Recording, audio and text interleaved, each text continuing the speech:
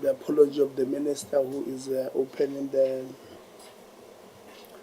4IR Center of Excellence, I think in Bloemfontein at Motel. Is my sound slow? Let's hope it's not.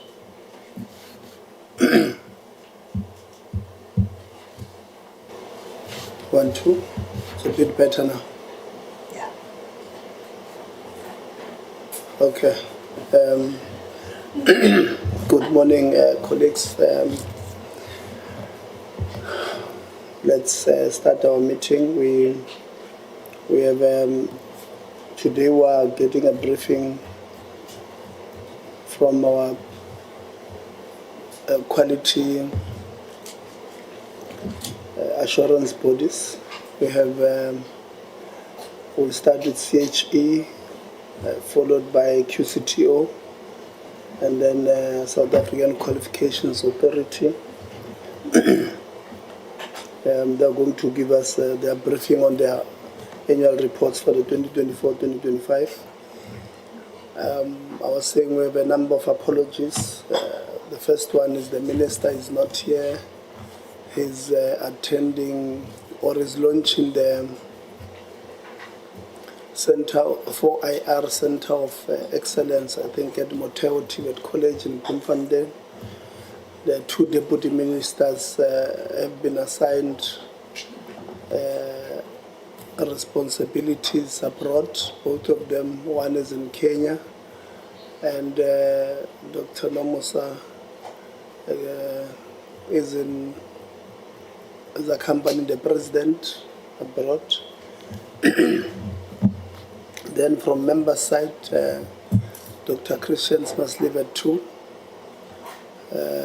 because she has to catch a flight to Kimberley. There are no flights. You see, when you come from small towns, a small dorpies there are no flights. So we'll allow her to leave at 2, and then we have an apology of Honorable Low and Honorable Governor who are on oversight in the Free State with basic education. They serve in that portfolio committee as well. Honorable Msezana, who is not here as well. Honorable Loans indicated he will arrive late. Honorable Souls will arrive late. Honorable Zondo indicated that he won't be able to come today because they've got a party political program. Apparently his party is turning 50 years tomorrow, and is the president of the youth formation of his political party. Those are the only, I think, apologies. Honorable Khakha is still not well. She won't join us. She's still not well. So we're going to have a presentation from these quality councils. I think on their annual report, I think it's safe to say that from compliance point of view, I think all three have been doing extremely well in terms of obtaining clean audits for a number of years consecutively, which is very good. So what we were happy with is that compliance, you guys are doing well. Just want to check as you report the impact that your targets are making in society. So that is what we'll try and concentrate on, because at least the basics, you have them right. So for an example, Council for Higher Education, if I were to make an example with you guys, let's say you've got a target that says you want to approve or accredit 20 courses in the year 2025-2026. That's all well and good, but the impact of it will then judge by saying, one, these courses that you are approving for the 25-26, how are they responding to the emerging challenge of unemployed graduates, for an example, or in other words, the courses that you produce, how are they going to add value in the qualifications that we will produce after studying that. So we will be looking at whether you have looked at these unemployed graduates, which qualifications do they possess? What is the problem? Is the market not taking those? Or is the quality of the accreditation that we gave out below standard or not in line with what the market requires? Or is it because they are unemployed because we have oversaturation of that particular course, those who have graduated from that particular course? So when you produce or when you accredit somebody, we then want to check if you have looked at those particular things. So are your targets really responding to what the South African markets requires? Are your targets going to make an impact in the lives of these graduates that we're producing? Are the accreditation standards that you put there in line with the global standards? Are we competing at that level? So our conversation with you guys will be different from the conversation with those who have compliance issues. It will be mostly on impact. The same goes to QCTO. Our sitters would have trained a lot of people who, when we ask them, can you trace these people that we have produced, you struggle. I think last year or early this year we had a conversation at one sitter where we had asked them to trace learners that they had produced. I think out of about 11,000 that they had produced in that particular course, they could only trace about 700. And out of that 700, maybe about 200, they could trace them in an employment environment. And therefore, 200 out of 11,000. It means we have produced or we have trained people for the streets. We have not really trained people to participate in the mainstream economy. And therefore, when we also discuss with you,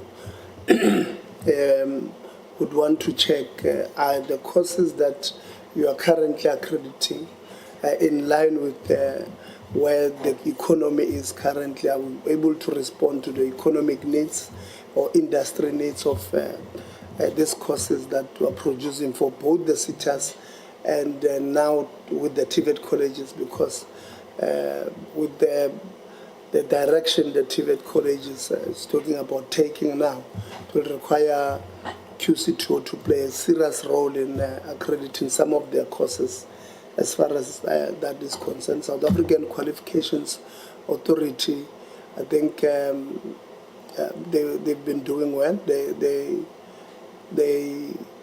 I saw that, I think in their presentation as well, but they are now even talking about, they come from a very bad space where they had to retrench, I think about 3 years or so ago, they had to retrench about 100 people or so.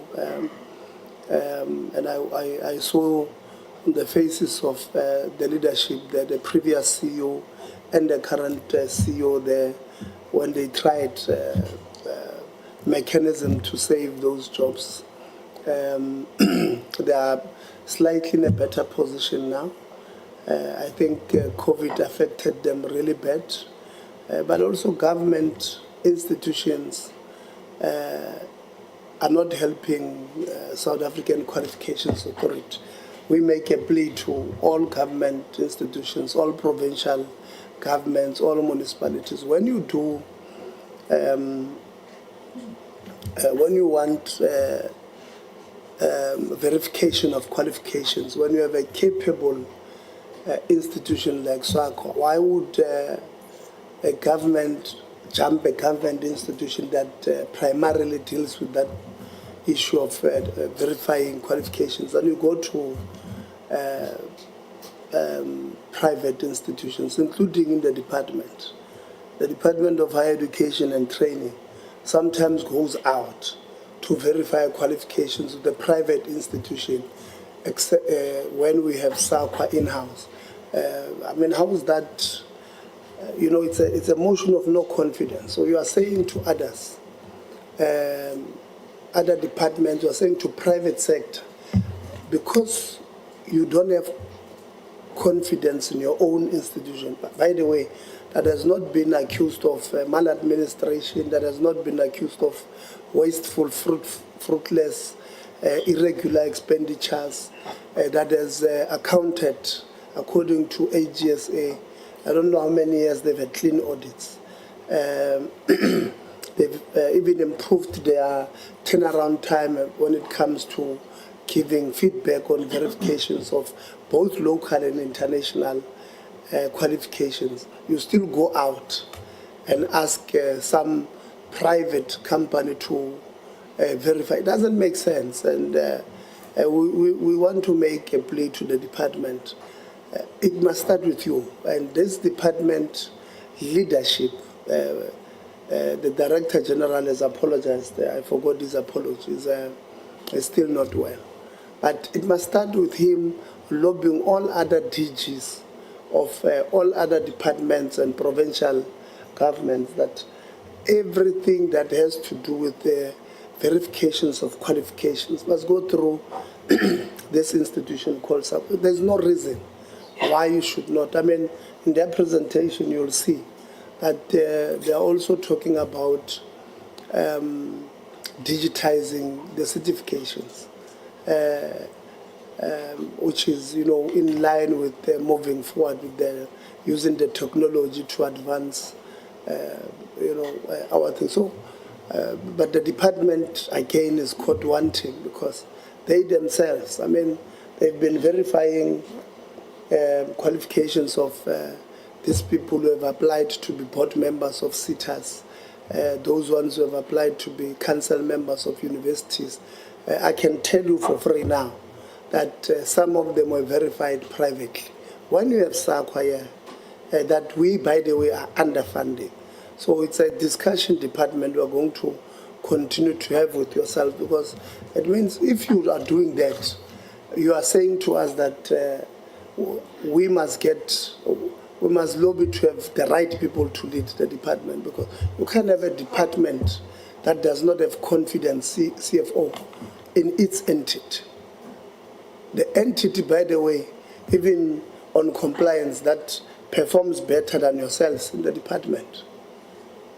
Then you are saying you don't have confidence. You don't have to say it with your mouth, but your actions are telling us that you don't have confidence. One, on the funding part, there's problems. I'm sure even QCTO will tell us that we're not funding them. They can't fill posts there when we have given them so much job to verify all these things of all these sitters. I'm sure CHE will also have the same problems on funding. So how we're funding this quality councils leaves a lot to be desired, one. But where we can also lobby and advance their causes, we're not doing so. So I thought I must just open the meeting with those who are, we are all welcome. Those who are coming here for the first time, welcome. Chairperson of QCTO, Ms. Amanda Mapena. No, I think I've seen you before. It's not the first time you come here. Yeah, no. So just welcoming those ones who are coming for the first time. All of us are welcome. We'll start with introducing each other, and then from there we will then give CHE to start. So my name is Tebo Kholitsi. I'm the chairperson of the Portfolio Committee on Higher Education and Training, and a member of Parliament. You see, so when we introduce ourselves, you don't say, my name is Nkateko from the department. must say what you do in the department, right? Exactly. My name is Tebo Kholitsi, a member of parliament, and I have the responsibility to chair the committee. Anele, we'll go this way. Thank you, Chair. Good morning, honorable members and our guests. My name is Anele Kabingis. I'm the committee secretary.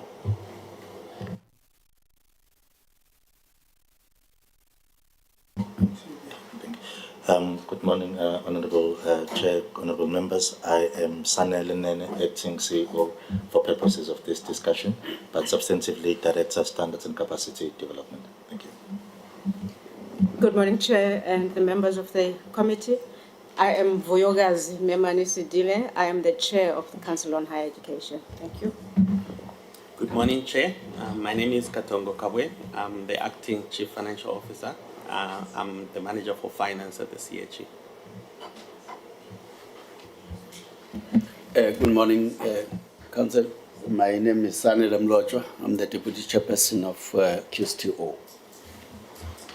Morning, Chair, members and colleagues. I'm Katuma Posa, the Chief Financial Officer of QCTO. Good morning, Honorable Chair, Honorable members of the portfolio. My name is Amanda Mapena, the Chairperson for the QCTO. Good morning, Honorable Chair and Honorable members. My name is Vijayan Naidu, the Chief Executive Officer of the Quality Council for Trades and Occupations. Good morning, Honorable Chair. All protocols observed. My name is David Mabusela. I'm the Acting DDG for Skills Branch in the Department of Higher Education and Training. Thank you. And you are leading the department today? Yeah, I've been assigned that task. Good morning, Honorable Chair. Good morning, Honorable Members, colleagues. My name is David Mohlamme, Parliamentary Liaison Officer and Office of the DG. Good morning, Honorable Chair. Good morning, Honorable Members, colleagues. I am Philip Chavalala, Chief Director, Teaching, Learning and Research Development in the University Education Branch of the Department of Higher Education and Training. Morning, Chair. Morning, Honorable Chair and Honorable members, colleagues. My name is Lucian Kearns. I'm the Acting CFO for the Department of Higher Education and Training. Good morning, Chair. Good morning, members. My name is Nkateko Sowani Ngobeni, an Acting Branch Coordinator in the University Education Branch at the Department of Higher Education and Training. Good morning, Chair and honorable members. My name is Moye Rapaza. I'm the Director responsible for strategic planning and reporting in the Department of Higher Education and Training.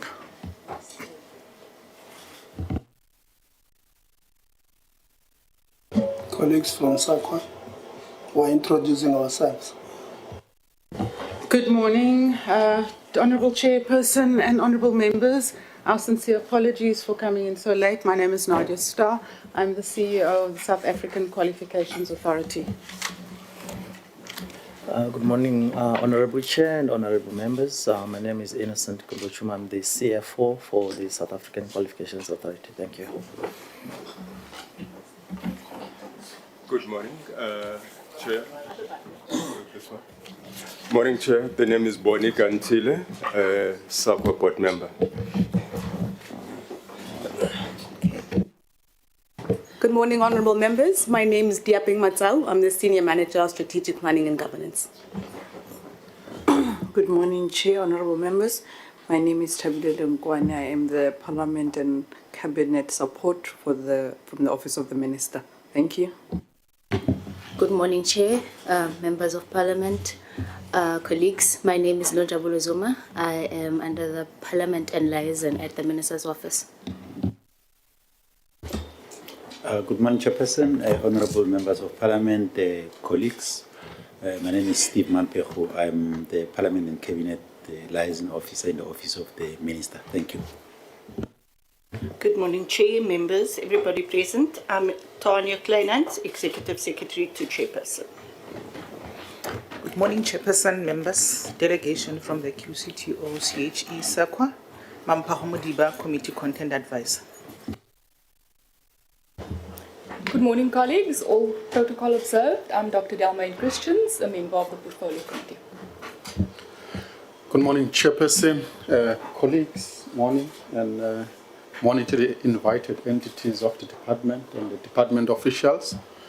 All protocol observed. My name is Sihle Ngubane. I'm the member of this Portfolio Committee. Braupa, introduce yourself.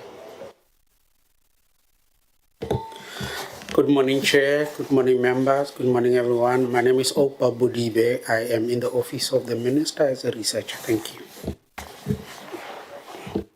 Thank you very much. I think we've all introduced ourselves. So we're going to hand over to the department to lead the entities.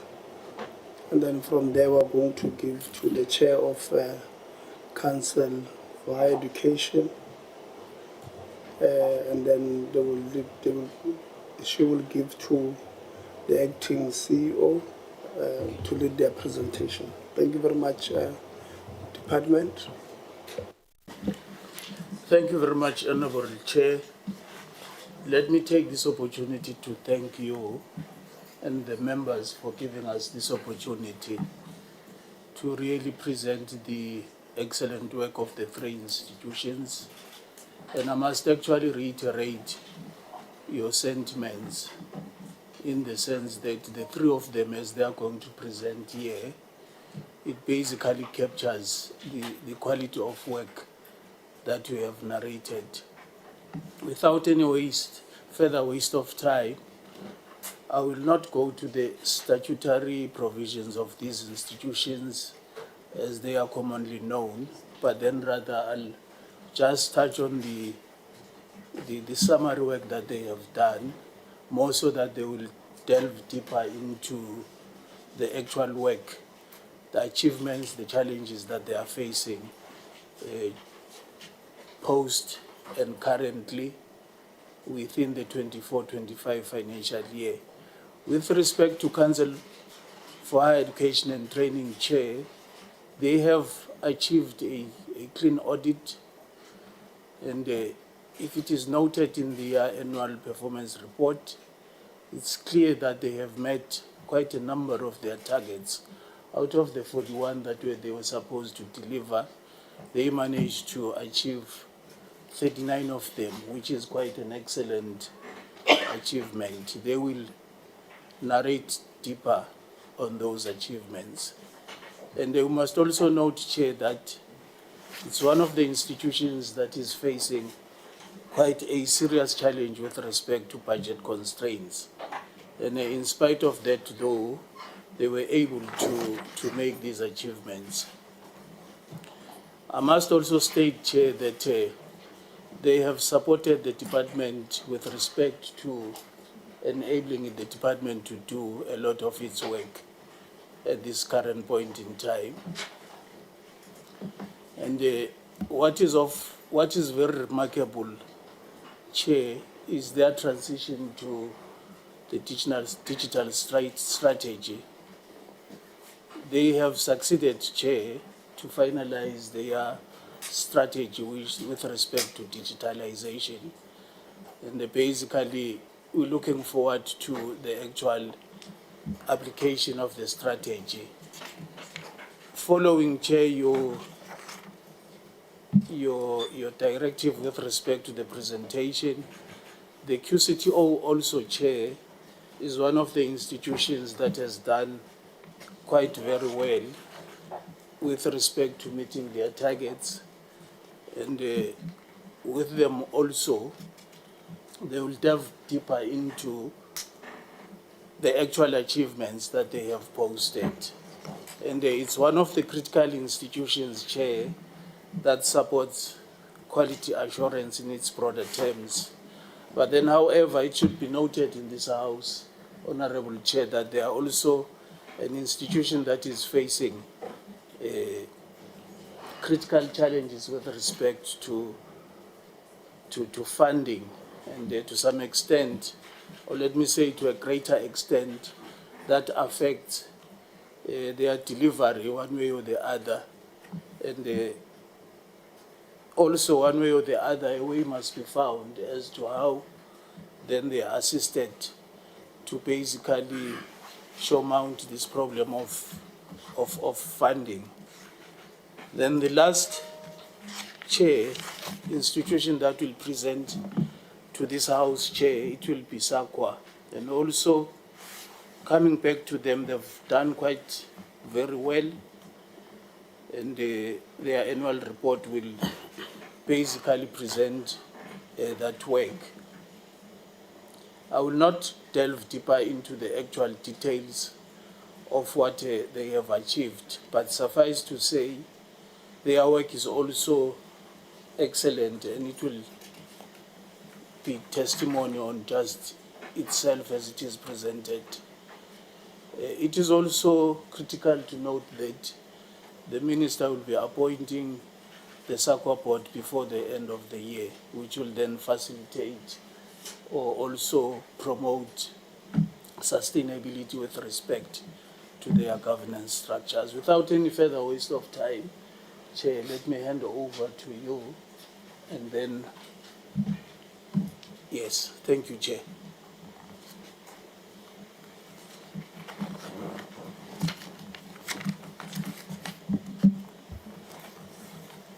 Thank you again, Chair. Firstly, I'd like to extend apology for the CEO, Dr. Green.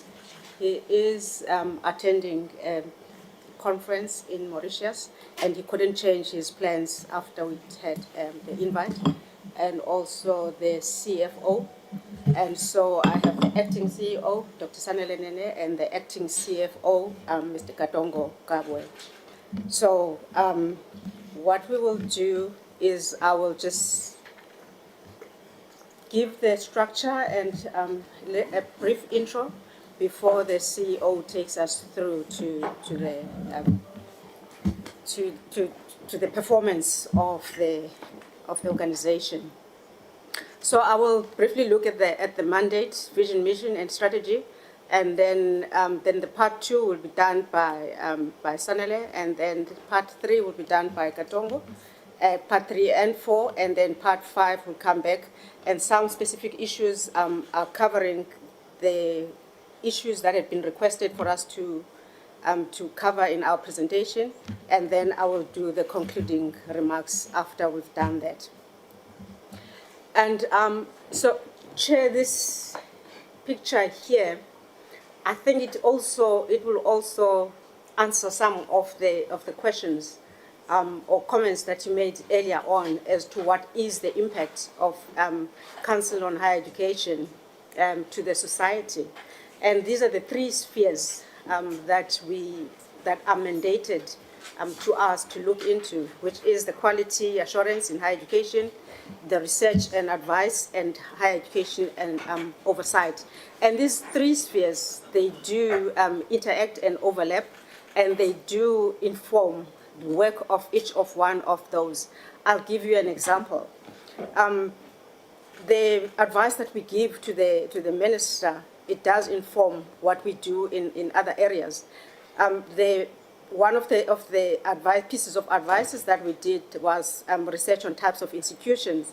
So that advice would have an impact on higher education quality assurance. For instance, the colleges, the nursing colleges and the agricultural colleges, which would inform their quality assurance regime.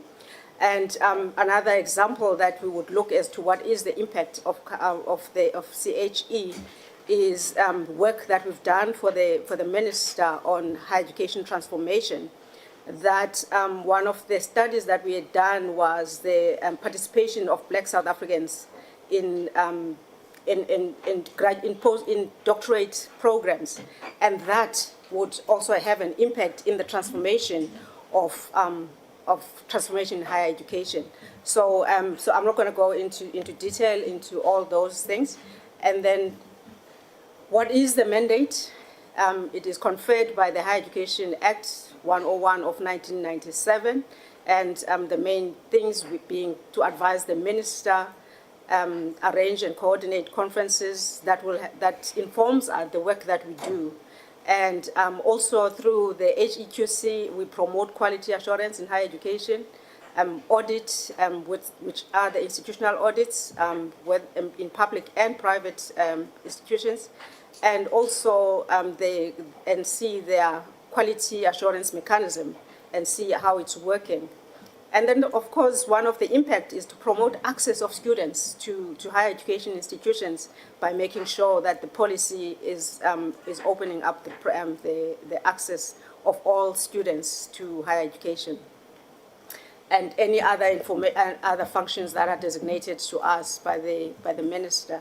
And then the other piece of legislation that informs our work is the National Qualifications Framework Act, number 67 of 2008.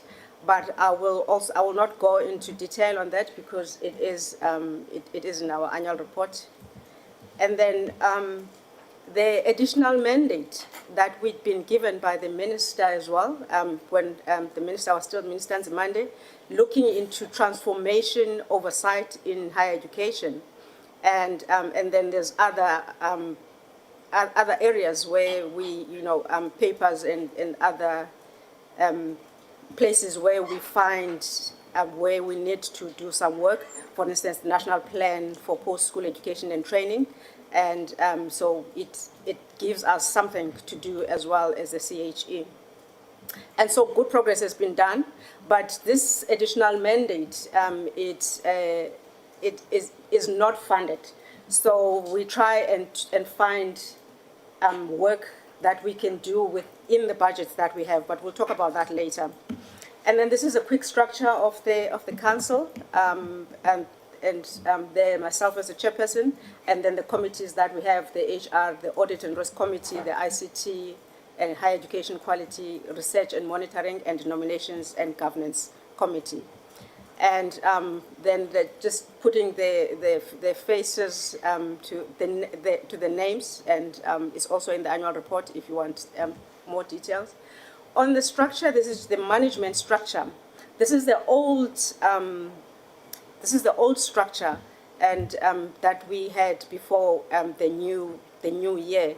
And Sanela will talk to the new structure as well, and they were all fully they were all fully occupied at that time, except that Dr. Britta Zawada had retired at the end of December 2024. And then what we had in a strategic plan 2020 to 2025, which ended in March 2025 in the annual report that we have. These just the highlights that we had: the innovative quality higher education responsive to the needs of society as our vision. And what is it that we want to what is our mission as a quality assurance and advisory body?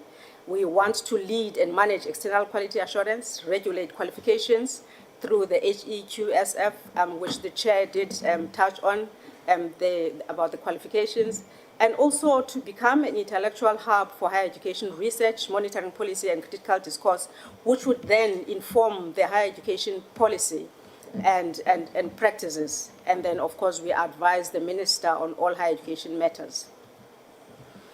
And with this, then we came with the outcomes. And we had 5 outcomes in that strategy. And one is CHE as an effective custodian of the HEQSF. And then the next one, comprehensive, coherent quality assurance system for the higher education sector, a reputable center of intellectual discourse, knowledge and generation, and advice on higher education, governance, compliance, and risk management, sustainable, responsive, and dynamic organizations. And these strategic outcomes, we have organized them into 4 programs, and one being the management of the HEQSF and quality promotion, and the program 2, quality assurance, and then the other programs, research, monitoring, and advice, and corporate that. And how do these, if we look at them in a different structure, that is the outcomes, and then we've got the implementation programs. And from these programs, then we've got functions and sub-programs. And if you would like to see the detail, is on page 24 of the annual report. And so they will come out as we report on each one of them, of the outcomes that we have achieved.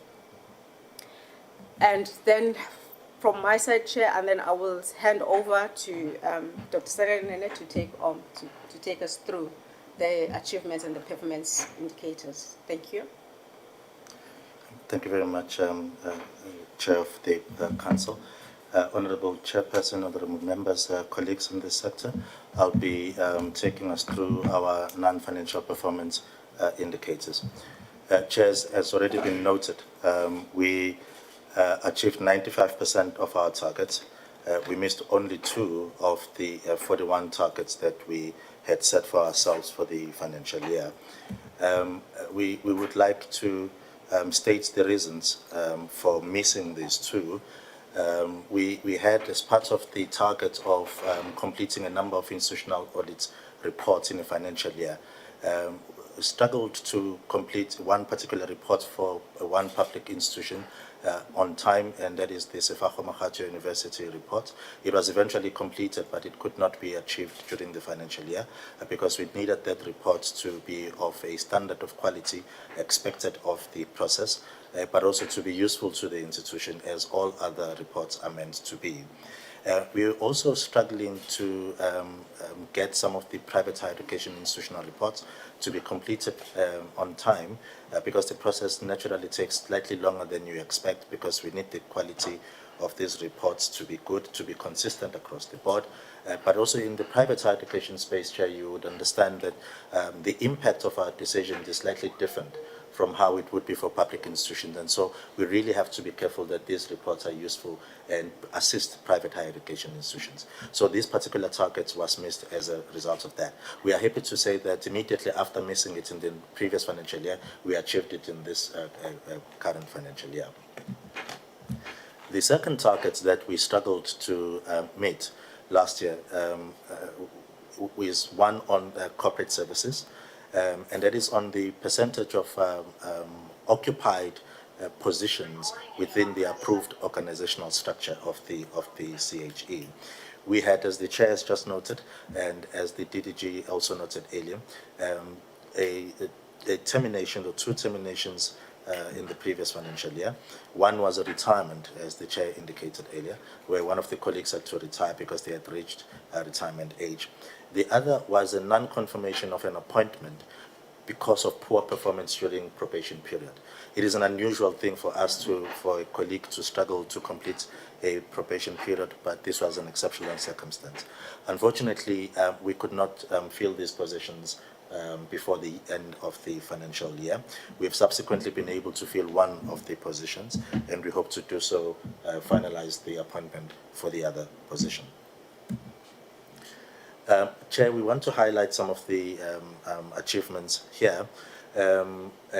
Like our sister organizations, we're beginning to collect clean audits and we're creating a room specifically for these clean audit certificates. Just to show off, it's going to be our trophy room. That is our intention going forward. We are quite happy with the 95% target of meeting these targets. We would like to achieve 100%, but we do also know that it's quite a serious ambition given the number of targets that we have set ourselves. To answer your question again, Chair, more directly, we've improved on the program accreditation turnaround times.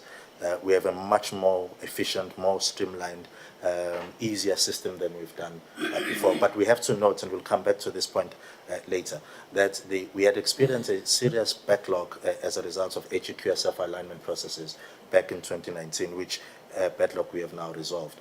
We are happy to report that we've moved from a turnaround time of an average of 18 months to about 8 or 6 months. The target of 6 months seems to be what we are going to end up at this stage. We have done quite a number of institutional audits. All public institutions, as we sit now, have been audited and are going through improvement plan phases. We hope to close all of them quite soon. And we have quite a number of private higher education institutions that are now also undergoing this process.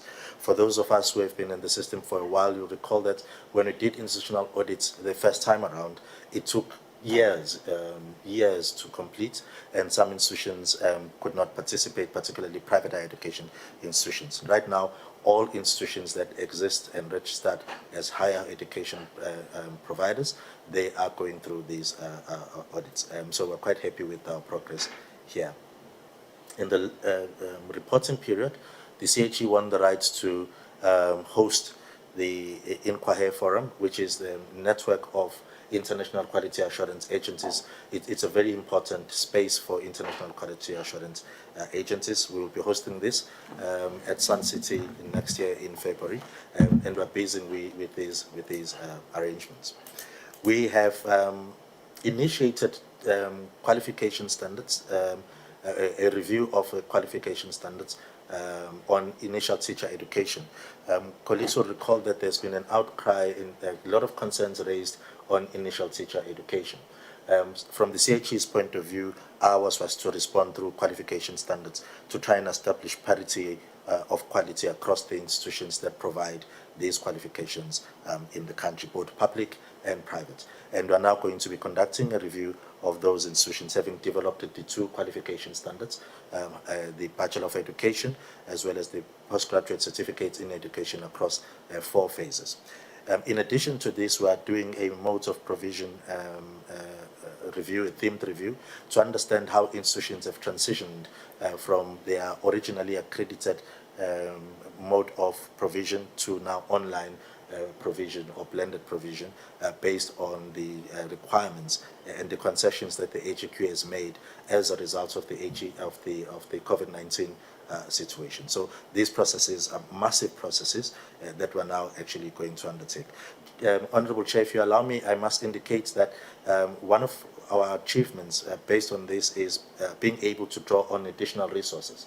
The DDG has already noted that we are experiencing serious underfunding, and we are on a drive now to draw funds where we can through donors, sponsorship on several projects. But in doing so, we maintain our independence in terms of the law. So whenever we have an income or a donation or a grant that supports a specific project, we are very clear that the independence of the CHE will be maintained to ensure the integrity of the system and to protect the public from undue influences. We have, over the reporting period, provided 3 pieces of advice to the Minister. One of the advices was on the integration of the Institute of Human Sciences into the Science Research Council. The other was on the institutional type policy, and the third one would have been on the amendments to the Higher Education Act. In terms of impact, Chair, perhaps there is no other space that is more impactful at this stage beyond our research space. We are producing quite a number of research projects, publications that have high impact. Our Vital Stats, which is a regular publication that we have, is receiving not only local attention and cited locally widely, but it is also internationally recognized as a credible source of information in terms of how the higher education sector looks. We are actually quite happy with the work that we're doing with this space, and later on you will see the number of publications that we've had in the reporting period. We host, again, higher education conferences, and in this financial year we hosted a very successful higher education conference. This is receiving more and more attention, and we think it's one of those high impact conferences. Our colleagues also at SAQA had their own conference, which was highly successful. So the space itself is beginning to coordinate and getting to be of high value intellectually, not just in terms of the day-to-day administrative work that we are doing. So we're very happy with our own conference. We need to expand it because we received more abstracts than we could host. In fact, we had to reject quite a number of them. We were very sorry to do so, but space was quite limited. And then lastly, as a highlight, is that we are conducting a review of the higher education qualifications sub-framework, which is very, very close to being finalized. This process took longer than we were hoping to take, but we needed to consult much more widely than initially planned so that we get it right, because the HEQSF is a very serious, a very important instrument of the NQF, and it guides essentially the sector, it guides the nature of the qualifications, Honorable Chair, that we are now going to be accrediting going forward, and how the sector responds to national and global imperatives. We're also then looking at other projects associated with this, including quality assurance of in-country and cross-border higher education collaborative qualifications, to allow institutions to develop and offer qualifications in collaboration with institutions across the continent and anywhere else in the globe. Chair, my last slide before handing over to the acting CFO for now would be to demonstrate what I've just been saying about the high value of our research space. These are just some of the publications that we've done in the financial year. These are highly cited publications, high impact publications. We continue to put more focus in this space because we draw from this space information that we then use, data that we then use to advise the minister when we are requested to do any advice in this instance. Thank you very much for now, Chair. If I may hand over then to the acting CFO. Thank you, Acting CA.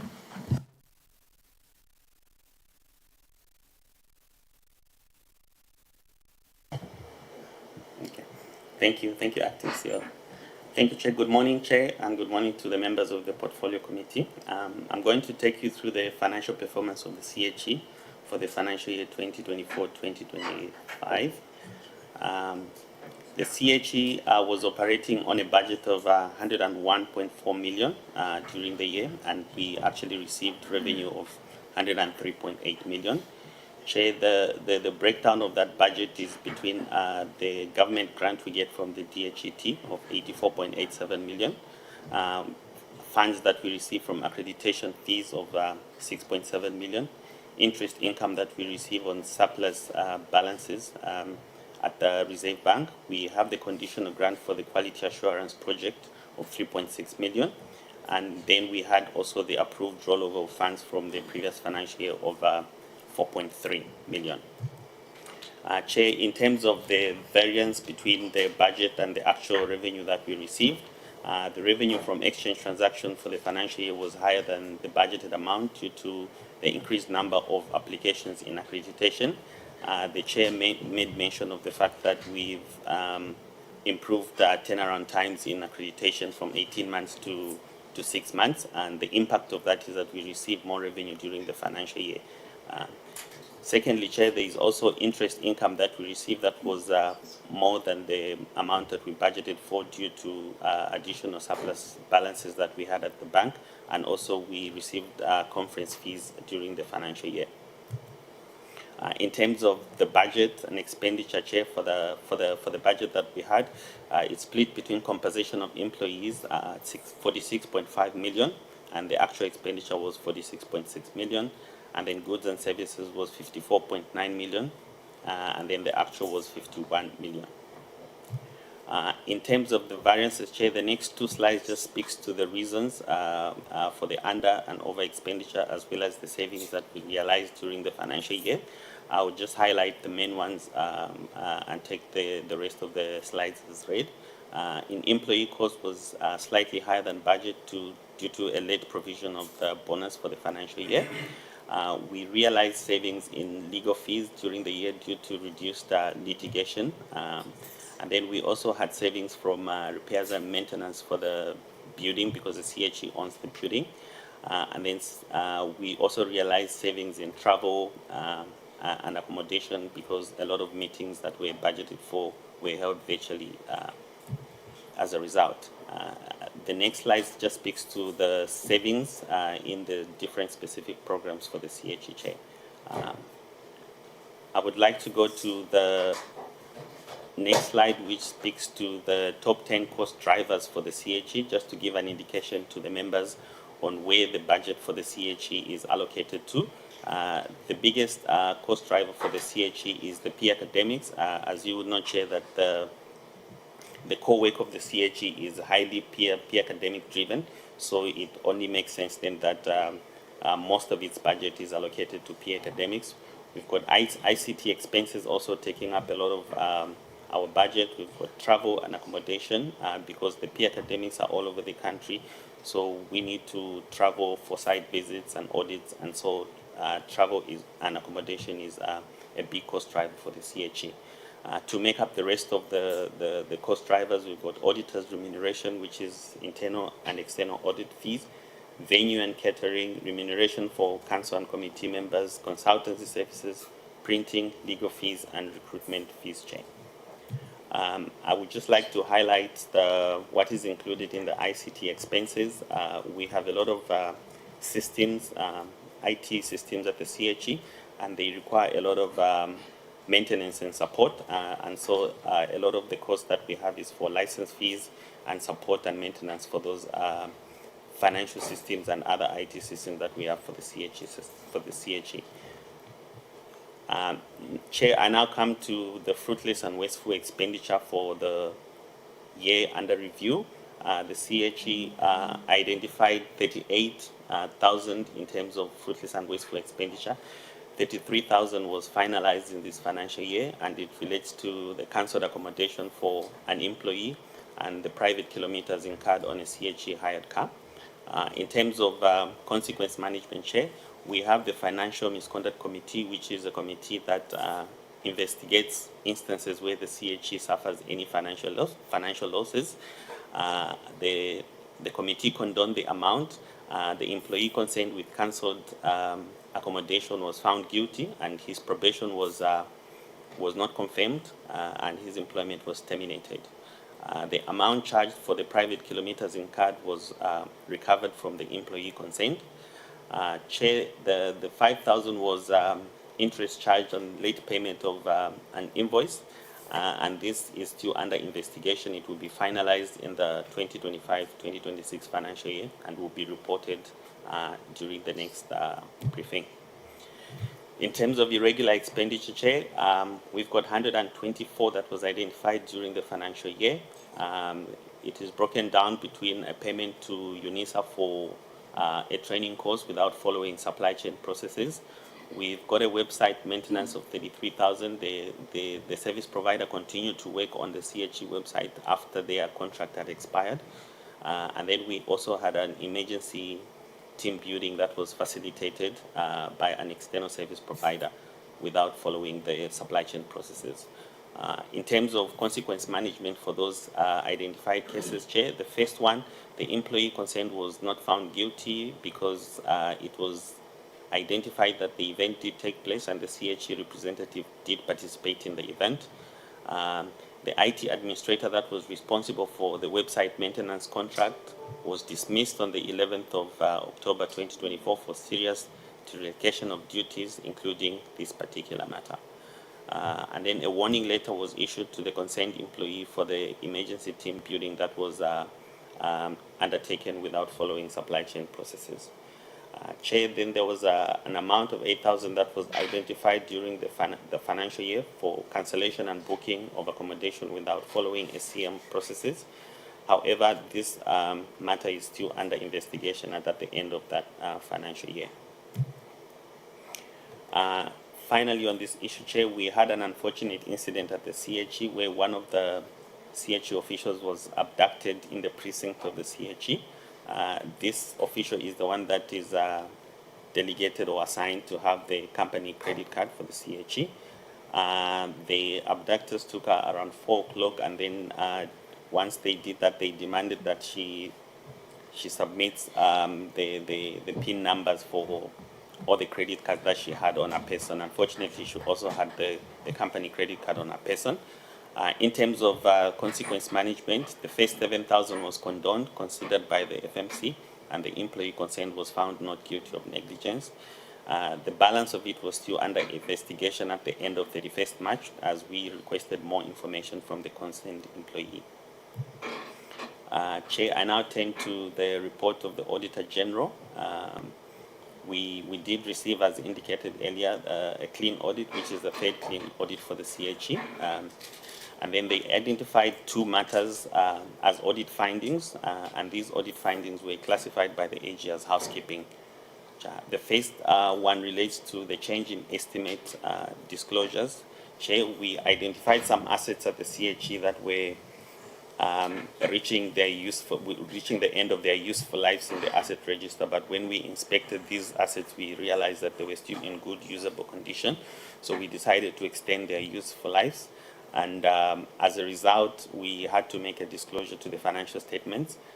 We only disclosed the qualitative aspect of that impact of the change in estimate, but the AG were of the view that we need to disclose both the qualitative and the quantitative aspect of that disclosure. The second finding was for the lack of alignment between the governance decisions taken at council level and formal internal policy documentation.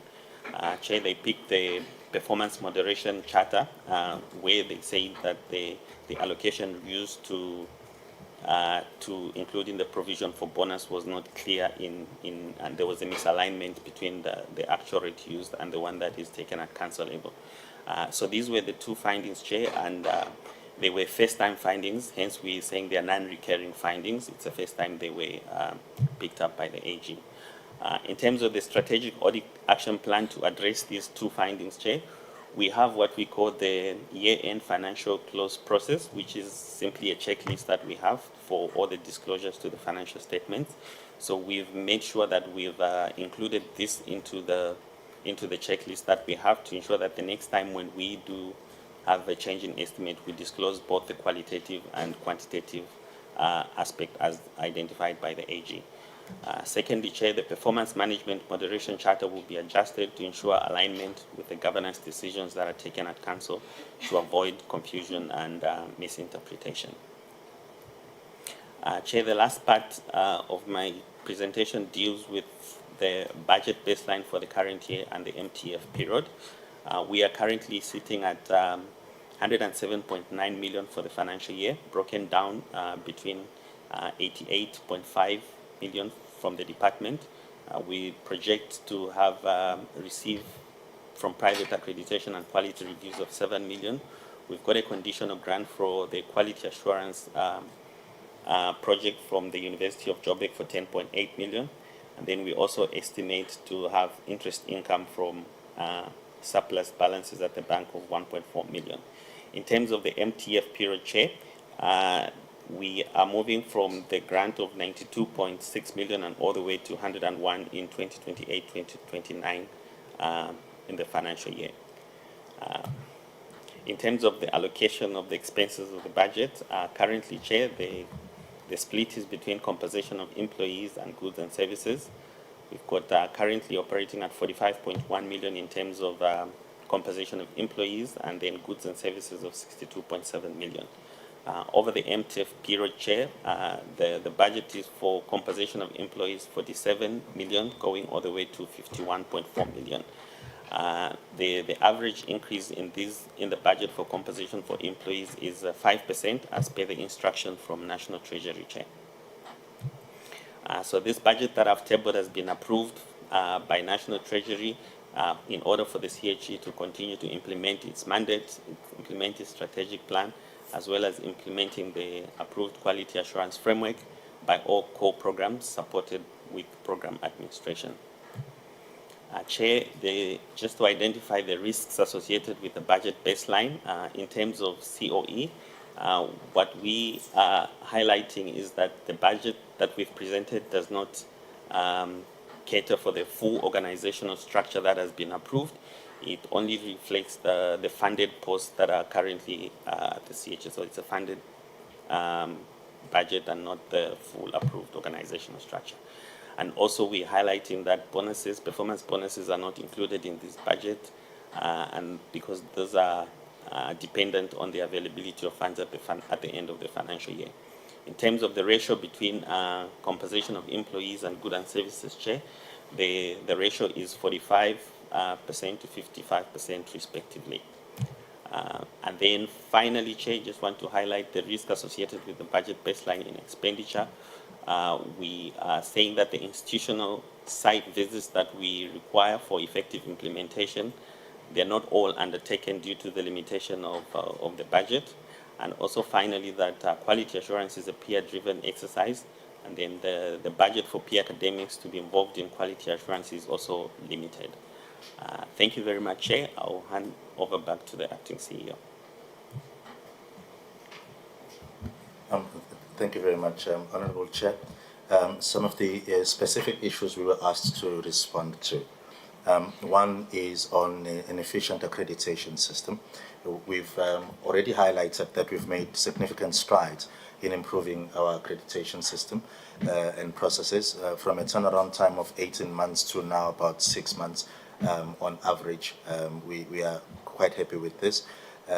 We have to highlight again, Honourable Chair, that the issue really was about the HQSF alignment process back in 2019. The deadline was in 2019, and we received quite a number of applications on last minute with very limited capacity within the institution to handle that number of qualifications. And that created even more backlog for other non-HQSF alignment related applications that were then affected. We've now completely dealt with the bulge or bubble, as we used to call it, and now only just dealing with new applications.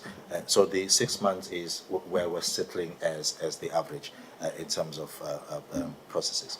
Of course, there will be some institutions that will fall outside of this, but those will be institution-based or specific issues that then have to be attended. Based on what we've now approved as the quality assurance framework, which we are now implementing fully, we are taking a streamlined, integrated approach, but that takes into account the individual context of institutions, both in terms of quality assurance broadly, but also specifically in terms of program accreditation or qualifications accreditation. What we're saying is that depending on how robust the individual institution's internal quality assurance system is, that system will then have a differentiated approach or differentiated engagement with the CHE.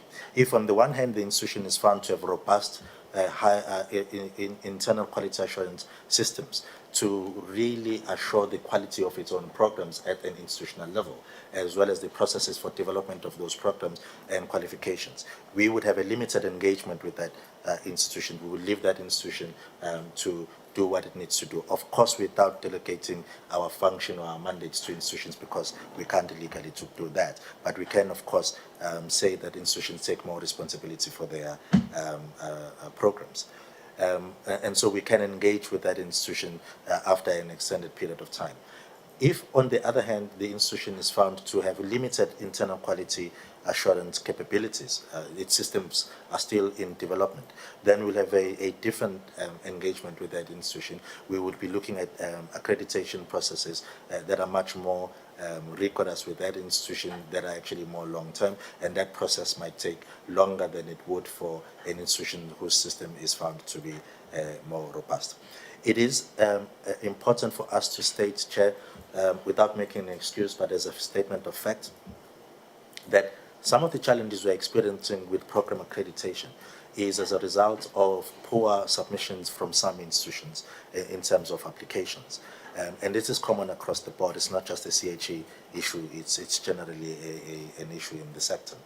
What we are now going to be doing, in fact, we've started doing this, we're going to be ramping up this, is capacity development on program design, program accreditation processes, and ensuring that the systems have the capacity that they need to submit sound, high-quality applications to the CHE so that we can improve the turnaround times. We're experiencing this across the board, but it is less of a problem now than it was in the past because of our capacity development interventions.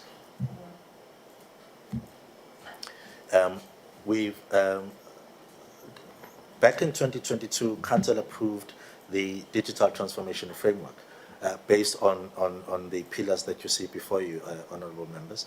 I'm not going to touch on all of them, except to highlight some, that we needed to have sound ICT governance, which was a risk that we've identified at the time, especially when COVID hit. We were caught left-footed not knowing exactly how to respond effectively and efficiently.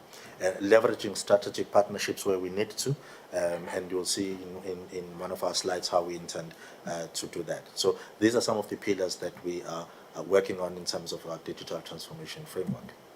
And then we had a roadmap that we're implementing up until the reporting period. And within that roadmap, we had 19 specific projects, many of which have been successfully completed. Some are ongoing and will take a much longer time to actually achieve. Following that, we've developed a new 3-year digital transformation strategy roadmap. Honorable members, the slide before you looks quite busy because there are a lot of activities associated with this, but that's the nature of digital transformation strategies. There's quite a lot of work that goes into that. We would like to draw your attention to the darker green sort of columns, which are based on these 5 areas: ICT, governance and architecture, infrastructure modernization, business applications automation, data management and analytics, cybersecurity and risk management, as well as digital skills and culture. Although we do have limitations on the budget, what we're able to do is, where we've made savings, is to then reprioritize and allocate our funds to then address some of these ICT challenges. There is a bigger project of the development of the management information system, which also then accommodates some of these projects, some of these activities, so that we're able to at least to pick what would be priority areas, short-term priority areas, and those are in the darker green columns that you are seeing. Those ones have been largely internally funded and internally driven. I must then also state, Chair, that in the context of the nature of these projects, we have very serious capacity challenges, because the team that is really looking after this is only 3 people in real terms. And they have to be split between digital transformation strategy as well as other imperatives and other responsibilities at the CHE.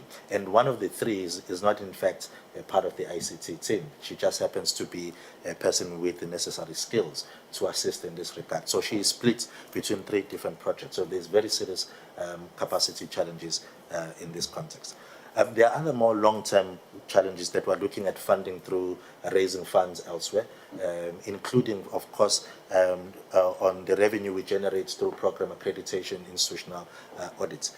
And that revenue comes largely from private higher education institution with respect to institutional audits. Of course, it's another conversation we would like to have at some other time with this committee about how we charge, who we charge.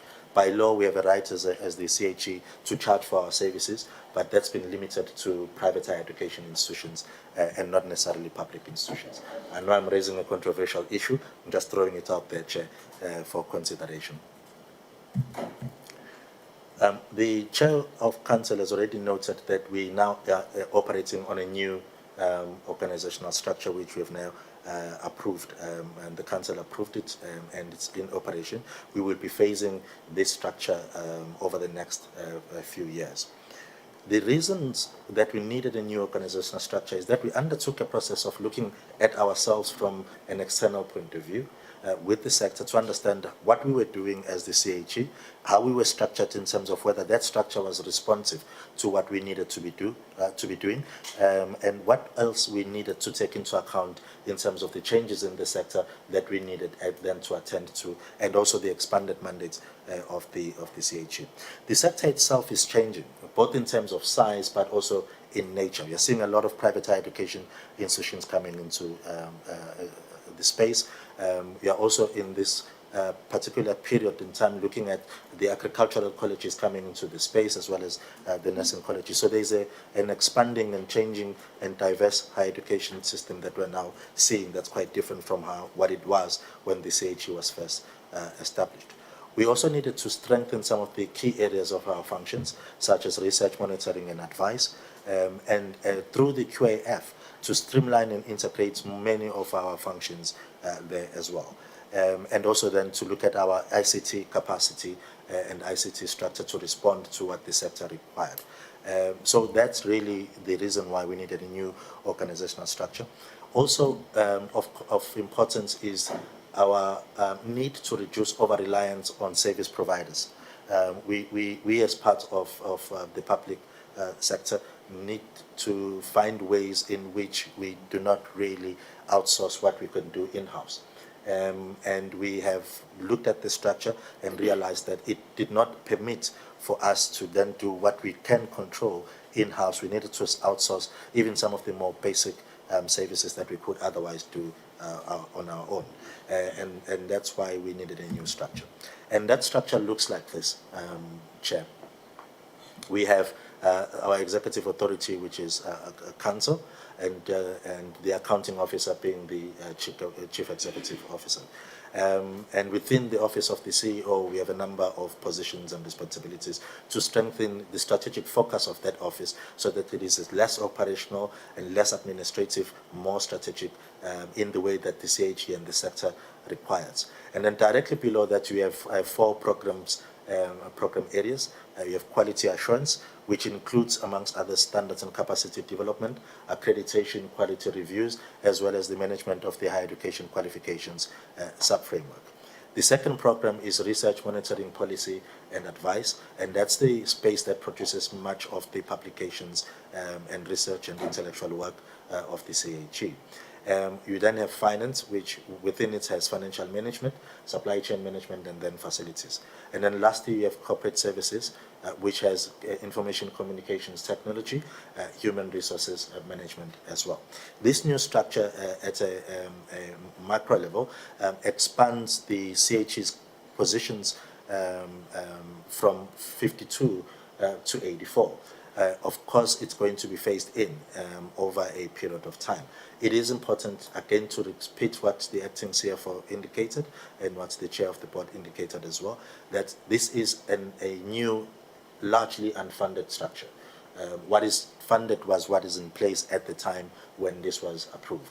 We do need to get it going because it is only through a new, efficient structure where we can actually attend to some of the more serious challenges of the sector. So our structure, our form is based on the quality assurance framework, based on the needs that we have done before we got to approve this particular structure.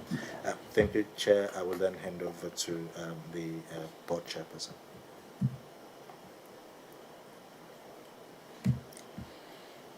Thank you, Chair. So this is our last slide.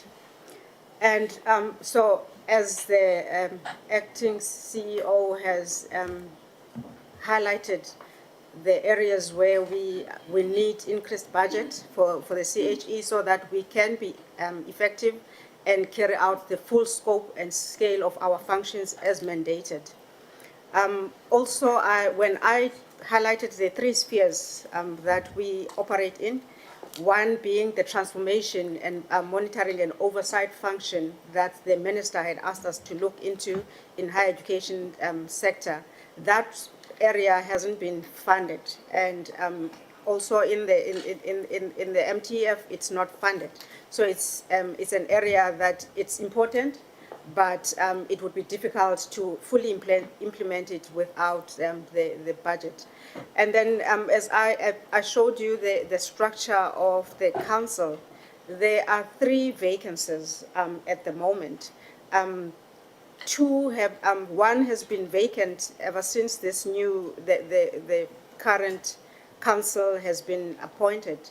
And then 2 new vacancies because 2 members had resigned from the council, and we have written to the minister about that. And we have also highlighted that in terms of the gaps in the experience and also the qualifications that we require in that is we would require people with teaching and learning experience, and so we would await to fill in those 2 positions. 3 positions in the council. And then we also highlighted earlier on that we would be hosting the conference on inquiry. And this talks to what the chair highlighted earlier on as to do we go out there to globally and compare ourselves to other quality assurance bodies. And this body is one of those where we can learn from others and we can also share our own experiences. So it would be nice to see some of the members attending that conference at that time. Also, we invite the committee that to come and see for yourself and host you at the CHE so that we don't just say this is what we have, what we're doing, so that you can come and see and we can demonstrate some of for instance, the QAF system, and then you can see for yourself that what we are reporting is actually what we are doing. And with that, we want to thank you for inviting us to come and present to this committee. Thank you very much. Thank you very much, Chairperson. We will now, before we invite QCTO, I think because Chairperson of CHE, you are Reverend, we should have started with prayer today. And I missed an opportunity there.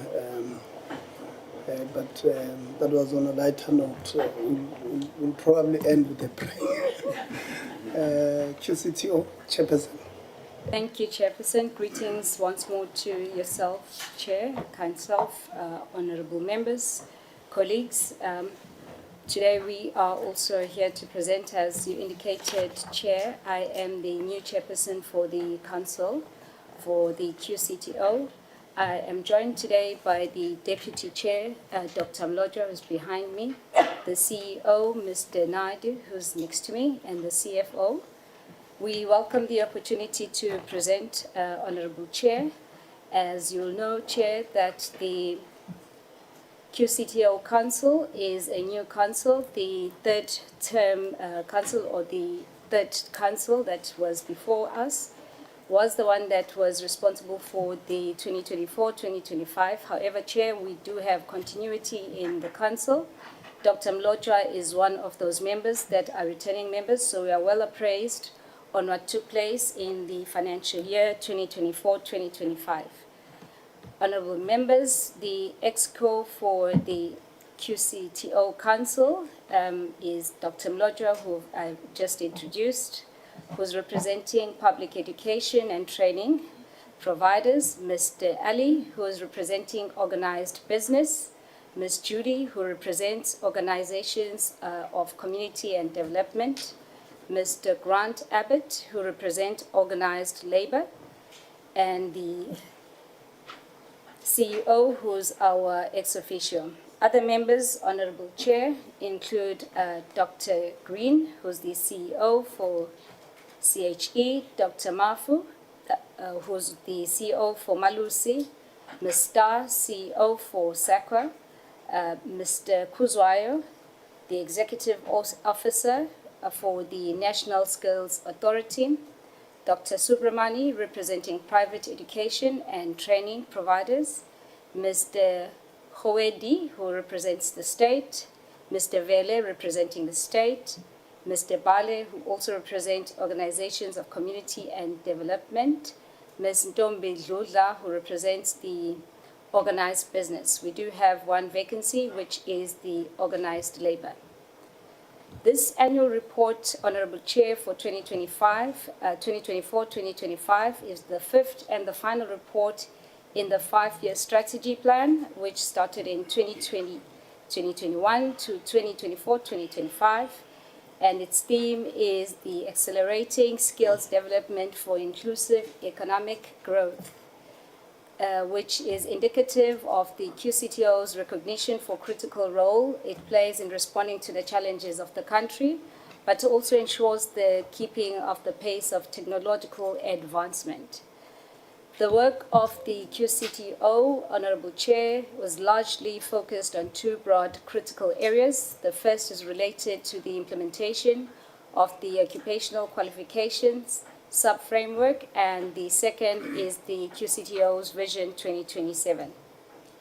The gazetting of the ministerial determination of the sub-frameworks issued in 2020 December enables the revised OQSF gazetted in October 2021. This is the vehicle to drive change, and not only that, it offers a suite for qualification types of levels from level 1 to 8 of the qualification framework, National Qualification Framework, which carries a nomenclature. What? Yes. Nomenclature. What? Clecture, yes. I wanted a synonym from CEO.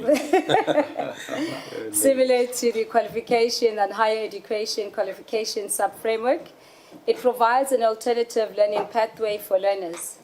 The intention is firstly to provide qualifications, part qualifications, and skilled programs that are responsive to labor markets demands. Secondly, the destigmatization of the occupational and trade sectors as being inferior to the other professions. And thirdly, to close the mid-level skills gap in the country. Through the year under the review, honorable members, the QCTO has consolidated its Vision 2027 strategy. This has ensured strengthening and coordinating of relationships between the QCTO and its quality partners as sector education and training authorities. Once fully implemented, Vision 2027 will ensure a simplified and seamless quality assurance system for providers of skills training, and for both private and public. The QCTO's strategic imperative is the development of and setting of occupational standards and quality assuring occupational qualifications, part qualifications, and skills programs that are responsive to the labor market, and developmental state initiative continues to be at the crux of the organization's work. To adequately respond to labor market demands, the QCTO engages with industry through its quality assurance partners, which are your CETAs. We are optimistic, Honorable Chair, that the attainment of occupational qualifications, part qualifications, and skills programs will lead to increased opportunity in terms of the livelihood and employability of learners who achieve them. Furthermore, the occupational qualifications will not only be responsive to the rapid change of technology and changing nature of the jobs of the future, but will also enable holders to contribute to the economy, growth, and the development of our country. As the chairperson of the Fourth Council, I am delighted to report, Honorable Chair, honorable members, that the organization has once again been able to achieve its 9th consecutive clean audit with a 96% achievement. This is an increase from the previous year, which was 92, against the performance targets. The highlight that we as the new council want to indicate that will appear in the financial report was the purchasing of the QCTO offices. These offices were as a result of intensive over 5 years, has been reported to us through the CEO, and we now can proudly say that those offices now belong to the QCTO. In this regard, Honorable Chair, would like to thank the Third Term Council for providing the governance oversight and the strategic direction to the organization, and handing over to us an organization that is poised to be pivotal in reshaping the country's skills ecosystem. Honorable Chair, honorable members, the funding regime continues to be an area of concern. I think it was highlighted earlier. The current funding model is insufficient for the QCTO to execute its full mandate effectively. This has been compounded by the work of the technical and vocational education and training and the community education and training colleges. The organization was able, notwithstanding all of the constraints, was able to carry out its mandate and was able to then be able to do its work sufficiently. Though we still will want to stress and emphasize that substantial additional funding is needed to ensure that we continue to produce qualification and skills program that responds to the country's challenges. We have deliberated, Honorable Chair, as well with the current Council on areas of improvement. These will appear when CEO speaks, but one of them obviously would be the backlogs that we face. We did have an engagement with the Minister where we spoke about easy access for public information for skilled, made possible new learners who would then qualify for the recognition of prior learning. We've also zoomed into some areas that will be highlighted as when the report as it goes through, that we felt would assist in us attaining 100% target. Obviously, as we would like to emphasize that this would need the support of the finances. Honorable Chair, without any further ado, I would like to then hand over to the CEO who will take us through the rest of the presentation, and followed by him will be the CFO, and I'll come up after. Thank you, Chair. Thank you. Thank you, Honourable Chair and honourable members. I will present the management structure and then focus on our performance management.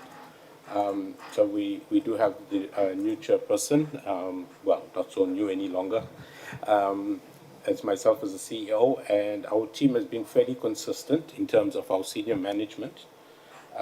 We've just got Ms. Kemp, who's acting chief director due to the sudden resignation or retirement of Mr. Latta, who served the organization ever since its inception, and he opted for retirement due to ill health.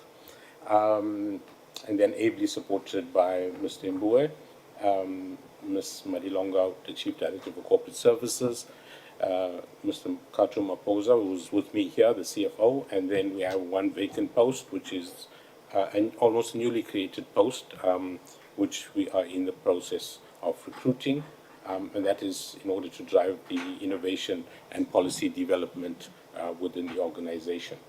Chair, in terms of governance, I want to indicate that we have a full governance structure in place at the QCTO and functional. The only point I want to raise to the committee is that where previously we had two committees, in terms of the business work of the QCTO, we now have three, and that is due to the volume of the work and the increase. Chair, I have quite an extensive overview, but I won't go through it, and I would look at some of it in the slides when I present on the actual indicators. I think it's important, Chair, that our efforts is still to transform the skills development system of the country by implementing the policy initiatives and imperatives that are contained not only in the NCOP Act and the Skills Development Act, but also in the ministerial determination that was published in 2020. And together these provide the legislative framework for us transforming the skills development regime. The QCTO, or the OQSF, again, which was gazetted in 2021, positions the QCTO as a game changer because, as the Chair mentioned, it provides a vehicle for transforming, now not only transforming colleges, qualifications, but also transforming our institutional forms. So our TVET colleges could start to offer qualifications that could possibly be classified as higher education qualifications.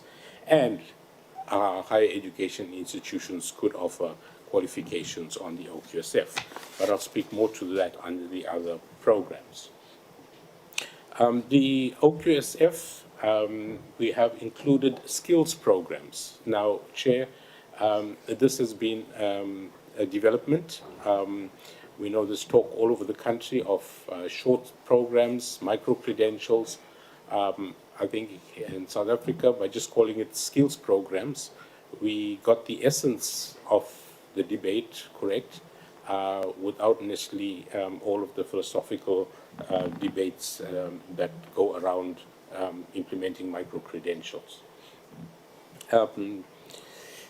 These meet the needs of the existing and emerging sectors by ensuring that all learners, professionals, workers, unemployed persons, and those classified as not in employment, education, and training, that they have the opportunities to equip themselves with relevant and portable competencies that support lifelong employability. And I think we have to move the debate now to lifelong learning.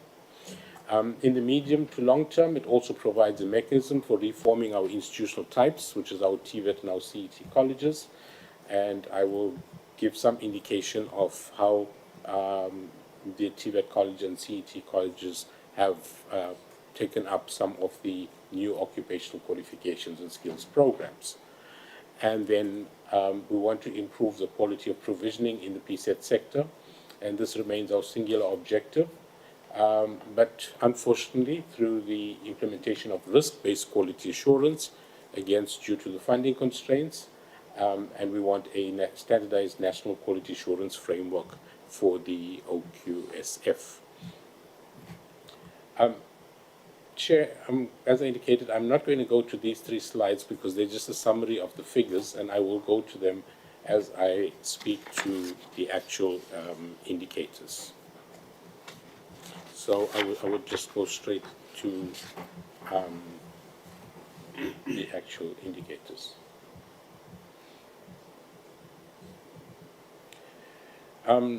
The vision of the QCTO remains unchanged, and that is to qualify a skilled and capable workforce. And we are driven by these values that drive the work of the organization. Chair, let me just indicate that this annual report 24-25 is the last annual report in a 5-year plan. So QCTO thought it would be good to present to this House a snapshot view of the QCTO's performance over the 5 years, but obviously with the focus on the current year under review.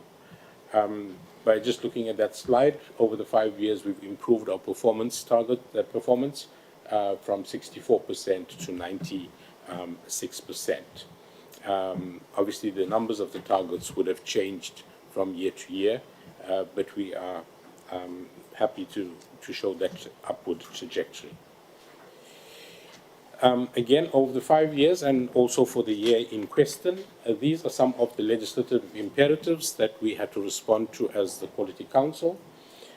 Supporting the National Development Plan, more specifically its target of 30,000 artisans per annum. Supporting the medium-term strategic framework, which now is replaced by the medium-term development plan, but that was in the year under review, it was still the MTSF, and we contribute to priority T3, which focuses on education and skills. Chairperson, we've taken the white paper very seriously, as well as the National Plan for Post-School Education and Training. And that was, how do we expand the PSET system? And we've looked at it holistically, not just within skills development, but within the entire PSET system. Quality of provisioning and a renewed focus on TVETs and CETs as institutions of choice. And I think that's the critical element for us, to make TVETs and CETs institutions of choice for those learners who do not have access to higher education because of the limited number of seats. So we believe that the new qualification types that we are putting out, if delivered properly at well-equipped TVET colleges, could close that gap and hence close the need, reduce the number of needs.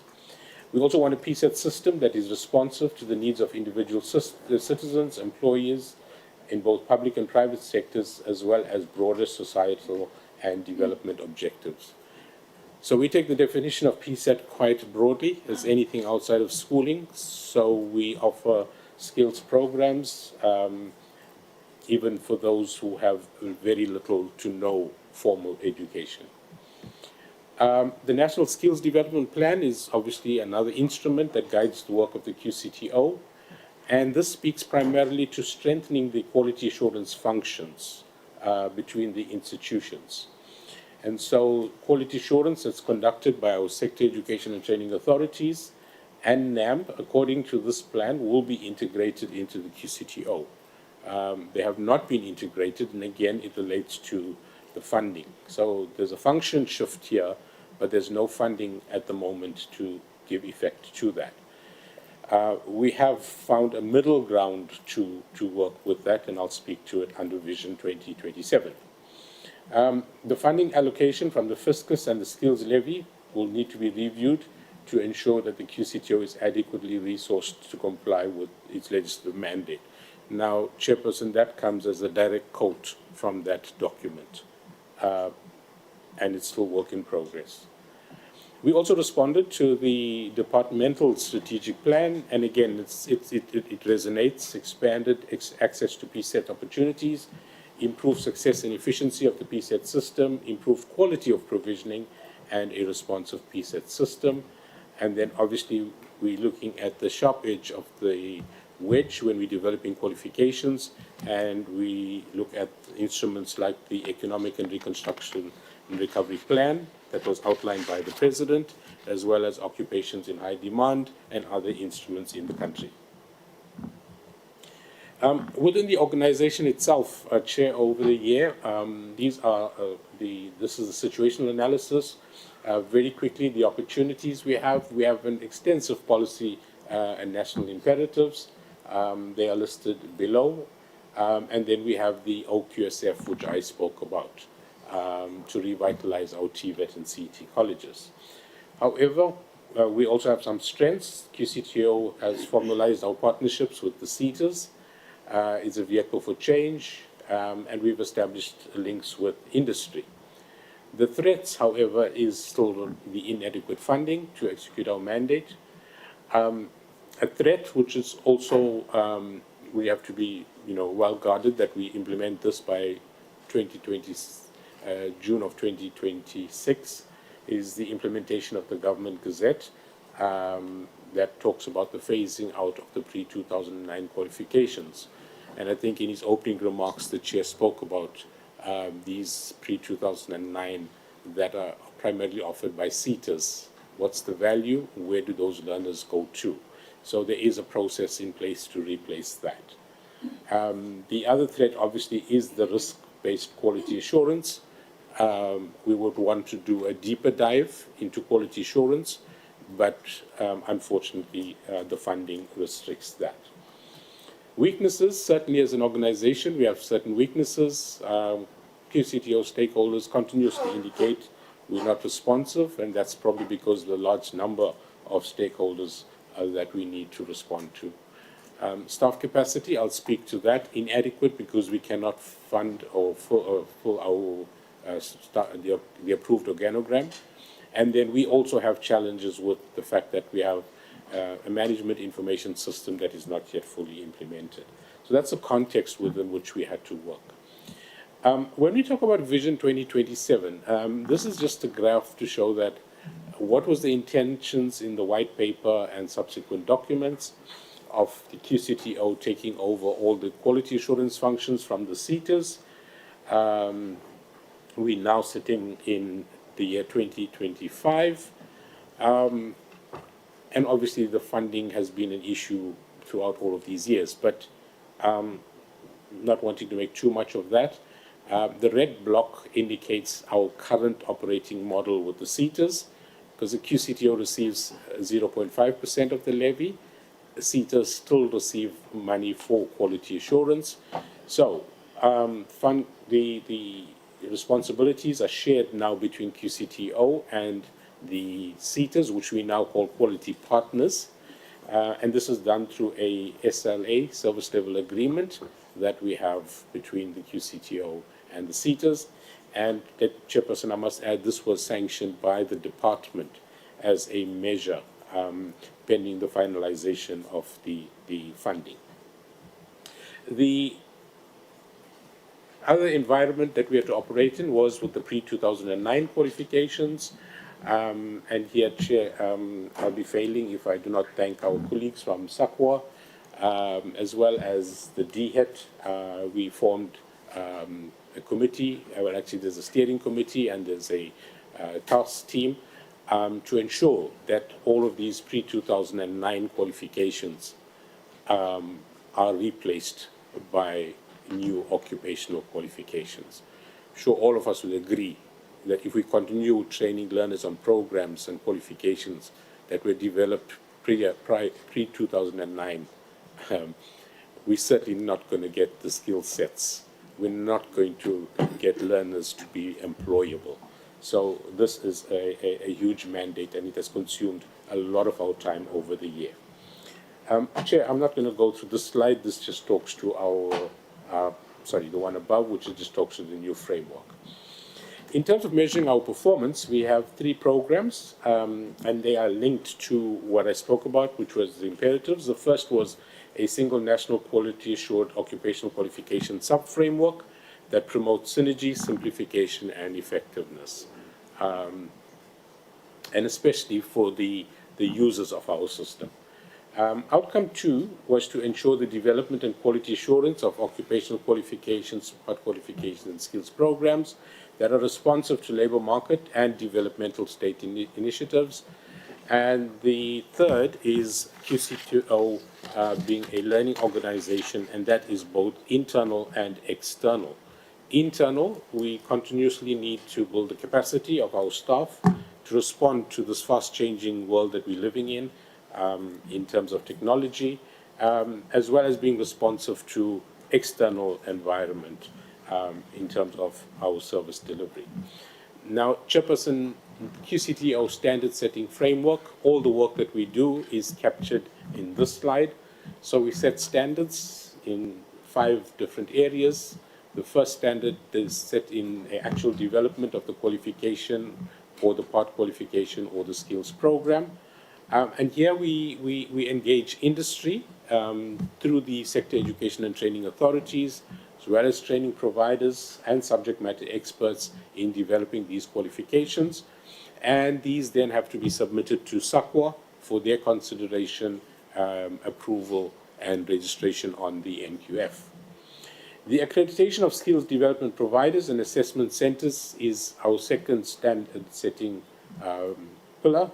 And I'll speak to the challenges around this when I speak to the actual performance. Quality assurance of provisioning is our third one, and I think this is one of the biggest innovations, if quality assurance of assessments is not.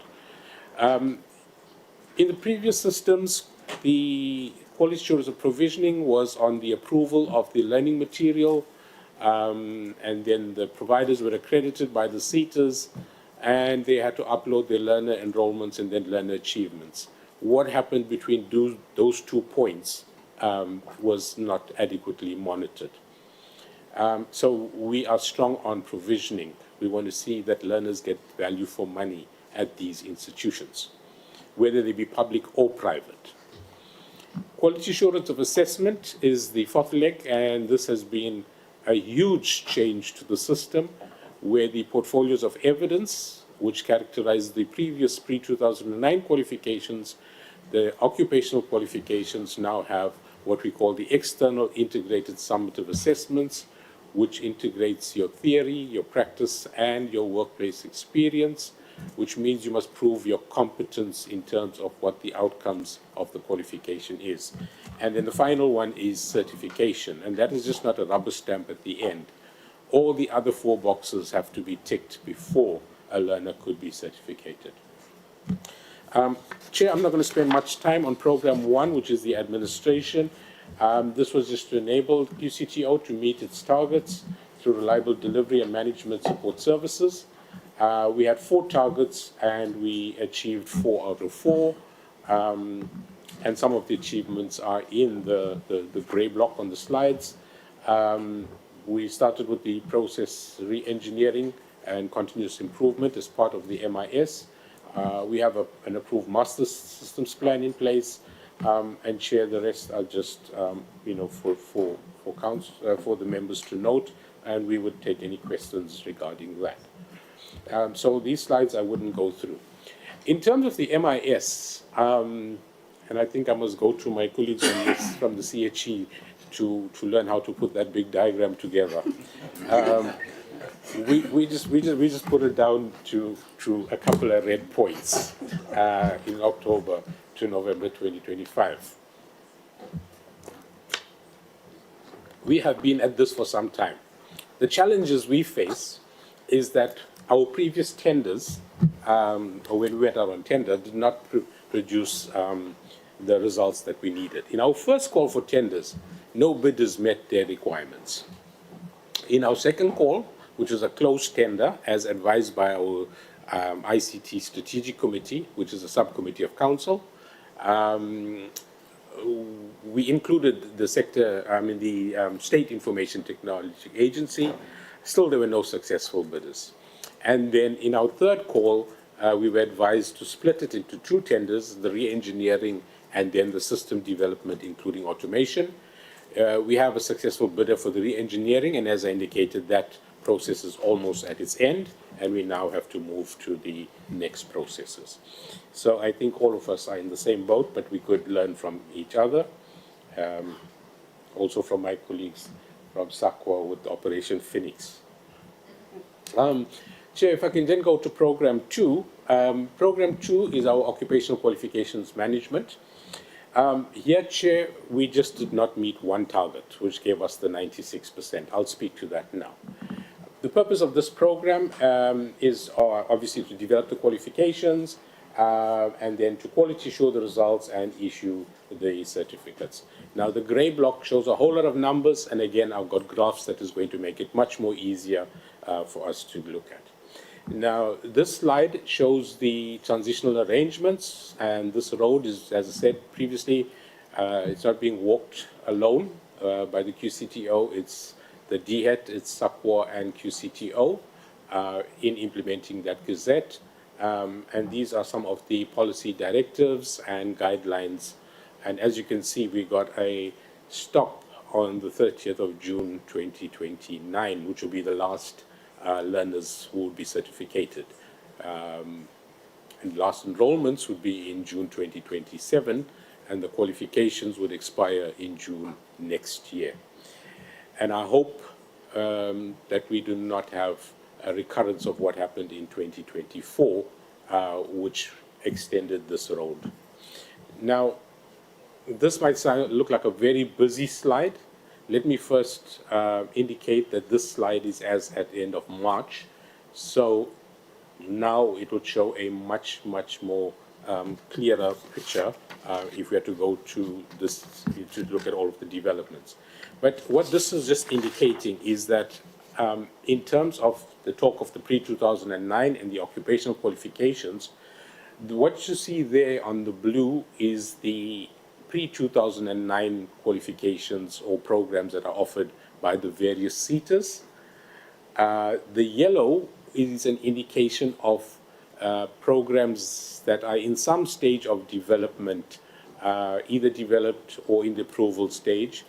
And the green shows where the occupational qualifications are now fully implemented.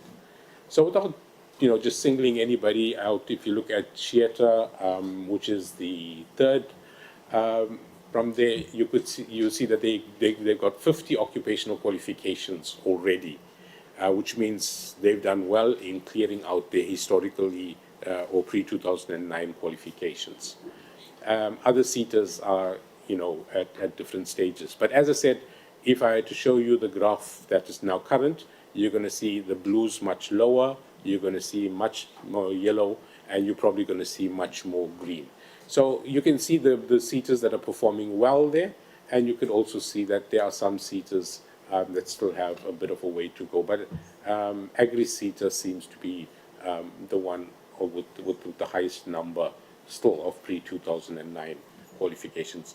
But let me just indicate that not all of them have the equal quantum of pre-2009 qualifications. But just to give you an indication of the work that we have been busy with. This just gives you registered lists, occupational qualifications and registered learnerships, and then the occupational qualifications linked to the Economic Reconstruction and Recovery Plan. Now that plan identified 103 programs that needed to be developed, and we have so far developed and registered 72 of those high priority. Now, in terms of this, which is the assessments, is where I want to focus a bit on. So 5 years back, we were talking about a low uptake of our qualifications.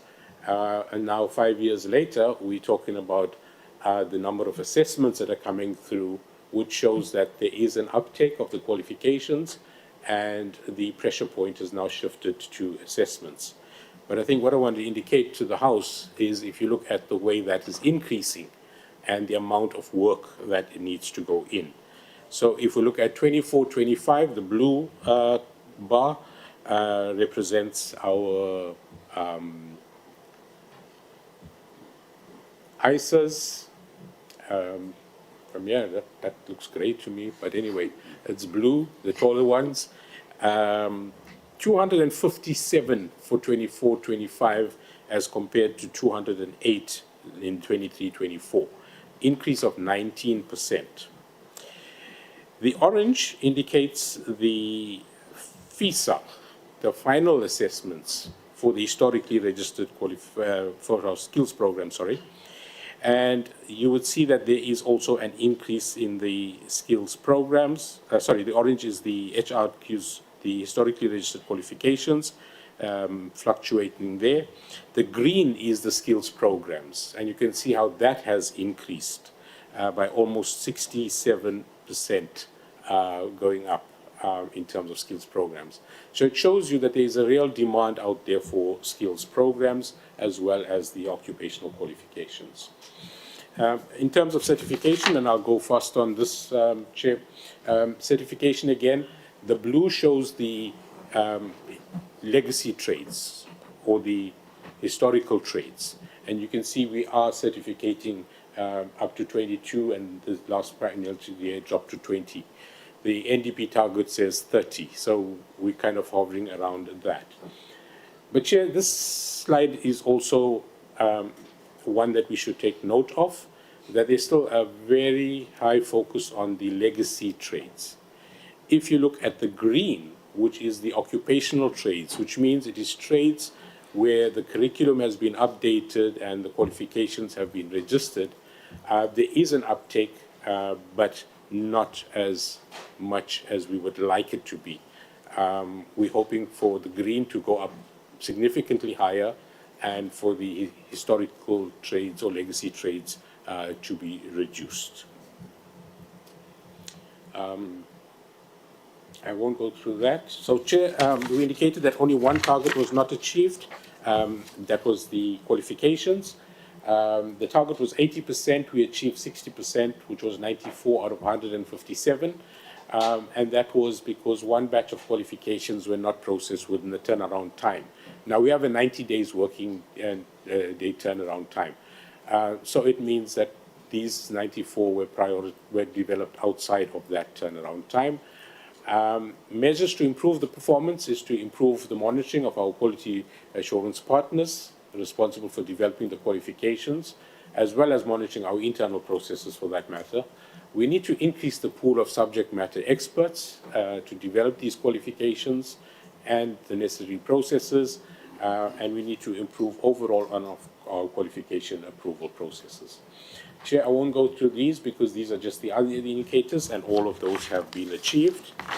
In Program 3, which is our quality assurance, here it is to maintain the national quality assurance system for all qualifications, the accreditation of providers, as well as the uptake by TVET and CET colleges.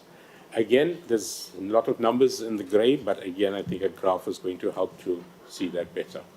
But Chair, we had one direct question to respond to from the Portfolio Committee. How do we improve the accreditation applications? We have to introduce more risk-based approaches and the use of technology. We have to improve our quality partners' turnaround times, because we do use them for phase 2, which is the physical site visits, where we need the subject matter experts. So we have to increase our pool of subject matter experts. We may have to consider windows for receipt of applications, because now we receive applications even while we're asleep, because it's all done online. And then we need to develop an MIS, including automations where possible. Now, Chairperson, this slide is the one that is the startling one that shows you how the number of applications for skills development providers are increasing. Mr. Anele is smiling because all the complaints come to him and he forwards them to me. So look at that graph, members. From 24-25 as compared to 23-24, we had 11,000 accreditations that we had to process, of which 10,000 were done during or within the 90-day turnaround time.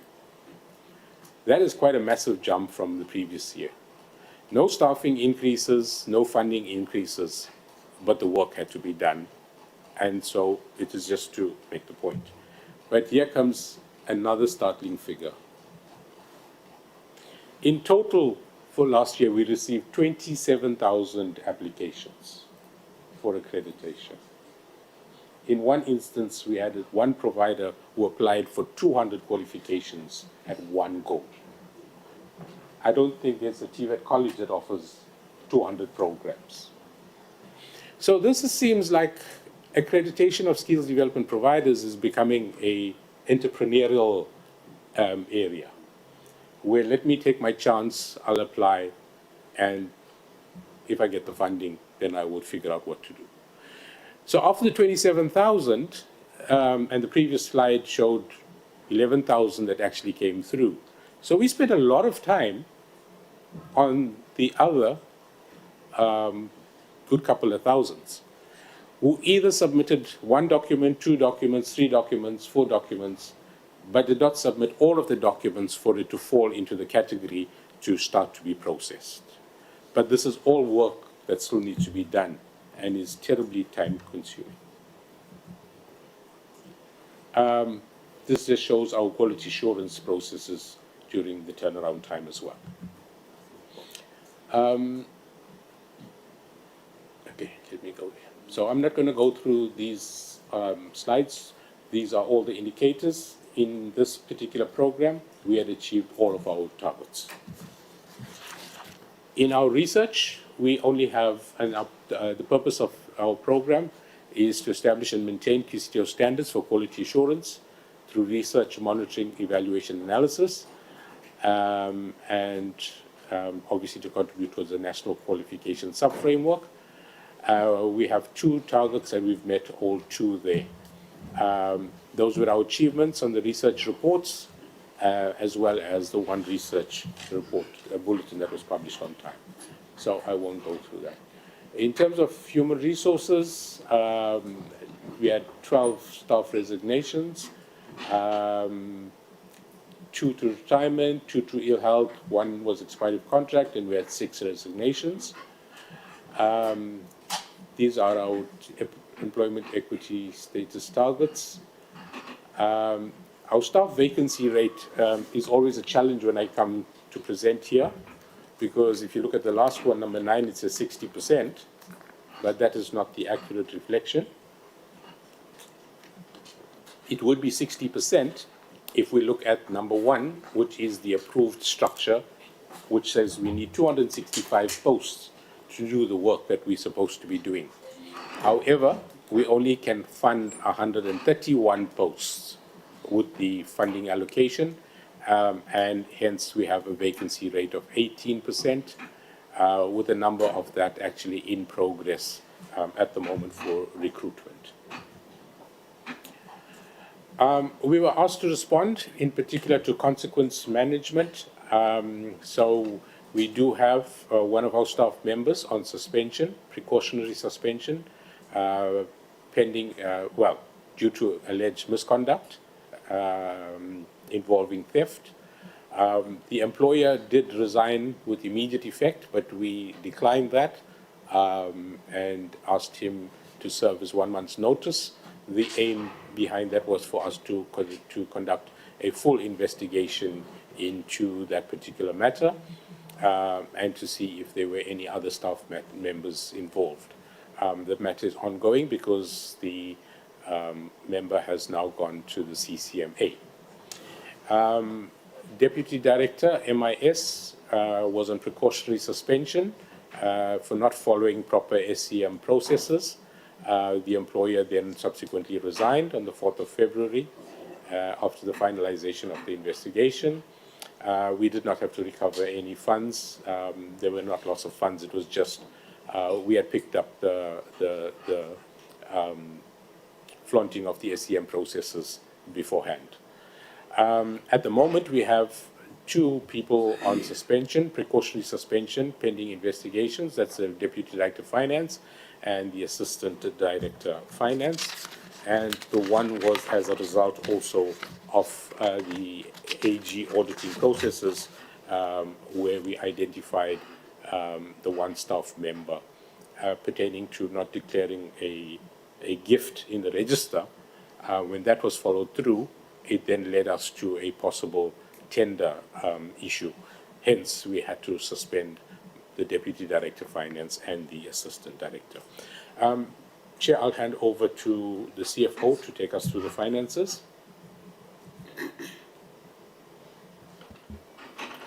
Thank you, CEO. Is it intentional that your slides are blurry, CFO? The slides are not blurry. Only this one, Chair, because we don't know where our finances are. I think that was on a lighter note. Apologies. I think there were 2 or 3 that were blurry. We have replaced them. This is the only one which we might have missed to replace it. However, the contents of that particular slide, it's repeated on the next one. So I will emphasize more on the next one. On our revenue collection, Chair, this is our revenue for the 2024-25 financial year vis-a-vis the budget at the time, of which all the grant-related revenue line items, we did receive or collect everything as budgeted. And on the trading services, the rendering of services, and the interest, that's where we have slightly higher than anticipated collection. However, I will talk to the numbers in detail on the next slide, which is the slide which looks at our statement of financial performance. Here we are looking at the income of 2024-25 financial year vis-a-vis the income of 2023-24 financial year. You can see that our biggest source of funding, which is the SETA levy grant, we have collected and or received 124 million from the SETAs that we work with, and the transfer from the national fixed cost, which comes from National Treasury through the Department of Higher Education and Training. We did receive the 30 million rands, and the finance income, which was interest, we did have 12.6 million rand. And that line item, it will reduce significantly in the future financial years, because we had monies that were saved aside in order to be used for the building transfer transaction, which we'll look at into in detail in the future slides. And other income, which are the trading related services, we did bill 7.7 million. This is for the certification when the learners have completed their qualifications. When we're printing their certificates, we do charge 149 rands currently certificate, and verifications, those who are looking for employment when the agencies and other stakeholders are doing the verification of qualifications. There is a fee which amounts to the 7.7 million rands there in that regard. And compensation for employees, these are expenditure line items now. We did have an employee related cost of 84.6 million rands, which increased from the 77.5. This was mainly as a result of the a reduction of our vacancy rate that we have reported in the past, filled the positions, which resulted in having a slight increase of the employee cost. Goods and services has increased to 94.3 million, you'll recall, Chairperson, that in the previous financial years, there were issues of budget cuts, et cetera, which then resulted in very limited expenditure. And when those cuts had been increasing, that resulted in us having to resuscitate some of our goods and services related programs. So on the next slide, this is looking at our two sources of income, which is the SITA levy grant, the DED grant, or the grant from the National Fiscus, vis-a-vis the total expenditure. The SITA levy grant is blue, and the funds from the National Fiscus are orange, and the expenditure, total expenditure, is gray. So we have looked at the previous 5 financial years, and you can see, members, that the SITA levy grant has been gradually increasing over the period, even though there was a big dip during the COVID period in 2021-22, where there were some concessions that were given to the industries in terms of the contribution, which then affected us as well. And 22-23, it has gradually increased up to where we are currently on 824 million.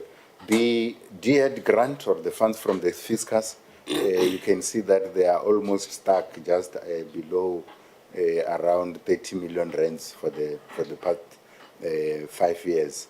And our total expenditure, you can see that is gradually increasing over the periods as a result of different factors, of which the main one being the inflationary adjustments or increases that occur in various cost drivers or various expenditure line items that we have in the organization. The financial position, I think this is the area which is more or less mainly very steady, which does not move much. You can see that our assets in overall all stable. The non-current assets, there were replacement of computers, most of the computers in the 2024-25 financial year, which then resulted in slightly higher than normal increases. And on the current liabilities, there was an increase as well. Generally, in all the financial years, and in the end of, on the last month of the financial year, we try to pay almost everyone that we owe as an organization, regardless of whether the invoices are due and or not due, so that when we close the financial year, we do not have much of the current liability. Unfortunately, in the previous financial year, or in the 2024-25 financial year, we had the change in the system where we were moving from the old SAGE system and moving to the new SAGE Intact system, which resulted in us not being able to achieve one of our objectives of ensuring that there are no outstanding invoices at the end. However, everyone was then subsequently paid in the beginning of the new financial year and within 30 days accordingly. The surplus that we have received, that we had in the 2024-25 financial year, it was 81.4 million, of which we have applied to National Treasury to roll it over, and National Treasury did approve the rollover in that regard. And that surplus, just above half of it, has been spent on the building-related transactions, because we had the deposit that we had to pay for the building and the transfer cost, and the other half is reserved for the projects that are currently underway, the main one being the MIS system, which is currently under development on the business re-engineering stage. I think the CEO did touch on it in detail. And indeed, QCTO has finally bought the office buildings with effect from the 1st of July this year.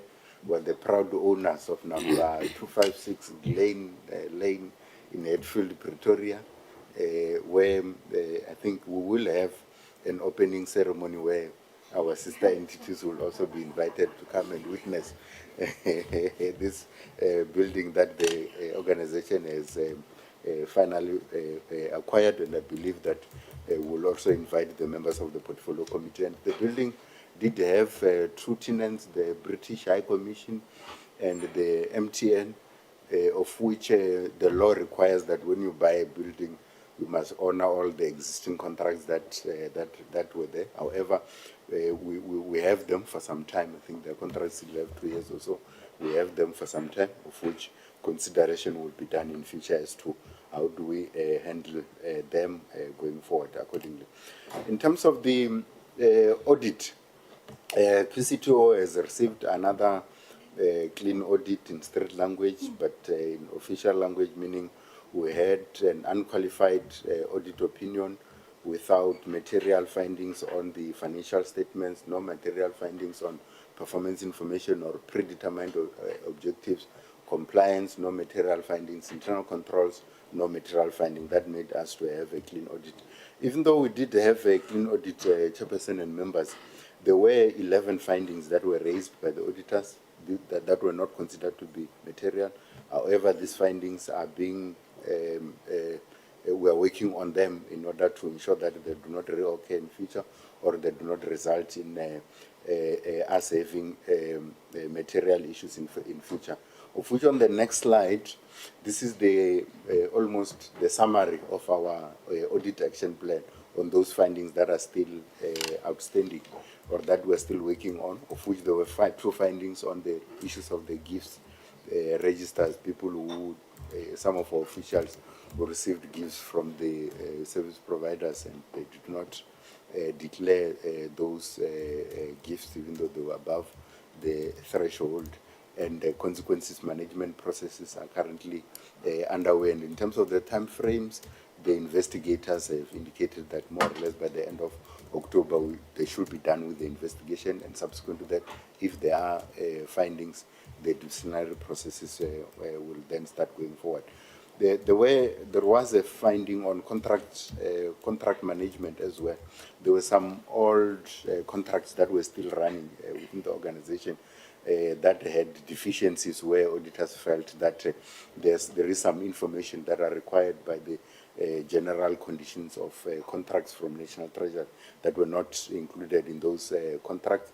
However, as the action plan, since we have now established the legal unit within the entity, our legal unit is reviewing all the contracts within the entity in order to ensure that they comply with all the legislation and accordingly. And we had a finding on the movement of assets as well, where asset which was recorded as being in room A, auditors found it in room B, and that becomes a finding as well, of which we are working on the workshopping of staff in terms of how do we handle the assets that when a chair has to be moved outside and or wherever, there are forms that need to be completed so that we don't have this going forward. And the workshop, the first part of the workshop has already happened with internal officials, the new officials or the new staff members, and the second part of the workshop, it will happen by the end of this month with the entire staff.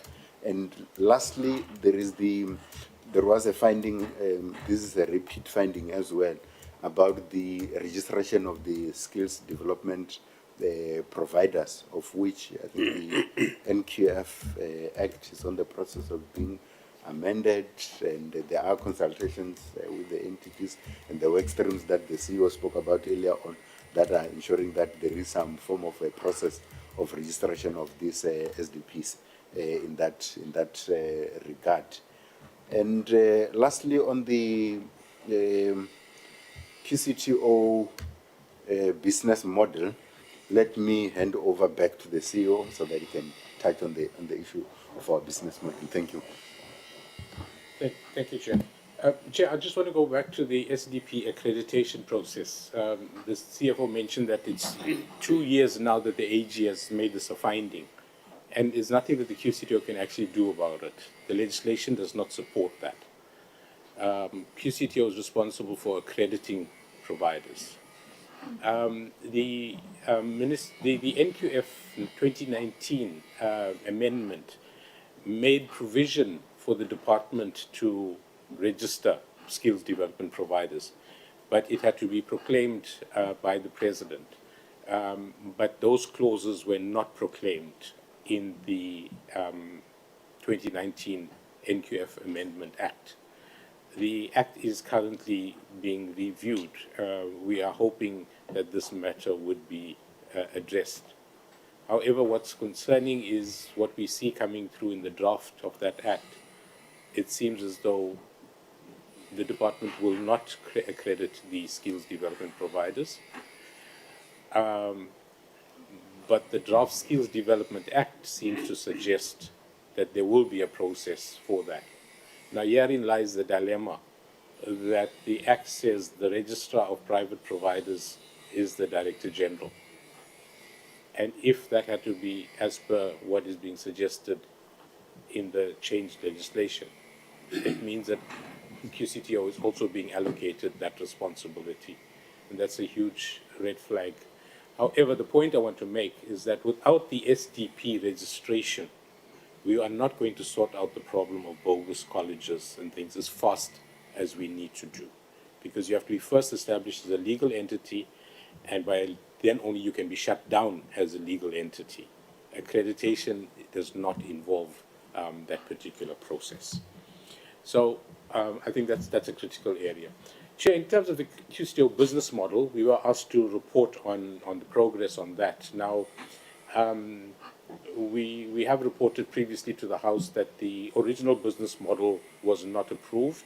Hence, we are working on the SLA arrangement with the SETAs. So the interim business model is a shared responsibility between QCTO and SETAs, because SETAs are still funded for quality assurance and QCTO gets 0.5% of the SETA levy grant. So the finalization on the QCTO business model is contingent on these following things happening. One is that the SETA grant regulations need to be approved. Now, we know this has been in the making for some time. There is consensus, even at NEDLAC, that the QCTO should be allocated 1%. However, when this was finally put through to the National Skills Authority at their last meeting of the last authority, they did not take a decision and handed it over to the new or the incoming National Skills Authority. And that has now raised a whole lot of other issues around the SETA grant regulations and other aspects. So we're not holding our breath, Chair, about this 1% allocation. We believe that maybe a quicker remedy to this is where the QCTO be funded directly from the fiscus as per the Act. The Act says we should be funded from the fiscus. It will also be contingent on the SETA reform that the Minister has now introduced on SETAs. What reform, what are they going to be looking like, and especially the ETQA regulations which were issued under the SAQA Act, and which regulations, those functions are still being performed by the SETAs, and QCTO performs the quality assurance. And at the end of the day, Chair, for us to finalize this model is that the funding will have to follow the function. And until we arrive at that stage, and I made the comment earlier, Chair, in your absence, that the NDP also speaks about the incorporation of NAMB and part of the SETAs into QCTO, and funding would be made available. So all the legislation, all the documents speak to it, but there is nothing tangible at this point in time. That was the last slide, Chair. I'll hand over to the chairperson. Thank you very much, Chair. I think we have concluded. Thank you. Thank you very much. SAQA. We'll need to let them come here.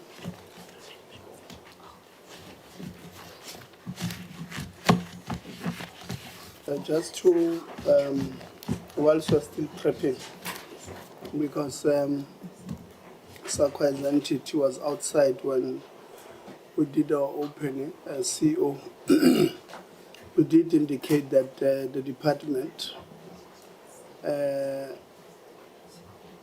must help the entity because apart from being compliant on legislation, you are also doing very well. You can account for what government has given you, and it doesn't make sense to us. Why would the department, in fact, government as a whole, would want to use services of private people to verify, amongst other things, to verify qualifications. And we've also said that the funding arrangement currently does not help the quality councils, and government or the department must help us into fixing that part. And then, I did not speak about my intellectual property, which the CFO stole there, which was supposed to be a project. Let's see, he called it something else, but hopefully today we'll get a sense of, because I'm also thinking of going to lay a claim against people who steal intellectual property. But on a serious note, we did indicate that you also came through a very bad period where you had to retrench about 100 people in the system. So, but we're looking forward to your presentation. I'm just a bit worried, members, that Ndade Mabusela is the one representing the department, is outside now. The CFO, I hope you will take notes for him, because there are a number of, I'm sure you've listened to both CHE, QCTO, now you'll hear from SAQA. It's almost the same things that will come through about the support that must come from the department. And therefore, if we don't have, the DDGs responsible for these entities are not here, which is a big problem.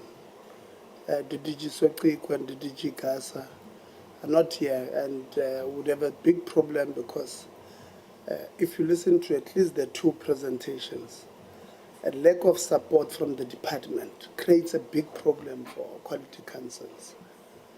It's as if CFO, there's a deliberate attempt to weaken our entities, public entities, and but we will raise them with you guys when we're discussing. Board member of SAQA, you can. I'm going to give to you. I'm assuming that you are standing in for the chair, and then you'll give to the CEO. Thank you. Let's just press the mic. Yeah. Thank you, Chair. Thank you, members. Indeed, I'm standing in for the Chair of SAQA, and I extend his apologies. With me at the SAQA executive team or senior management team, starting with the CEO next to me, the Chief Financial Officer at the back, and Dr. Diapeng sitting on the far end. The structure of our presentation, Chair, would be the overview that will be done by myself, and then the performance report will be done by the CEO, and then the finance and audit report will be done, the performance report will be done by the CEO, and of course the finance and audit reports will be handled by the CFO.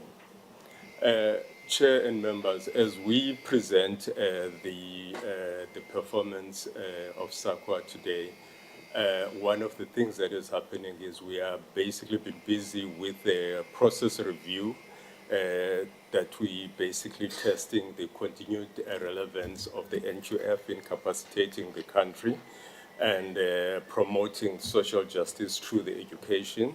The SAQA's role itself in recognizing professional bodies and registering professional designations. Again, in that, particularly some of the issues that do come up is the harmonization of disparate legislations that govern the functioning and recognition of those professional bodies by SAQA. And of course, SAQA as well engaged in increased advocacy and outreach campaigns going into rural communities and marginalized communities so that we can explain the relevance and impact of SAQA throughout the economy and the education system of the country. We further strengthened the management team and ensured robust governance standards, resulting in the clean audit outcome. And we have continuously at least been on the good footing, Chair. And because this is the last year of the current strategic plan, for the next 5 years, the focus will be on creating platforms for strengthening the coordination and dialogue with the various stakeholders, providing the thought leadership through research so that we can be shaping how and the direction that the education takes. We'll harness the technology so that we can improve efficiency in that process as well. The organizations that we basically support and work with, they can benefit and the country can benefit. We're exploring data mining so that we can have better decision making and advice, and also for skills planning and alignment. And we want to expand our efforts so that we can secure as well supplementary revenues. This must not be taken as if we are not necessarily focusing on what is core at the business, but it is because, again, the funding that we receive only manages the portion of what we are expected to do. So in order to be able to deliver the wide mandate, we have to seek additional revenues. With that being said, Chair, I think at this time I'll hand over to the CEO that she can take us through the detailed presentation, Chair. Thank you. Thank you, Mr. Gantile, and also appreciation to the Chair and this committee for their ongoing support of SAQA and its work. I will be taking the committee through much of the performance information, and I'll jump straight in. And let me start off quickly with our vision, mission, and sort of the broad spectrum of what it is that we do. Of course, the committee will know that our vision is to produce a world-class NQF that works for everyone in South Africa. And this, of course, includes people who are not South African but might be studying within our borders. We do so by overseeing the further development and advancement of the NQF and advancing its objectives to ensure that what we do is not commercialized and commodified, but it does contribute to the full development of each person, including their social and economic development. And of course, our values include responsiveness, visionary leadership, quality, competence of our staff, and increasing the visibility and understanding, crucially, of the NQF and how it can assist communities. The outcomes that we are going to report on in terms of this annual report are the 5 listed outcomes: having a dynamic NQF, visionary and influential leadership, a well-articulated and quality-assured qualification system, of course, through the quality councils, our own capable and competent team, but also, again, crucially, stakeholders and role players who understand their role and are aligned to the objectives of the NQF. So in terms of our performance, we wanted to start off with some highlights. In the financial year under review, we registered 255 qualifications. Oops, apologies. And these qualifications were mainly in the fields of business, commerce, health sciences, and physics and maths. We are going to start, as has been intimated, to really start to look very closely at the data of qualification registration, but also achievement, so that we can start to guide the system in terms of necessary qualifications. And so having certain analyses and insights about which qualifications are prevalent is that first step towards really starting to bring intelligence around our qualification system to oversight and, of course, to our decision makers. The system at the moment has over 24 million learner achievements. And of course, this is important because we are the national repository. We protect the authenticity of all national qualification achievements. And we have a system that holds most of the achievements. This committee has also been incredibly supportive in advocating for universities and other institutions to continue to populate the NLRD as the national repository. And at the moment, we've got about 70% of the working population captured in our systems. Our aim, of course, is to have 100% in real time so that when people are looking for validation, we can authenticate them in real time and they have the information. This is an ongoing journey, but still a very good outcome in terms, even globally, of how much we hold in the system. We also in the system have over 131,000 RPL achievements, which is a great sense of pride, source of pride for South Africa.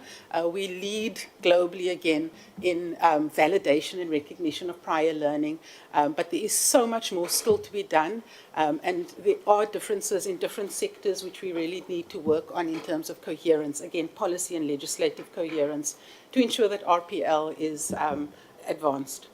Professional bodies, we have over 100 recognized professional bodies, and they're linked to 360 registered designations. And of course, there are thousands of people who are designated against these professional designations.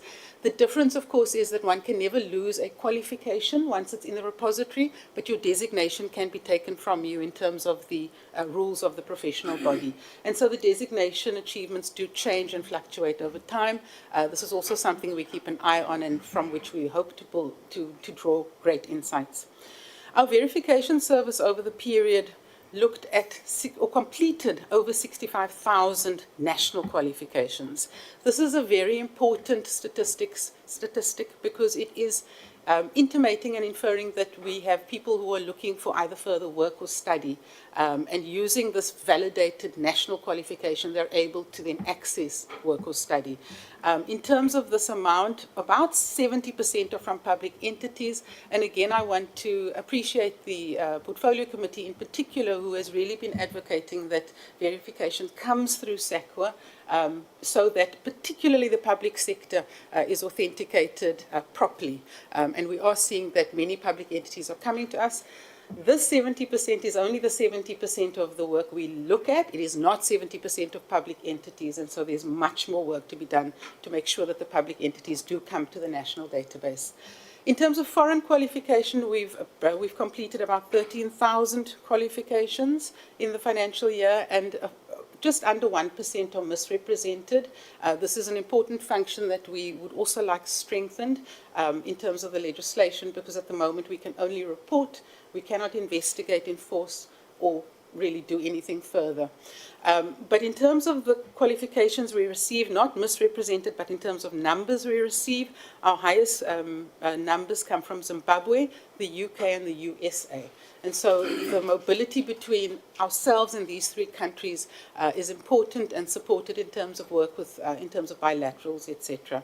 And of course, as has been said, we have ramped up our advocacy initiatives significantly over the course of this last financial year. The legacy of our late Prof. Lulwana and the request that we really start to move the NQF into the villages has been taken forward.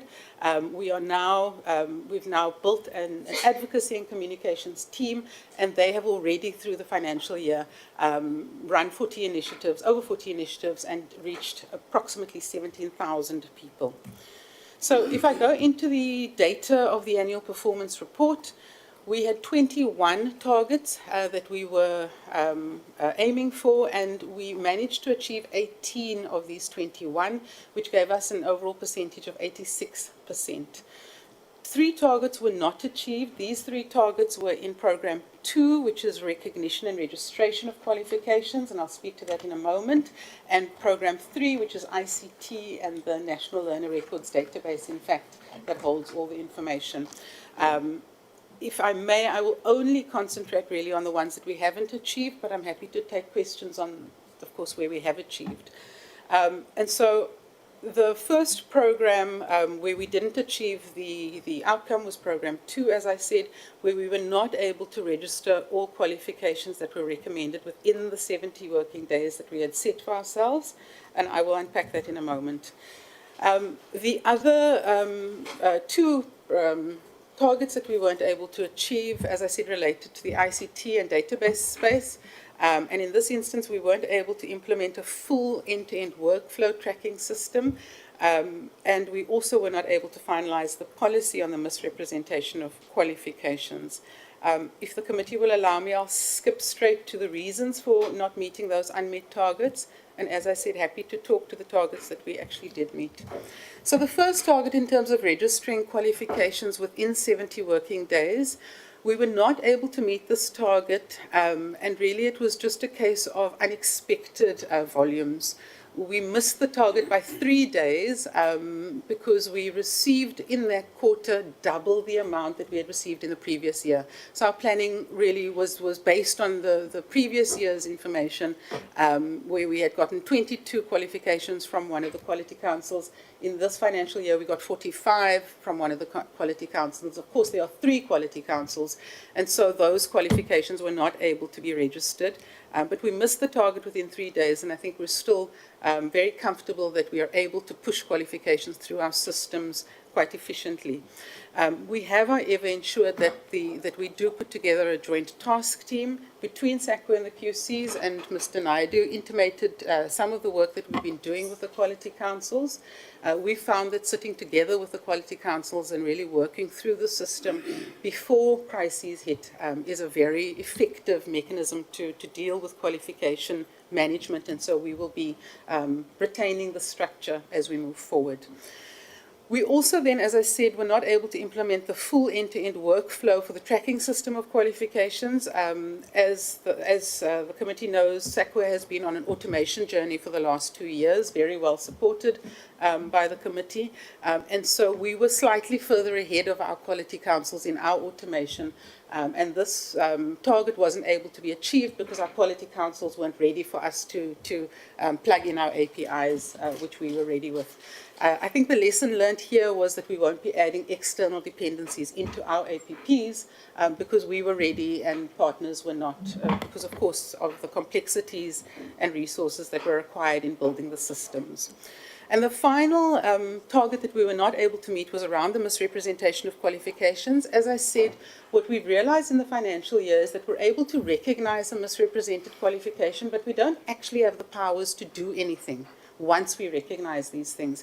And so we did say, let us hold on to this policy until there is better clarity around the legislation and until we can inform the legislation, because at the moment the policy would be quite hollow.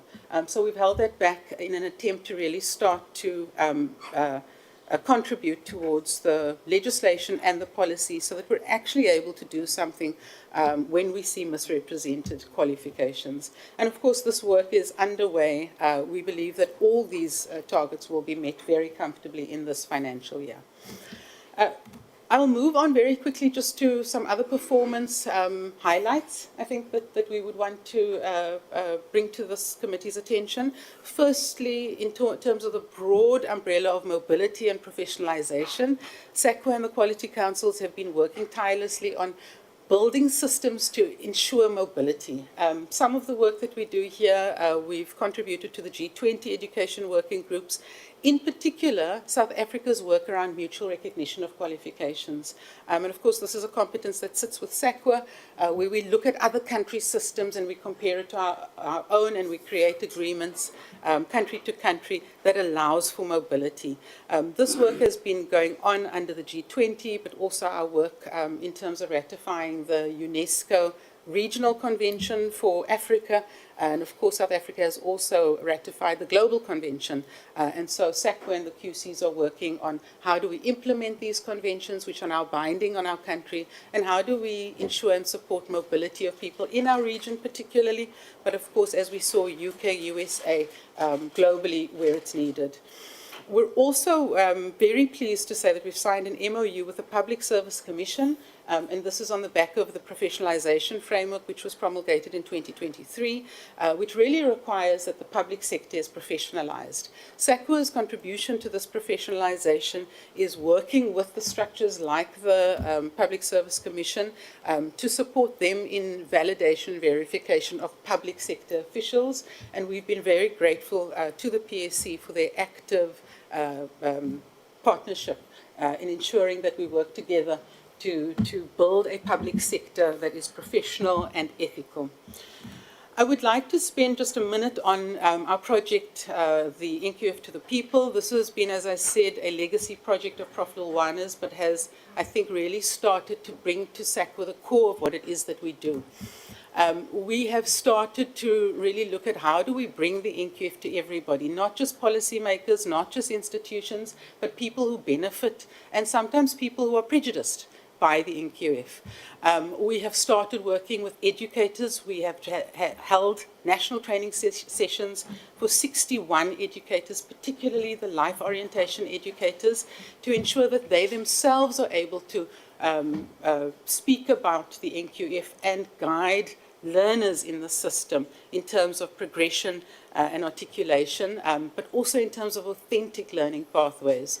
We've also engaged in at least 18 school visits, reaching over 6,000 learners and teachers, and we've got many other initiatives in schools. We've held blitz campaigns, approximately 10 blitz campaigns, just moving into public spaces, taxi ranks, and other community spaces, and just talking to people about the NQF.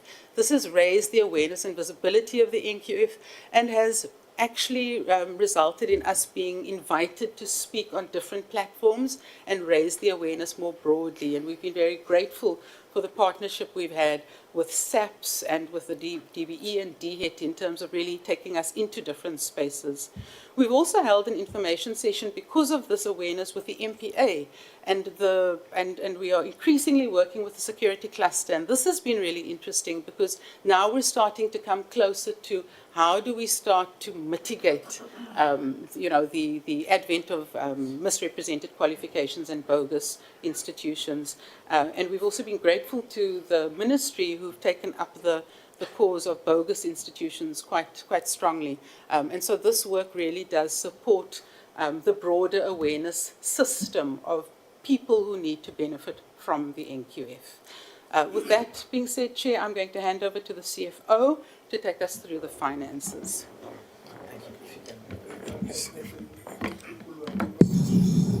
The people in orange.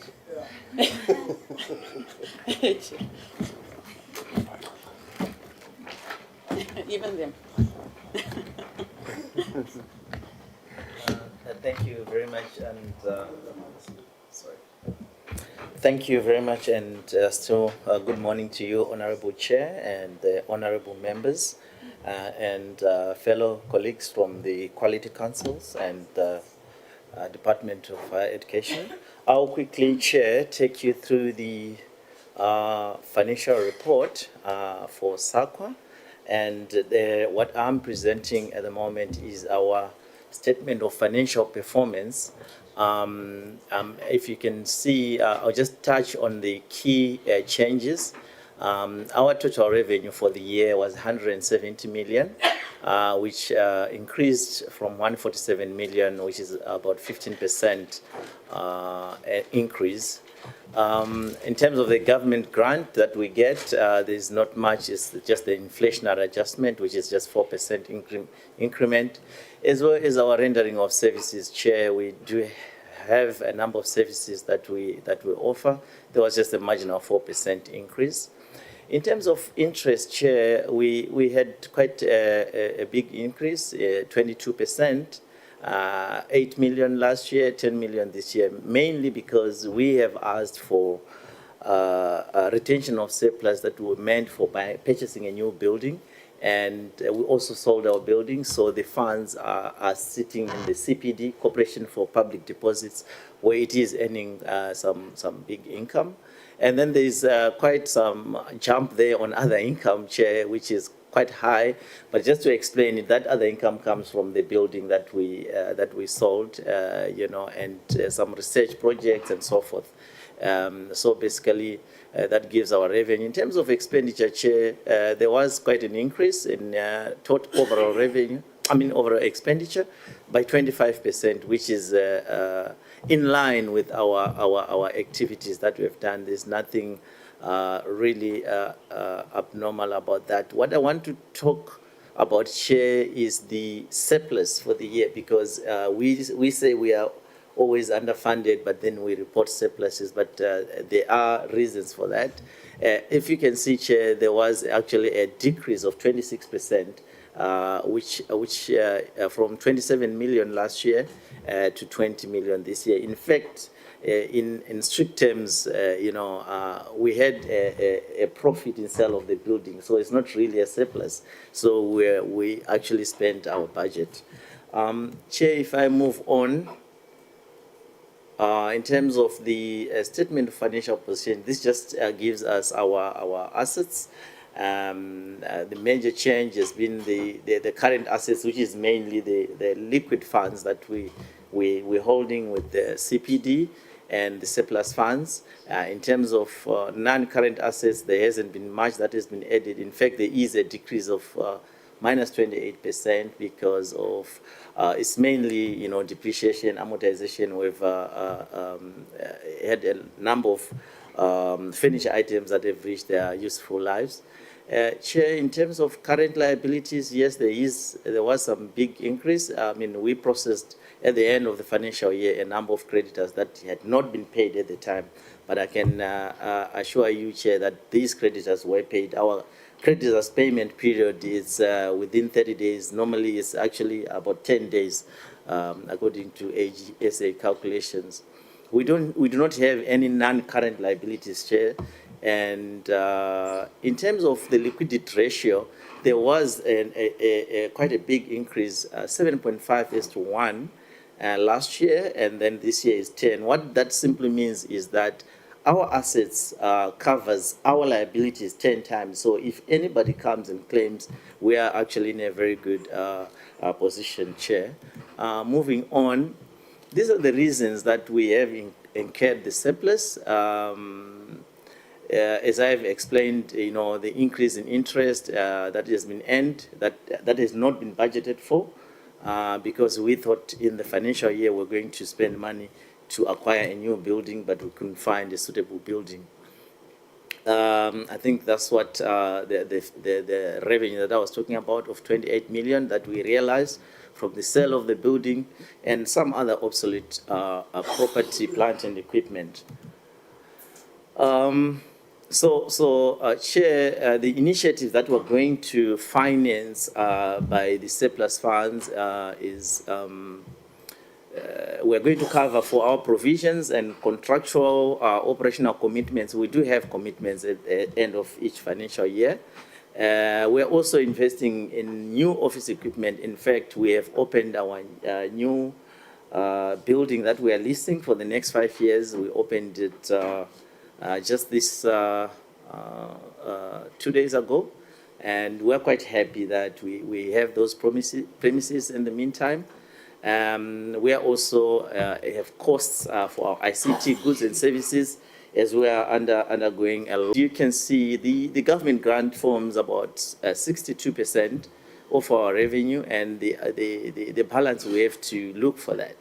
And we've got the authentication services, which is verification of national qualifications, and evaluation of foreign qualifications gives us 28%. And these, they fluctuate depending on the volumes, and sometimes it's very difficult when we budget based on those amounts that we're not sure we're going to get. We have identified some new opportunities, and we've actually, Chair, already generated revenue. We have contract revenue with an established financial institution. Chair, we went through a POC, which is a proof of concept, where we did a bulk verification for this financial institution, where they want to verify the qualifications of their credit applicants. And Chair, we were able to realize, and we're going to take this process forward. And the plan, Chair, is to roll out to all the other financial institutions, and we're going to build an API that all these other financial institutions can plug in, and we see this as a good revenue source for us going forward. Not to say that we do not require funding, Chair, from the fiscus. We are also beginning to levy a fee for data requests from other educational institutions and bodies, because it takes time for us to organize the data, to the ease cost involved, and we are beginning to levy a fee. we have realized, Chair, training fees that we are charging to other NQF bodies in Africa, because they come to us, they want to benchmark, and sometimes they take a whole week to learn our systems, and we have costed that and say, surely we can get some revenue out of it, because we're giving away, so to speak, some work that we have done, and there is a revenue that we have collected in the year, and we are happy about that. And we're continuing our funding from research projects. We've got a very strong research unit, and we get some funding in there. So we also intend, Chair, we're working on data, and we want to commercialize some data and earn revenue. For example, data load is a service that, you know, for example, professional bodies, they struggle with that data load, and we find that they hire third parties to do the data load for them. And why can't we do it? You know, this because we are the owners of this data. So these are some of the initiatives, Chair, that we are looking at. So the pie chart just shows the distribution of the revenue for the entity. Chair, these are the additional funding requirements that we don't have, that we work towards. If we look at the current 25-26 financial year, in terms of ICT digitization project, 12 million is short, is what we need. Then there is this aspect of verification services for South African citizens. Chair, it is our strong conviction that this service, should we be funded for it, citizens should be able to access this for free, and the CEO and the other executive were very vocal about it, that if we can be funded for that, we'll be able to give the citizens free verification, which is not the case at the moment because it's unfunded. So if we are to get that amount of 16.2, we'll be able to do that to citizens. And then we've got other unfunded mandates, Chair, like the registration and recognition of professional bodies, the implementation of the Addis Convention. These are mandates that we're expected to do, but they are unfunded. So we've just given until the year 2029, Chair, what are the shortfalls that we would need for us to achieve what we want to achieve. Chair, coming to the audit outcomes for the financial year 24-25, we obtained our third consecutive clean audit, Chair, and that makes it 10 consecutive unqualified audit opinions. We had no irregular or fruitless and wasteful expenditure. Our annual financial statements, annual performance information, and compliance with legislation, we had no significant audit findings identified. Our internal controls, there were no deficiencies that were identified by the AGSA, and we are committed, Chair, to maintaining clean audit outcomes at all times. In terms of the, as was required by this committee, Chair, in terms of the audit action plan, in 24-25 financial year, the AG issued a communication of findings relating to some immaterial adjustments that we then made to the financial statements, and these were fully resolved by the end of July 2025. So therefore, there are no audit findings that are unresolved for preparation of the next year financial year. Chair, this slide is very emotional for me in the sense that I've stolen intellectual property. It's supposed to be Project Let's Hear. Chair, I think let's just say Project Phoenix is Project Let's Hear for now. Colleagues, those who are not aware of it, the Chair has been quite vocal and and this committee in particular have been quite supportive of SAQA for this project for the past 3 years, such that, you know, the ideas that we were given by the Chair himself, we thought that his name was going to be, you know, the one that is should be identified with this project. But this is where we are, Chair, and I'm happy today to report to you on this project how we are. And we've named it, you know, our digitalization journey from paper to predictive. And if I move on, Chair, this is just the highlight, Chair, of this project that we have taken. And I want to say that the system became live and operational on February 4, 2025. And if you look at the figures, the overview, we've had 8,461 ever since we went live in the system of the total transaction. And the total gross amount that we've realized to date from the day we went live is 20,239,970,000, right? And obviously the net revenue after the bank charges and so forth is 19.7 million. Chair, the system is quite popular in the sense that we've got registered users. You see, the transactions are people who then submit their qualifications. But those who just register to be on the system is 27,812. And currently, 37% of all applications have moved from draft status to submitted, which is a status where they've submitted payment. Some people create an application and they don't do a payment, then it's not finished. Chair, we're really quite happy. And if I may pause here a bit, Chair, what we have done, because as I reported last year, that we have established a development team in-house because of how expensive it is to get service providers and service providers who develop in such a way that you are forever dependent on them, and we don't have the funds.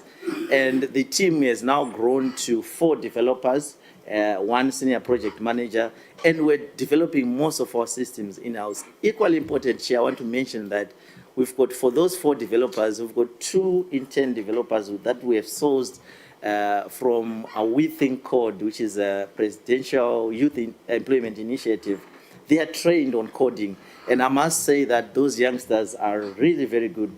They've been trained on the Python language of development, and they've just come in and are doing wonderful. We are planning to get 2 more developers because we could cut a number of systems. And eventually, Chair, what we intend to do, because our systems are integrated with other QCs, and we should be able to help each other across. Of course, that won't come free, Mr. Naidu, but I mean, it will be very reasonable so that we can have the system working. Chair, these are some insights, very important observations that we've seen from this system. And what we like, Chair, about this system is that we're able to get some statistics that are quite important even for other departments like Labor, Department of Home Affairs. If we want to look at the insights, the total applications that we've received is 10,000, right? For those categories, 40% they say their qualifications are being evaluated because they want to study for postgraduate university. So this information becomes very important for the higher education institutions to say, okay, how many people are coming in for postgraduate? And then if we look at the combined study, for example, university level study, postgraduate and undergraduate, that accounts for almost 60% of the applications that we receive. Then we go to work-related visas, that's 28%. And on that, we are able to break down and say, of those who are applying for work-related visas, how many are critical skills visa, right? That is 12%. How many is general work visa? 6%. And how many are applying for professional registrations? We find it's just about 9%. So these insights are very critical. Chair, and there's quite a number. I just wanted to highlight what the system is able to do. And this is a system that we are developing and enhancing every time. And we add metrics as we go along. So the data really shows a strong preference for higher education in South Africa, which means the quality of education is quite high. Of course, work-related visas make up a substantial part, also showing that South Africa is attractive to skilled professionals. The critical skills visa is the most common type of work-related visa, but still accounts for a much smaller proportion than the study categories. School-level education is very minor for visa applications. We don't get that. So this is quite good, and like I said, it's work in progress. We'll add more insights. Chair, just a quick one. I know the CEO had talked about some top countries.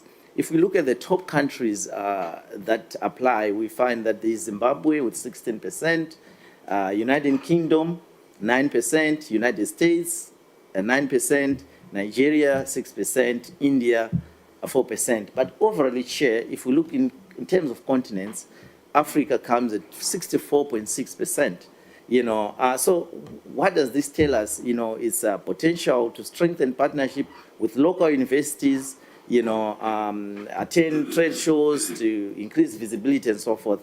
So we're also looking at emerging markets. Countries like China, India, and Pakistan are showing huge interest, and the system is showing us that.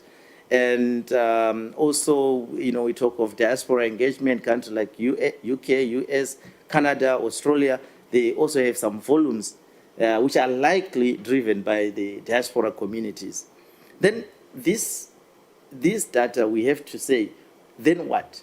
What strategies are we going to do? So when we implement our AI-powered pre-screening tools, we now know where to concentrate. What are the problem areas?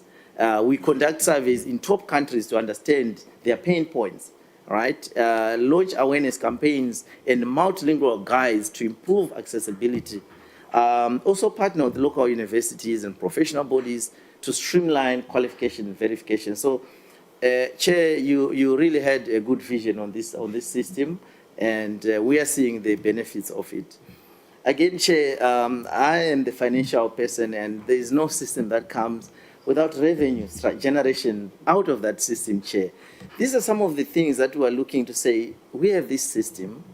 In terms of verification services, how can we then utilize this system, right? We look at bulk verification. We're now going to put in some products around that. We now want to do subscription access, right? That's a service that we're looking at.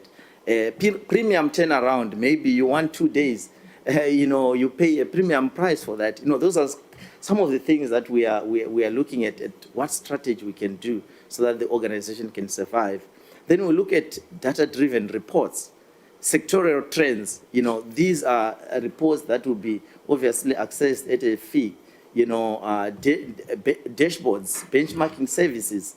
We look at the digital project platforms, credential wallets, data as a service, I've mentioned that, and then looking at some collaborative data models, and consulting and advisory, Chair. I know that we are now sounding like we're not a public entity. We are, Chair. It's just survival. And also making sure that we complement the work that we do. We still do that public work that we're supposed to do. We're also looking at data-driven advisory, NQF advisory, and of course, licensing of data sets. Chair, this is what is coming out of this system. And then, Chair, on this slide, allow me, Chair, I think you were out. The CEO of the QCTO said to CHE on their presentation of the digitalization slide, which was a little bit busy. When he presented his, he said, that's how it's done. Chair, I want to say to the to the CEO of the QCTO and the acting CEO of CHE, this is how it's done. Thank you. This is just our technical roadmap, Chair, and I want to take you through this. That if you check October 22, we've done the registers, development of misrepresentation registers. February 2025, as I mentioned, foreign qualification evaluation we launched, right? And then we're looking at March 2026, the data submission and validation tool, the development and implementation of learner submission tool. This is work already in progress that we hoped that we're going to launch in March 2026. This year, December 2025, is the registration and recognition, which we are working with our colleagues from the quality councils. And then we look at October 2026, we launch the data warehousing. And March 2028, we're looking at digital twins and blockchain. Chair, I will explain that. It might look so far, but I will explain that. Then March 2026, we are now launching in March 2026 the National Qualification Evaluation. Remember, the system that I showed is only foreign, and this national qualification part is being developed in-house with our dev team. So we are launching that in March 2026. So we do have the complete cycle of foreign verifications and national verifications. And March 2027, artificial intelligence and analytics, we should be full force. However, all these, and the rockets keeps going, Chair, all these that I've mentioned, there's already work that have happened in each of the aspects. So this slide shows sort of the milestones for project, let's say, not Phoenix. So authentication services, Chair, we've done business automation. So the foreign evaluation qualification has been done. Misrepresentation registers have been done. These are the building blocks for what we want to do. Then if we move to registration and recognition, business automation has been done. Qualification, part qualification, registration of professional bodies have been done. Then we look at data submission. The business automation has been done. Learner achievement submission has been completed. Then we look at data warehousing. I know that I've said that the full launch will be there, but there is already work. System integration has been done. Cloud computing and cybersecurity, Chair, I reported last time that we are fully on the cloud on all our hot data, except for cold data, which is data which gets back, which is not being used more often because it's quite expensive to host everything on the cloud. But we're fully on the cloud. And cybersecurity, we do have a full-time in-house cybersecurity person, obviously, because of the NLRD that we deal with, so that's quite serious. Then the upgrade of the NLRD, staging and validation has been done. And AI and analytics, we've done the launch phase, Chair, and we have secure and temp-proof digital certificates that were already printing. So although these projects are seeming that they are staggered, there's work that is happening leading up to that. Chairperson, I think on this very exciting project, I'll end here and give back to the board member and the CEO. Thank you.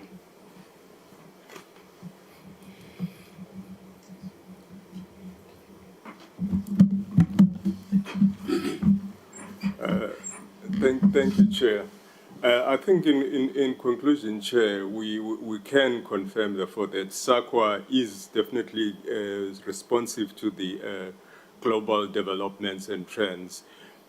Qualifications, besides the fact that there is a wave that normally puts an emphasis on skills, we basically are of the view that qualifications are important and will always remain important in development of the skills that are required by the economy and the nation. But with that being said, SAQA or the NQF will have to evolve to embrace new forms of credentialing that are increasingly more digital and more interoperable, so that there could be ease of engagement and verifications, both for locals and for those that are coming into the country. The NQF must evolve into a more digital, credential-based system and provide real-time verification and increase and equitable access for learners. That is what at least the stakeholders and the community can anticipate from SAQA going forward. And of course, the SAQA CEO and their executive team have significant role in driving the innovation within the organization, so that with the little resources that we can have, we should be able to produce even more and service the nation as per our own mandate. In SAQA's strategic vision, in short, we must engage proactively with the future of education. We must move towards a digital learner-owned credentials, and the CFO has already highlighted that we would have liked to give particularly the learners or the owners of the qualifications free access to their credentials, of which case now, because of the shortages, we will basically have to charge for. So we would like to basically return that, but on top of that, we still need to uphold the credibility and the integrity of the NQF. And before I go off as well, I think at this moment I already highlighted that this was the end of the strategic period. Over and above that, it's also reflecting the end of the current board term. In January, we should be having a new board chair. And with that, I would like to say thank you and say the world is changing, and SAQA is the South African flag bearer for the education. Thank you very much, Chair. Thank you very much. My board member, I wanted to say acting chair, but now you might say that I'm creating problems for you, but thank you very much. The members we've had, I think, Ndati Mabuse, where is DDG Gas? Why is she not, we did not receive her apology. It was there. She's preparing for it. Yeah? She's preparing for it. Oh, and then DDG Sopigwa? Okay. Yeah. Steve, so we have 3 quality assurance bodies here. One of them, QCTO, reports to the skills branch. They are raising very serious issues of legislative problems, especially with the SDPs and private colleges. At least the DDG is here. You have SAQA here, which reports to DDG Gas, raising many issues as well. That requires departmental assistance. She's not here. We're told she's preparing for the G20 Education Summit next week. That is being held in Mpumalanga. Then we have CHE here. Earlier on, I mean, you'll hear even from our questions, they will mostly are supposed to go to the department because their presentation indicates frustrations. And the DDG Swekigwa responsible there is not here. The department is creating problems for us. So we're supposed to ask questions and not have solutions because somebody who's supposed to answer on what is it that they've been doing about this thing is not here. It's crazy, and I mean the apology that we're doing G20 education summit, it's on next week Thursday. We are attending, well, we're not preparing, we'll attend, but we're here. We're also going to University of Fort Hare at the beginning of the week. We're preparing for that, but we're here in the meeting. But the department, problem is that when we raise these things, colleagues in the department will say we're targeting them. But we're not. In fact, you guys in the ministry, you must be agreeing with us on this one because a department that is not supportive to these entities is going to create problems for you in the ministry. Because if the base is not right, you are going to be pouring water into a bottomless arrangement. So we're appealing to you in the ministry that you must go and relay this message to the minister. The department is making our jobs very difficult. They are making our jobs extremely difficult. The National Qualification Framework, QCTO, has been submitted to Parliament by the department told us in August, maybe or July.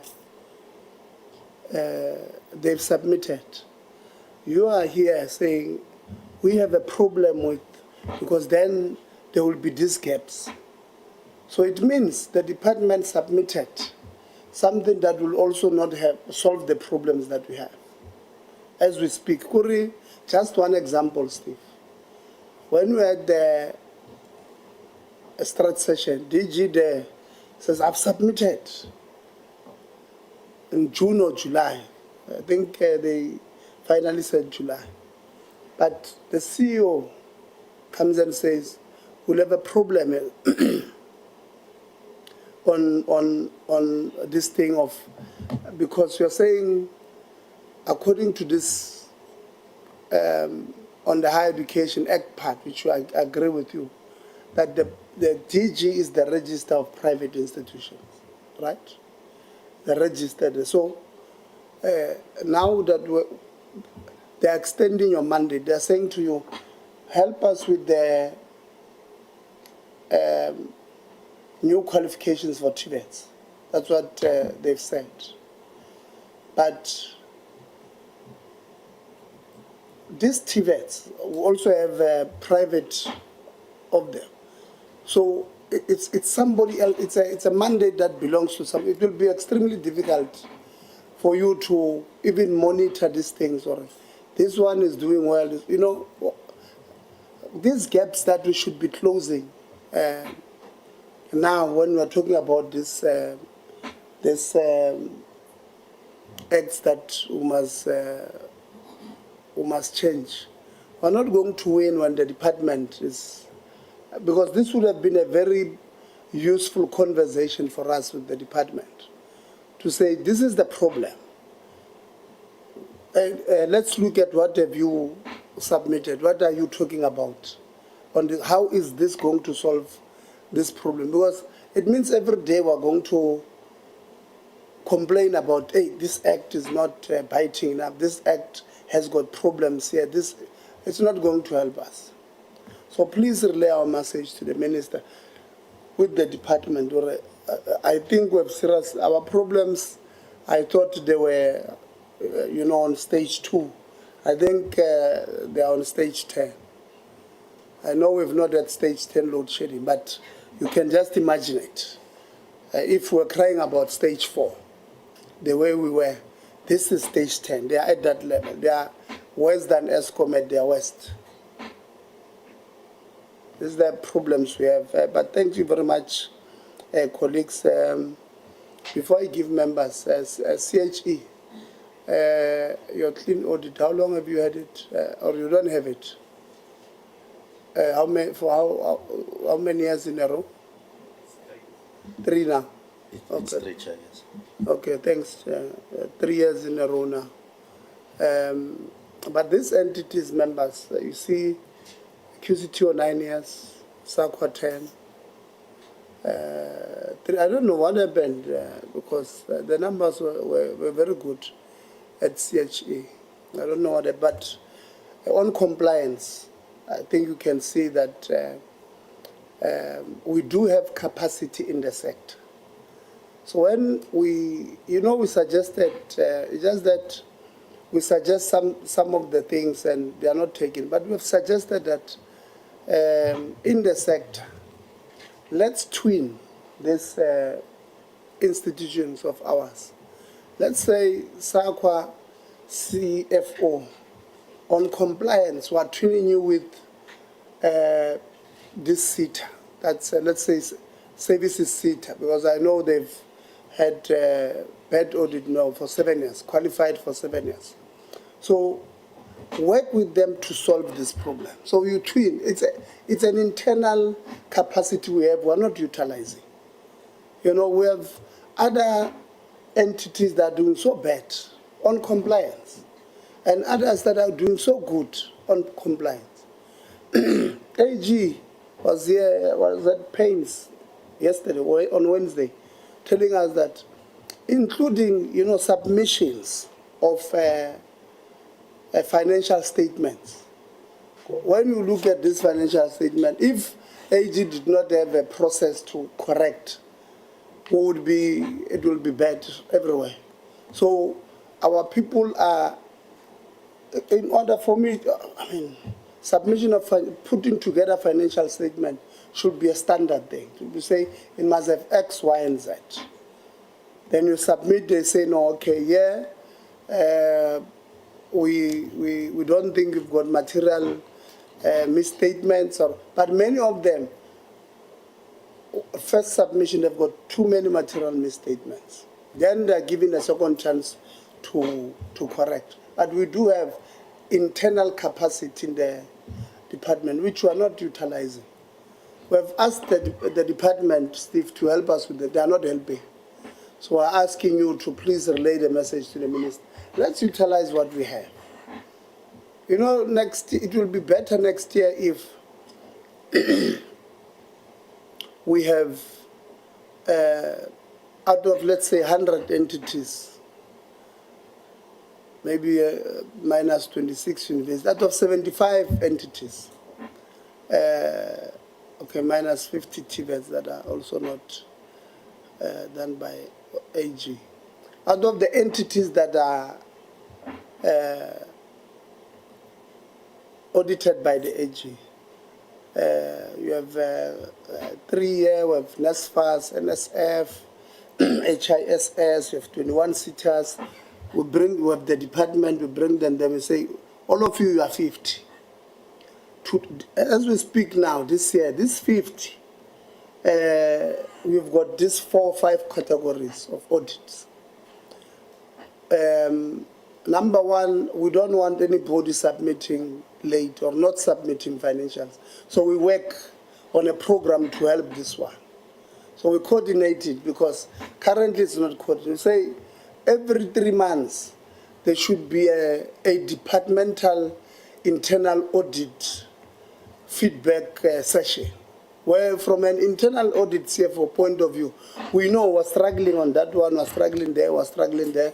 And if the twinning teams, maybe we have said SAQA CFO, you are working with services sitter CFO, and it's not working, we then go and say, QCTO, go and help, because sometimes CFO of SAQA is not there. So go and help here. So we now bring 2 people because we are realizing from an internal audit point of view that on our own they were not going to make it at the end of the year.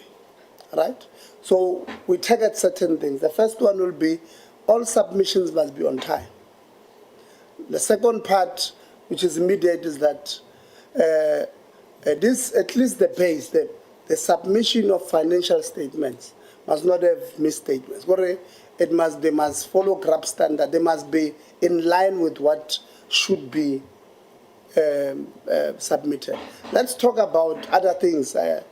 Whether, you know, what do you call this? You've got your terms of accounting. I'm not an accountant, so I will not know those terms, all of them. But you've got this thing that the AG finds or qualifies you on historic things. I don't know what you call it. I forgot. What do you call it? Yeah.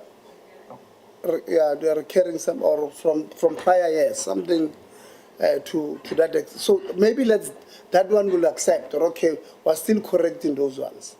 But these other ones that we should be able to do, the information that we have submitted, does it follow SMART standards? So those things really, honestly, there are certain things we should not really talk about. So maybe, Steve, that's the second thing that we'll ask you to relate to the minister. Twinning or having this or third thing, we twin them, and then, but also we have regular or quarterly meetings with internal audits of these people where, I mean, we create that platform to say, what is the problem, how can we help, so that tomorrow we are not surprised when Auditor General comes and say, Minister, I've audited your entities, I want to give you a report, and we're surprised. We should know that by that time that here we've got capacity problems, here we've got this and that. So I thought I will come with my own questions that will be unfair to yourselves, some of them, because the department is not here. But maybe let's give members will take 15 minutes each. and then I'll give grace. Honorable Guban, don't look at me like that. No, no. Honorable Dr. Christians must leave. I told you she comes from a small dorp, so flights are very scarce there, you know. So I'll start with you, Honorable Christians, just in case you decide to. I mean, Steve, if you listen to this, the project which the intellectual property was stolen, you'll realize that we've got no excuse. I mean, they've got a register now of foreign qualifications. Yeah, a baseline of, you know, it's a system that in a second, if we come and say, I studied at, what is that university, that one in London that apparently gives people for free? Yeah, that one. So, what do you call it? It's headed by the professor from... Yeah, I know. Don't say those things. I know Prof. Habib is going to respond to you. I think it's clear that it was you who said that. So I studied there, for an example. I get qualification, they come verify. It becomes part of the register. That whatever happens, they can access it. So what is so difficult? They are saying they've done it internally. Rona, we are struggling to create a learner management system for these sitters, for all of them to put, with an ID number, put here. As we speak again, in fact, we come from far west. 2022, 2023, we had over 10,000 learners who the AG, and remember the AG samples. Now, over 10,000 from the sampled data that were doubling up from, you know, in other cities as well. Over 10,000. Let's just assume we'll take the minimum. It's 1,500, what do you call that thing? Allowance, what is that? Stipend. If you count there, we're losing a lot of money. The same thing is happening even today. Yes, the numbers may be low, but it's still happening. Bursaries. Some of the cities pay bursaries of students that are on NSFAS.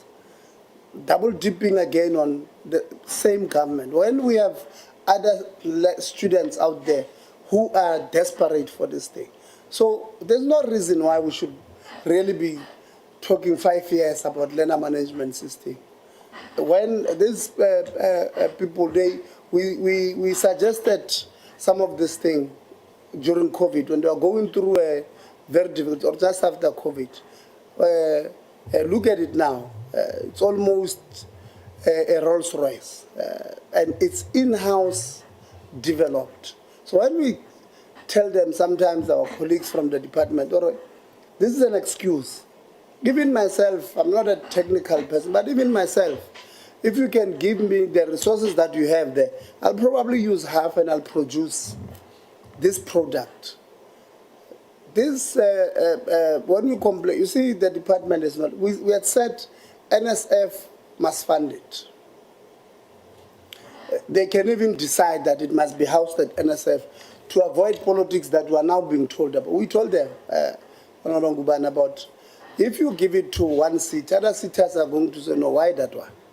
Even though it's, they're dealing with the ICT, they are sitter responsible for that. But we had said, put it under NSF so that all of them submit data here. They said no, they decided to do that. Now they are complaining. I say no, there's politics there, other sitters are advertising the same thing. They're going to do it because from the department point of view, are not giving strategic leadership. They advertise there something that you as the department have said must be central. You keep quiet. You come to the committee, you'll complain. Or yeah, you see Sitter X. I saw it on a Sunday newspaper. They've advertised. But it's as if we've forgotten it's us who are supposed to lead there. We want to complain. So the department, and Dr. Mabusela, you said you are representing the department, you are acting DG today. So we must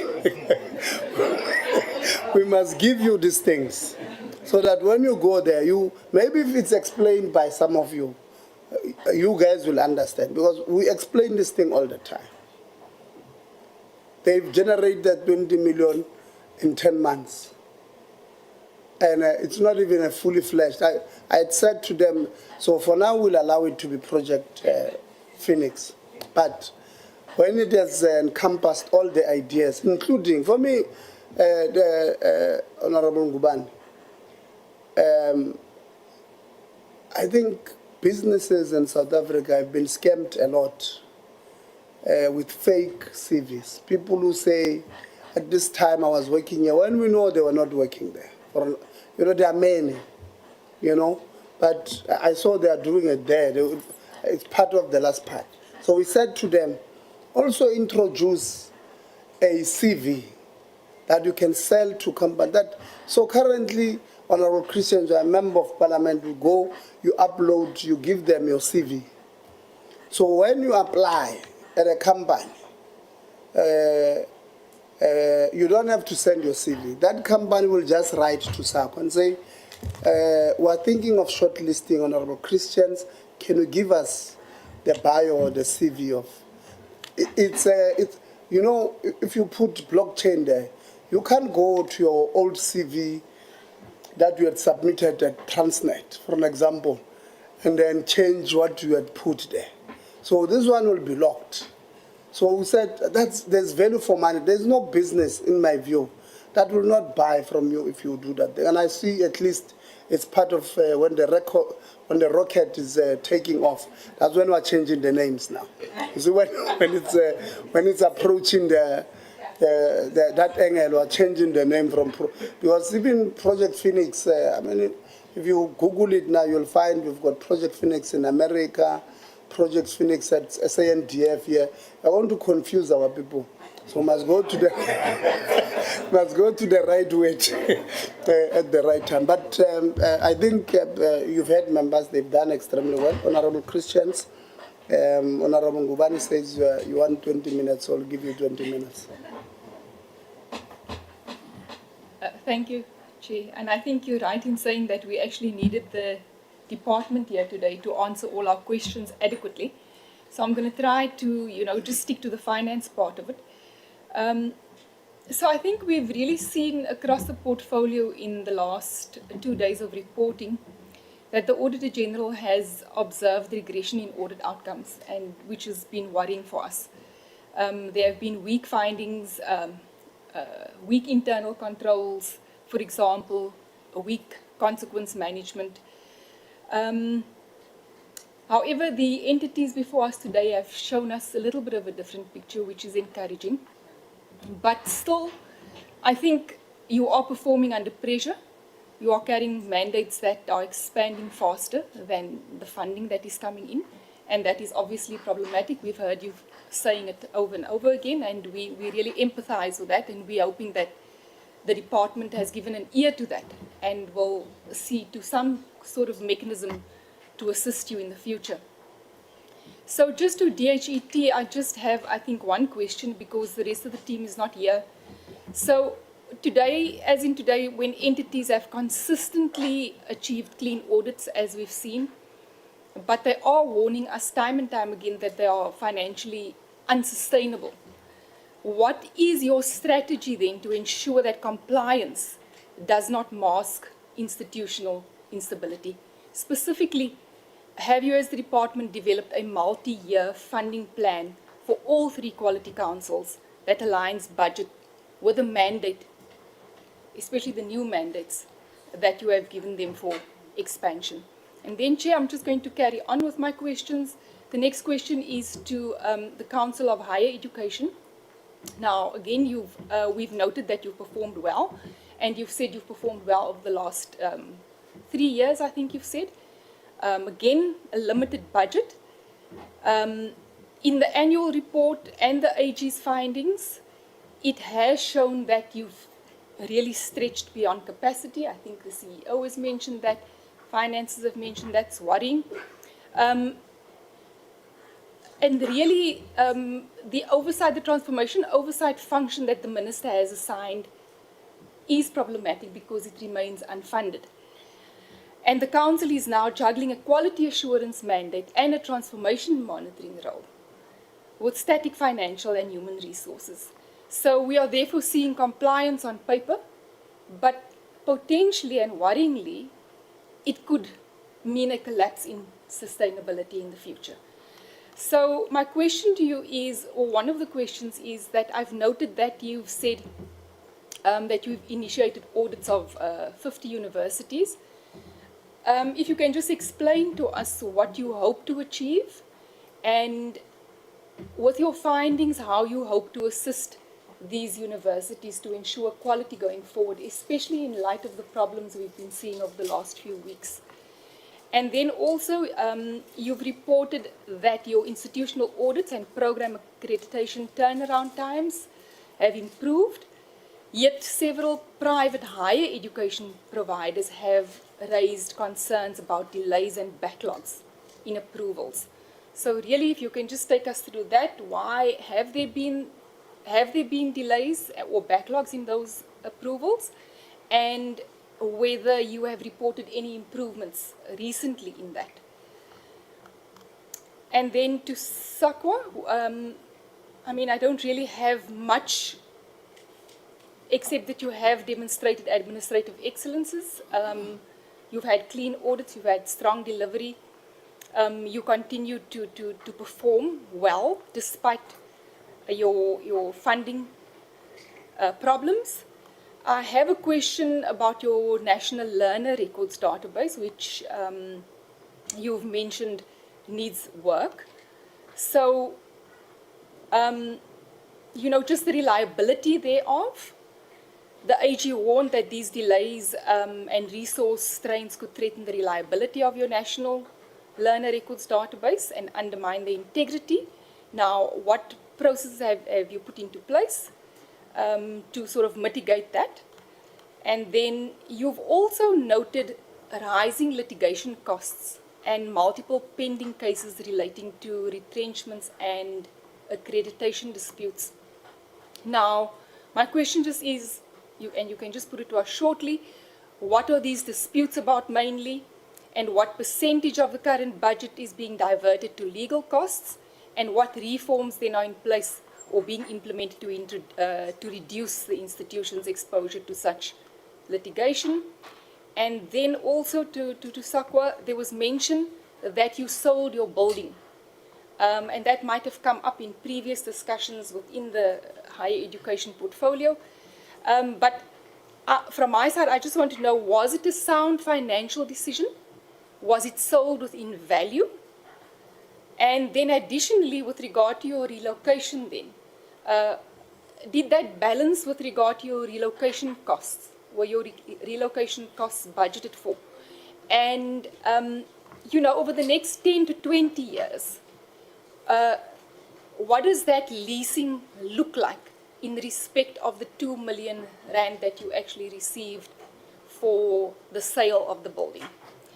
And, and I'm talking here about rent escalation, maintenance, capital growth, etc.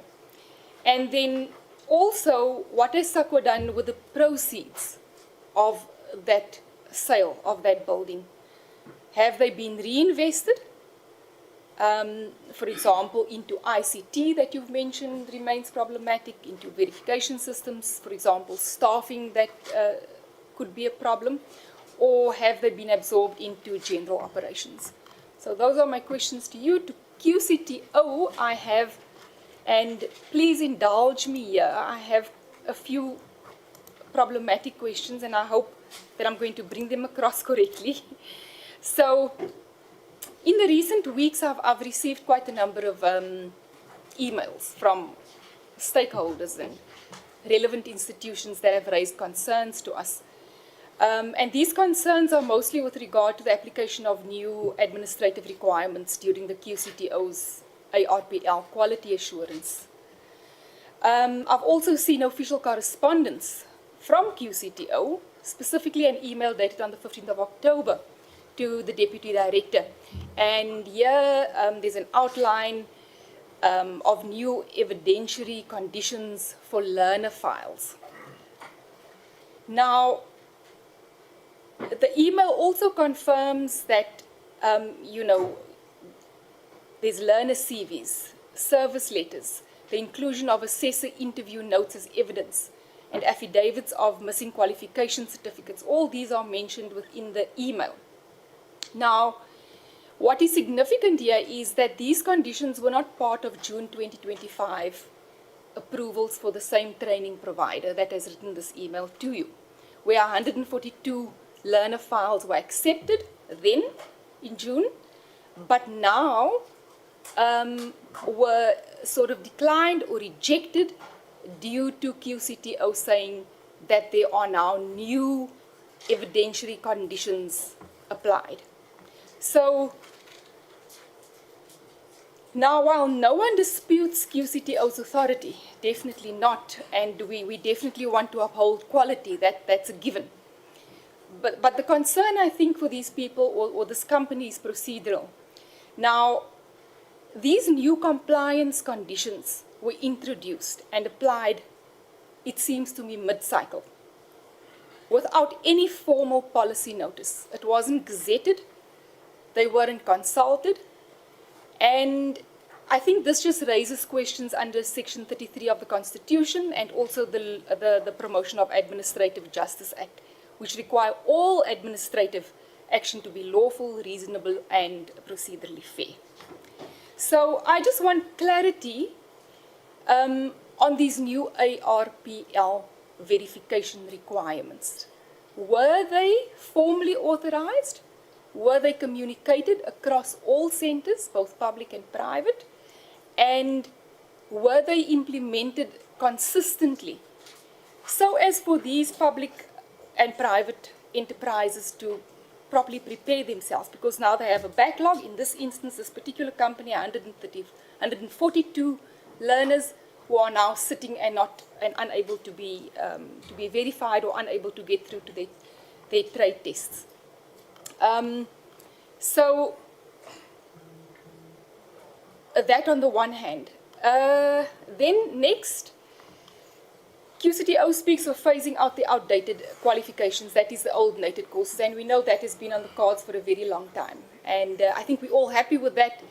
The native courses come on, as far as what I know, TVET colleges, or in those days, training colleges, 1991, there around. I think the native courses come from there. So it's really heartening to see that they are phasing them out and that new programs are being brought in. But my question to you is, why is the legacy trades intake still so high? Is it because they are not trusting the new courses? Is it because there has not been a lot of advocacy for the new QCTO course? Is it perhaps an accreditation issue? Or is it just a general confusion as to how these courses should be implemented at the colleges and maybe testing and trade testing, etc. So, and eventually, how will this be rectified? If you are saying you are phasing it out by a certain year, I think you said 2026, and will that be in time then to see to it that the current native, those who are still doing the legacy trades, the current native courses, that they don't fall behind and that eventually they will actually be accredited artisans? I think that is a huge concern. Then the delayed development of many occupational qualifications. There's a narrative that hundreds of occupational qualifications are still not developed or available. And that is now beyond the 14-year deadline given in policy. And many should have been ready by 2024. And I think that is maybe part of the problem that we're sitting with now, with the new courses that need to be accredited. Many training forums have flagged no confidence in QCTO, citing the slow pace of qualification development and accreditation. And really the question just is, when will that be finalized? And when will we restore that confidence so that we can see an influx into TVET colleges again into CET colleges. And, I think it was mentioned somewhere that people or the public, there's a higher confidence in private institutions rather than in our TVET colleges. So, just tell us a little bit about when those occupational qualifications will really be viable for our TVET colleges. I think, Chair, I'm going to stop there. Thank you very much. Who's starting? Thank you very much, Chair. If I can start to respond to Honourable Christian's questions, and then the CFO will take the hard questions. So firstly, thank you for the acknowledgement. We do a lot with very little, but we do so, of course, with partnership and collaboration. In terms of the specific questions that have been asked, our National Learner Records database is a system of very strong integrity. It's a database of strong integrity. But that being said, it is not full, it's not complete. There are gaps in it. And we have, in fact, through this portfolio committee, also been pushing the agenda of everything that is awarded and certificated must come to us. What we are, I think, pleased about is that the amendments to law have actually also supported this. So the 2023 proclamation of the NQF Act actually says that within 30 days, the information must come to us. Of course, we are working on the system to make sure that that does actually happen. And again, this is something that happens through advocacy, awareness, and through our collaboration with the quality councils, because it is actually through the quality councils that we get quality assured information. We do have resource constraints, but again, the work that we do in diversifying our revenue actually supports the further innovation. It shouldn't. We would like that money to come from the fiscus, because in our opinion, the NLRD is a national asset. We are one of the only countries in the world with such a complete database that we're able now to start to really draw insights from. And to the Chair's point, doing different systems in different spaces makes absolutely no sense to us. This is also something that we've been engaging the new minister on, and I believe his ear is open. He actually said recently we must integrate systems. We've also been working with the department because there is work that has started to happen on a national students data warehouse, and the CHE have been leading that work. They have very generously said, bring SAQA into the space, because why again are we building sectoral systems and investing separately in these sectoral systems? So our work has been to collaborate and to coordinate and integrate. It needs funds, it needs collaboration, but I think we're in that space now with the new political willingness and a partnership amongst the quality councils to really start to move into this space. And I do hope that next year when we come back and report, we'll be able to report on some progress. In terms of rising litigations, this is where I'm going to start to hand over to the CFO, but there has certainly been an exponential rise in litigation. Unfortunately, what happens is because SAQA is part of the ecosystem, we are joined to everything. Absolutely anything that happens in the CHE, we get joined. QCTO, we get joined. DHET even, we get joined. So unfortunately, when something happens in the quality assurance space, and you mentioned, Honourable Christian's accreditation, we don't do accreditation, but it's a very contentious space, and as soon as somebody doesn't get their accreditation, they take the QCTO to court, and I get joined. And it's something that we've been really racking our brains about. How does one step out of this space? It doesn't seem like something that we can do, but what we have realized is if we continue to advocate and create awareness so that people themselves understand, number one, not how to get into these litigious spaces that they shouldn't be in, but secondly, where they are empowered at that point of making a decision that they don't have to take it to the courts. And if they are in the courts, that they also have the awareness that this is not a SAQA issue. This is a, whoever else issue. So we're hoping that driving awareness and information will help with us with that. But what we have done in the meantime is that when the litigation happens, and like I said, it's always joined. We are always the third or fourth, and then the ministers are behind us, unfortunately. When that happens, what we've started to do is we've joined forces. So there's currently a case, and we've said QCTO and the SETA that brought us into the space, let us share legal representation and let us share costs, because it cannot be that we're each spending on the same things. So we're trying to mitigate in these spaces with information and collaboration, but it is, I think, still work that needs to be done. I am going to hand over to the CFO to talk about the percentage of legal costs and the building sale. Thank you. Thank you very much. Sorry, thank you very much, CEO, and thank you very much, Honorable. In terms of the legal costs, I know the CEO also touched on us being joined everywhere in the system. I would just add as well that even individual students, for example, I think I've had 2 legal cases where a university offers a wrong qualification. SAQA is part of and we have to defend ourselves. So we find ourselves in there. However, we have really tried to manage the cost for legal, and I would say that it's about, it has increased in the previous year. Previous year we had about 2.5 million on legal cases for the organization. And this year is 3 million, which is an increase of about 9%. If we look at the bigger scheme of things, Honorable, that cost is really manageable. However, we have inherited, when I say inherited, this executive, when we joined, SAQA had just gone through retrenchment, and 100 people were retrenched, and 33 employees took us to the CCMA and now to the labor court, and they are challenging that. In fact, now what we are happy about, that case is progressing well. They are not challenging the Section 189 process, but now they are challenging that the process that some people were interviewed and rehired, the fairness of the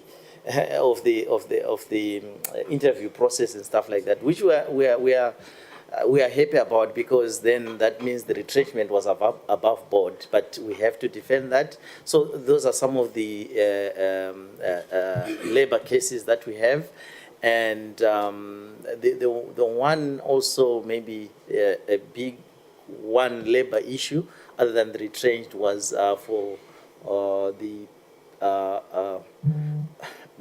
former CFO, who has also taken SAQA to the labor court, and those are just the labor relations issues, but nothing really within the organization.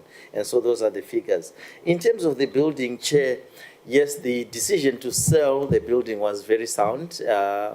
Firstly, the building was, its location itself, over the years, it was now in an area that is a student area surrounded by pubs and bars. Not to say that the SAQA staff were going in there, but it's an old building, a 6-story building, which had, for example, just plumbing alone, the quotation to fix the PVC pipes that were now very smelling and being a health hazard, that plumbing alone, because of the structure, was about 21 million. And I think this building was bought for about 2 million, if I'm not mistaken, in 2000. And when we sold that, we did realize a profit after, obvious all the investment over the years of 12 million. And if you look at the cost-benefit analysis to say, can you repair this? If plumbing alone, and we sold it for 30 million, plumbing alone was 21 million. So the decision was very sound, and we were also very deliberate about how are we going to. The process was to buy another building, and of course, if you buy your new home, you have to make sure that the location and everything is right, what you need to do, and we couldn't get that in time, and we got obviously the approval to lease for the next 5 years. However, we also calculate to say, okay, these proceeds, we have invested them with CPD, and we've had reserves also to add for the purchase of the building.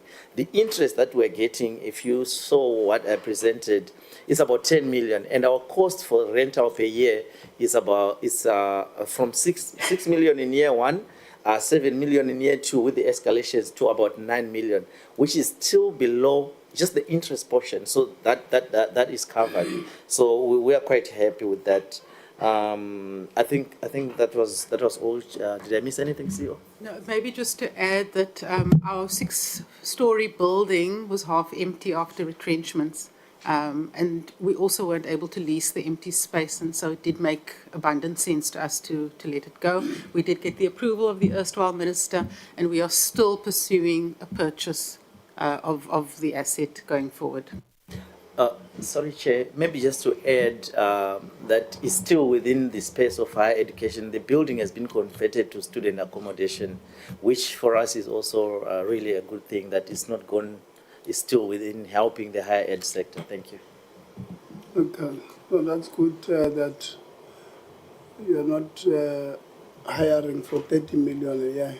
So you're leasing for 6 million. Hopefully the rent per square meter well within the rates of the area there. Thank you very much, Honourable Chair and Honourable Christians, for the questions. The purpose of including private higher education institutions in the institutional audits process is because the law requires first and foremost that we do that. We believe in the peace sector as a single system, and all players within that system to undergo similar processes, particularly around quality assurance. So if we are able to work with public institutions to ensure that students do not receive inferior education in that space, we must equally look at private higher education institutions to ensure the same. Additionally, for that space is the requirement of registration with the department. But part of the considerations of the department is where they are in terms of quality of their qualifications and programs. We do not make recommendations to the department either, or in terms of whether they should be re-registered or shouldn't be re-registered. All we do is to give the department the reports of our quality assurance processes. And an institutional audit process is an interesting one because we look at the institution as an entity in its entirety. Of course, it's not a forensic audit. We're looking at specific issues around the academic projects, learning and teaching, community engagement, research, and the allocation of resources to support that work. That's what we're really looking at. And we look at those institutions within their own context. And private higher education institutions are very, very different from public institutions. You find very small, almost 4-room, bedroom, house-based institutions. Of course, it's not a house, but how small it could be. And then some quite large, larger than some of the public institutions as well. So you have to understand that there are nuanced, peculiar institutions in that space, and that have to be treated with a certain level of sensitivity without compromising the standards that we use to engage with them. We use exactly the same standards for public institutions as we do for private higher education institutions. In fact, what is interesting is that most of them want to be judged exactly the same way.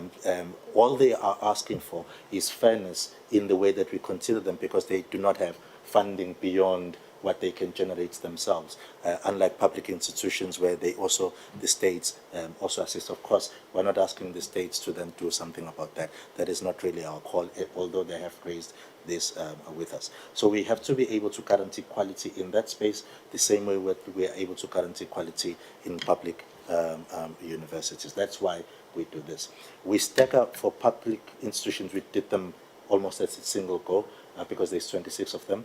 We align the re-registration period of public institutions with the institutional audit. So when the time is up for the department to consider their registration status, that's when we audit them, because then we are able to have a direct input into the decision of the department on whether or not to continue registration for those institutions. So we are actually, as a benefit, able to then say we are comfortable with what is happening in those spaces. Because what happens is that we go in, we engage with the institution through the audits, after which we develop a set of recommendations to speak to each of the standards that we're looking at for institutions to then respond to through an improvement plan. That improvement plan we monitor until completion. So the institution does not go out of sight in terms of our monitoring until we are satisfied that in fact that institution has sufficiently addressed all of the recommendations that we have asked. The HQC is very, very strict about this, that we go through an improvement plan, address it, we monitor that through progress reports. Once we are happy, we then say this particular process is closed for you, you can proceed with your business.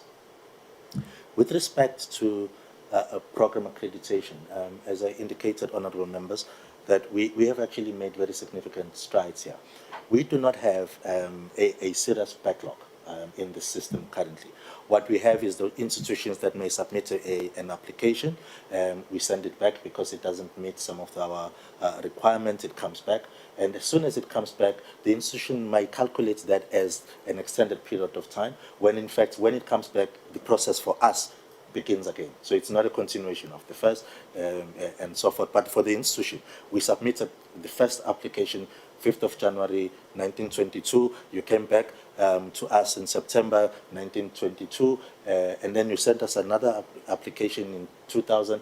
We are starting again from 1922, when in fact for us the new application is what we are now considering. So it's a difference in alignment of our process and what they consider to be a continuation of the accreditation processes. So as a system, there are no backlogs at this stage. There might be delays in individual institutional processes because of the level of engagement that we're going to have with the institution. This is an area where we are really, really chuffed about, to use a colloquial language, Honorable Chair, because it's been a source of a very serious headache for both the CHE and the institutions over the years. SAQA would suffer this as well, because then we send them a plethora of qualifications to register at the same time, and there are issues there because we're trying simply to get rid of the bubble.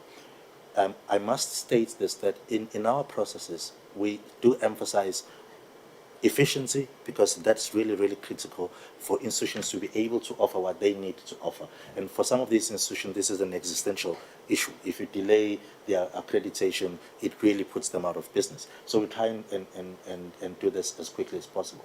But in doing so, quality is of utmost importance for us. The criteria for qualification and program accreditation cannot be deviated from. It has to be complied with strictly, and that's really is something we are very strong about, and we emphasize this with institutions from the beginning of the process, including when we start with our capacity development, to ensure that institutions understand that we will not speed up a process just for efficiency's sake. We have to make sure that what students get in the end is really something we can guarantee. So those would be our responses to the current questions. Thank you, Chair. So you're saying there are no delays. So you're saying there's because we might have received some complaints that some institutions are prioritized on certain programs that they've applied for late or later compared to others. Then others have not been gotten their feedback or accreditation. How do you then explain that? Because you're saying, I understand the global picture painting, that we don't want them to apply late applications. But then others will say, I applied in March 2024, and this private institution applied in September 2024. In March or in April 2025, you accredited them. You have not finalized my accreditation. And if you look at the criteria, we've met the criteria, both of us. How would you then respond to that? Chair, it would be on an institutional, individual basis. For us, it's not prioritization of any institution. We do not rank institutions in theory or in practice. We deal with applications as and when we receive them. If an institution submits an incomplete application, obviously there will be delays for that particular institution. Or if it doesn't meet some requirements, obviously there will be delays for that institution.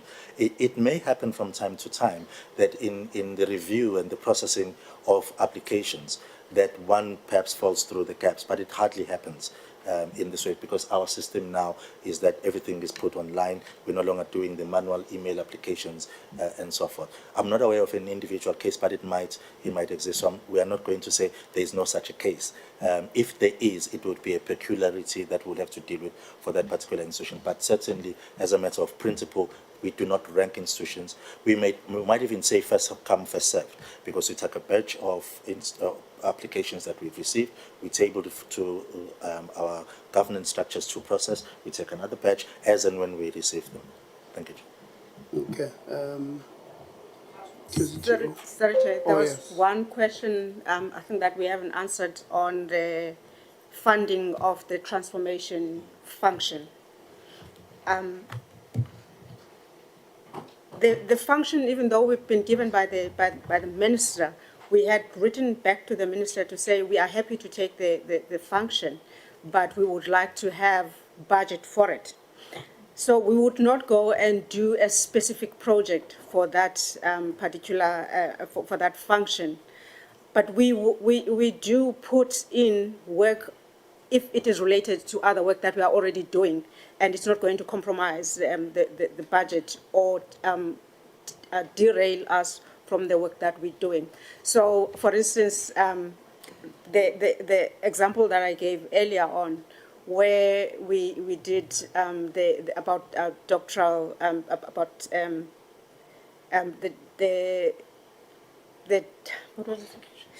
Doctoral qualifications and access to it. That work, it does help with the transformation in the higher education, because then it will help with the quality if there are more doctoral employees in the universities. But also it would also help the access for the students to know that why are they not able to study, or what are they, is it expensive, is it taking too much time, what is it that needs to be done. So we would do that, we'll put it in the research that that we are doing in other areas. And so until we do get full funding, then we will do that. But we have, when we're doing the strategic plan for from 2026, we have put in a strategy plan in place that if it is funded, then we will be able to fully implement it. But at the moment, if it's not fully funded, then we're unable to do everything that we would have liked to do. Thanks. Thank you. QCTO. Thank you, Honourable Chair, and thank you to the Honourable member for the questions, Honourable Christians. Yeah, you found a bit of difficulty in how you were going to phrase the questions. I'm finding some difficulty in how I'm going to respond to them. Because I have particular issues which I need to generalize, but I also don't want to overgeneralize. So I need to be quite careful.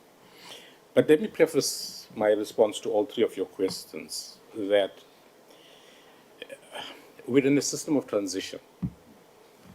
SETA's performed quality assurance functions, and now it's being transferred to the Quality Council.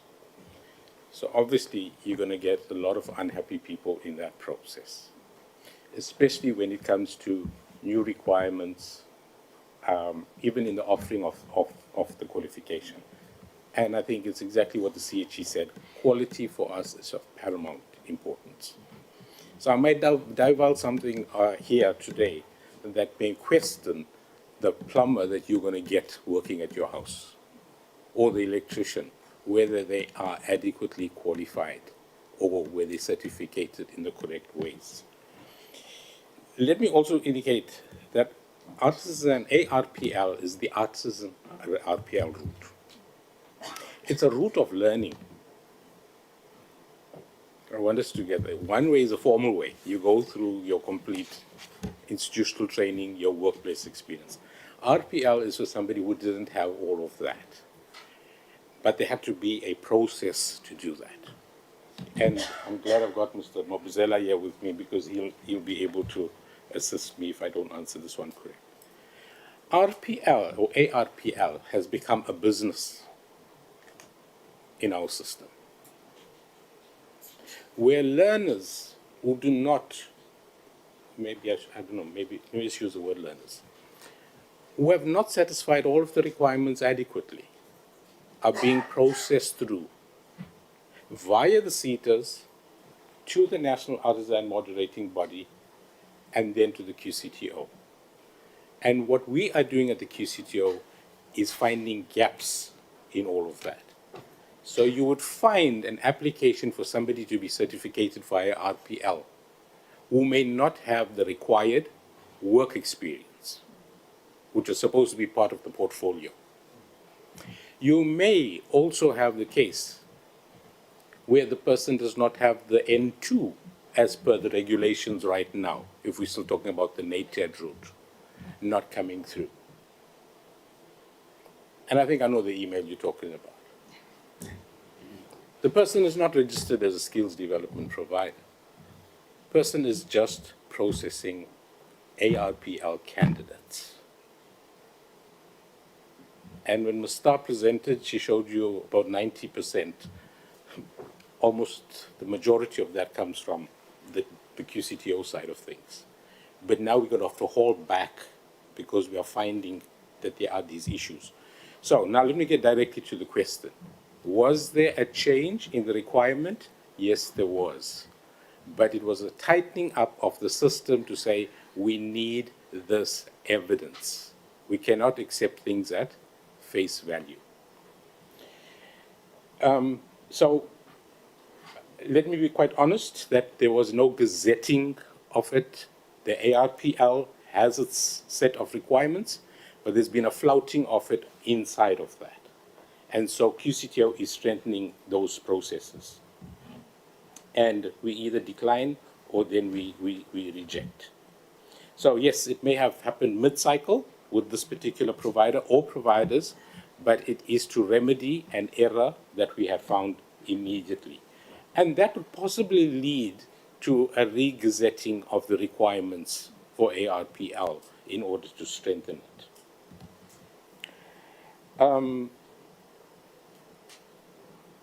In many cases, the learners, as I indicated, on the one hand would not have been got the required work experience, and that is a fixed number of years of work experience or a minimum set of qualifications. What we find happening is a mushrooming of trade test preparation centers. They are not bona fide trainers. Chair, would you indulge me to share an example with you? We had an example of a person who sent us a trade certificate to be verified for being a plumber, sent to us by one of the municipalities. And when we looked at it, everything looked legitimate. We went to NAM, everything was legitimate. Went to the trade test center, everything was legitimate. Did the person go and do the trade test? Yes, they did. But then we get back to the company, the municipality, to say, this person meets all the criteria. Why are you still seeking clarification? So because this person's been sitting as an admin person here. I've been seeing them here every day for the past, I don't know how long. Where's the experience? We then went back and found that there was a fraudulent letter that said she worked for one of the big 5 companies for 5 years, which got her through the system. She wrote the trade test. And when we confronted her, the issue was that she went for 2 months to a trade test center who just knew what the trade test was going to be like and said, connect this pipe to that and connect that pipe to that and do. But if you ask her why she did it in that way, she would not have known. Obviously, we would do the certificate. Got that kind of system that we are developing. And when we put measures in place to stop that, QCTO is enemy number 1. And we'll take it on the chin for that. Phasing out of the NATED. Let me just say there's a good and there's a bad. The good is, and maybe I failed, Chair, in my presentation to indicate that at the moment, TVET colleges are accredited for over 252 occupational qualifications, accredited for over 106, for over 400, and we have 106 TVET colleges as assessment centers for these new trades.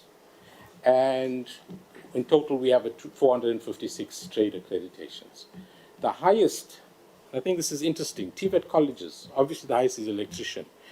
But what if I told you we've got 5 that are enrolled for something called cybersecurity analyst?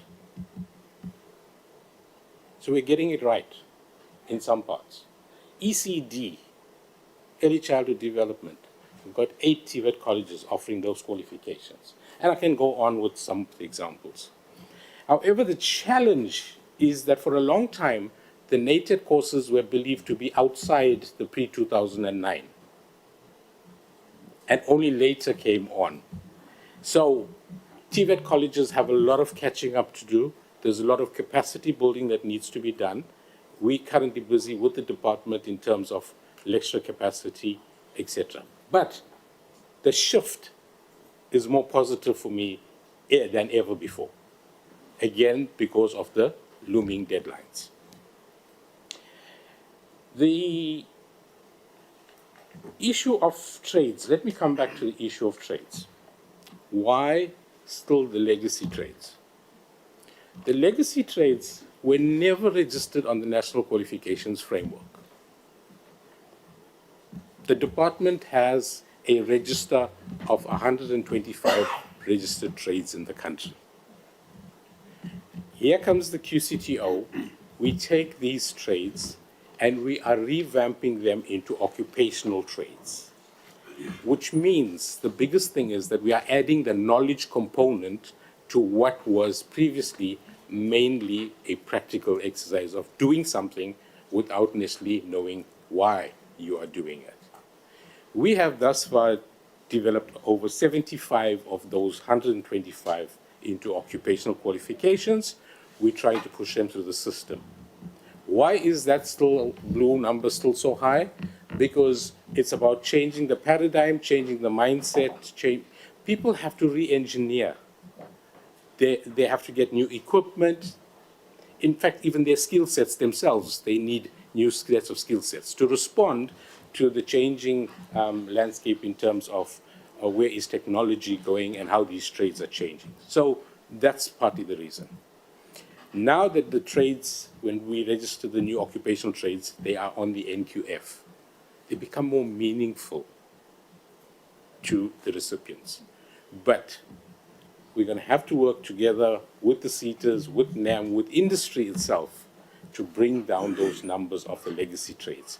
Put bluntly, it was much easier going that way than through the occupational. But you came out without less knowledge. Can I just ask, Yes. before you carry on, with regard to then the new courses and trade testing, how will that be done in TVET colleges now? Because previously, when you do a trade test, you get sent to, for example, and I can't remember if it's Olifantsfontein, Olifantshoek, or whatever. They had a few in the country, 2 or 3.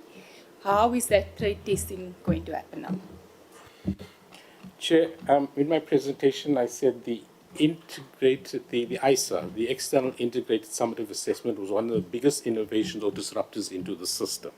It disrupted both your normal assessment as well as your trade tests. So right now for the occupational qualifications, if you go via that route, you will write the theory and you will write the practicals. And I'm glad I've got my deputy chairperson here who's a principal of a college, whose college is an accredited assessment center. He'll be able to answer that as well. So there are these components. And when we talk about these TVET colleges that have been accredited, they offer that.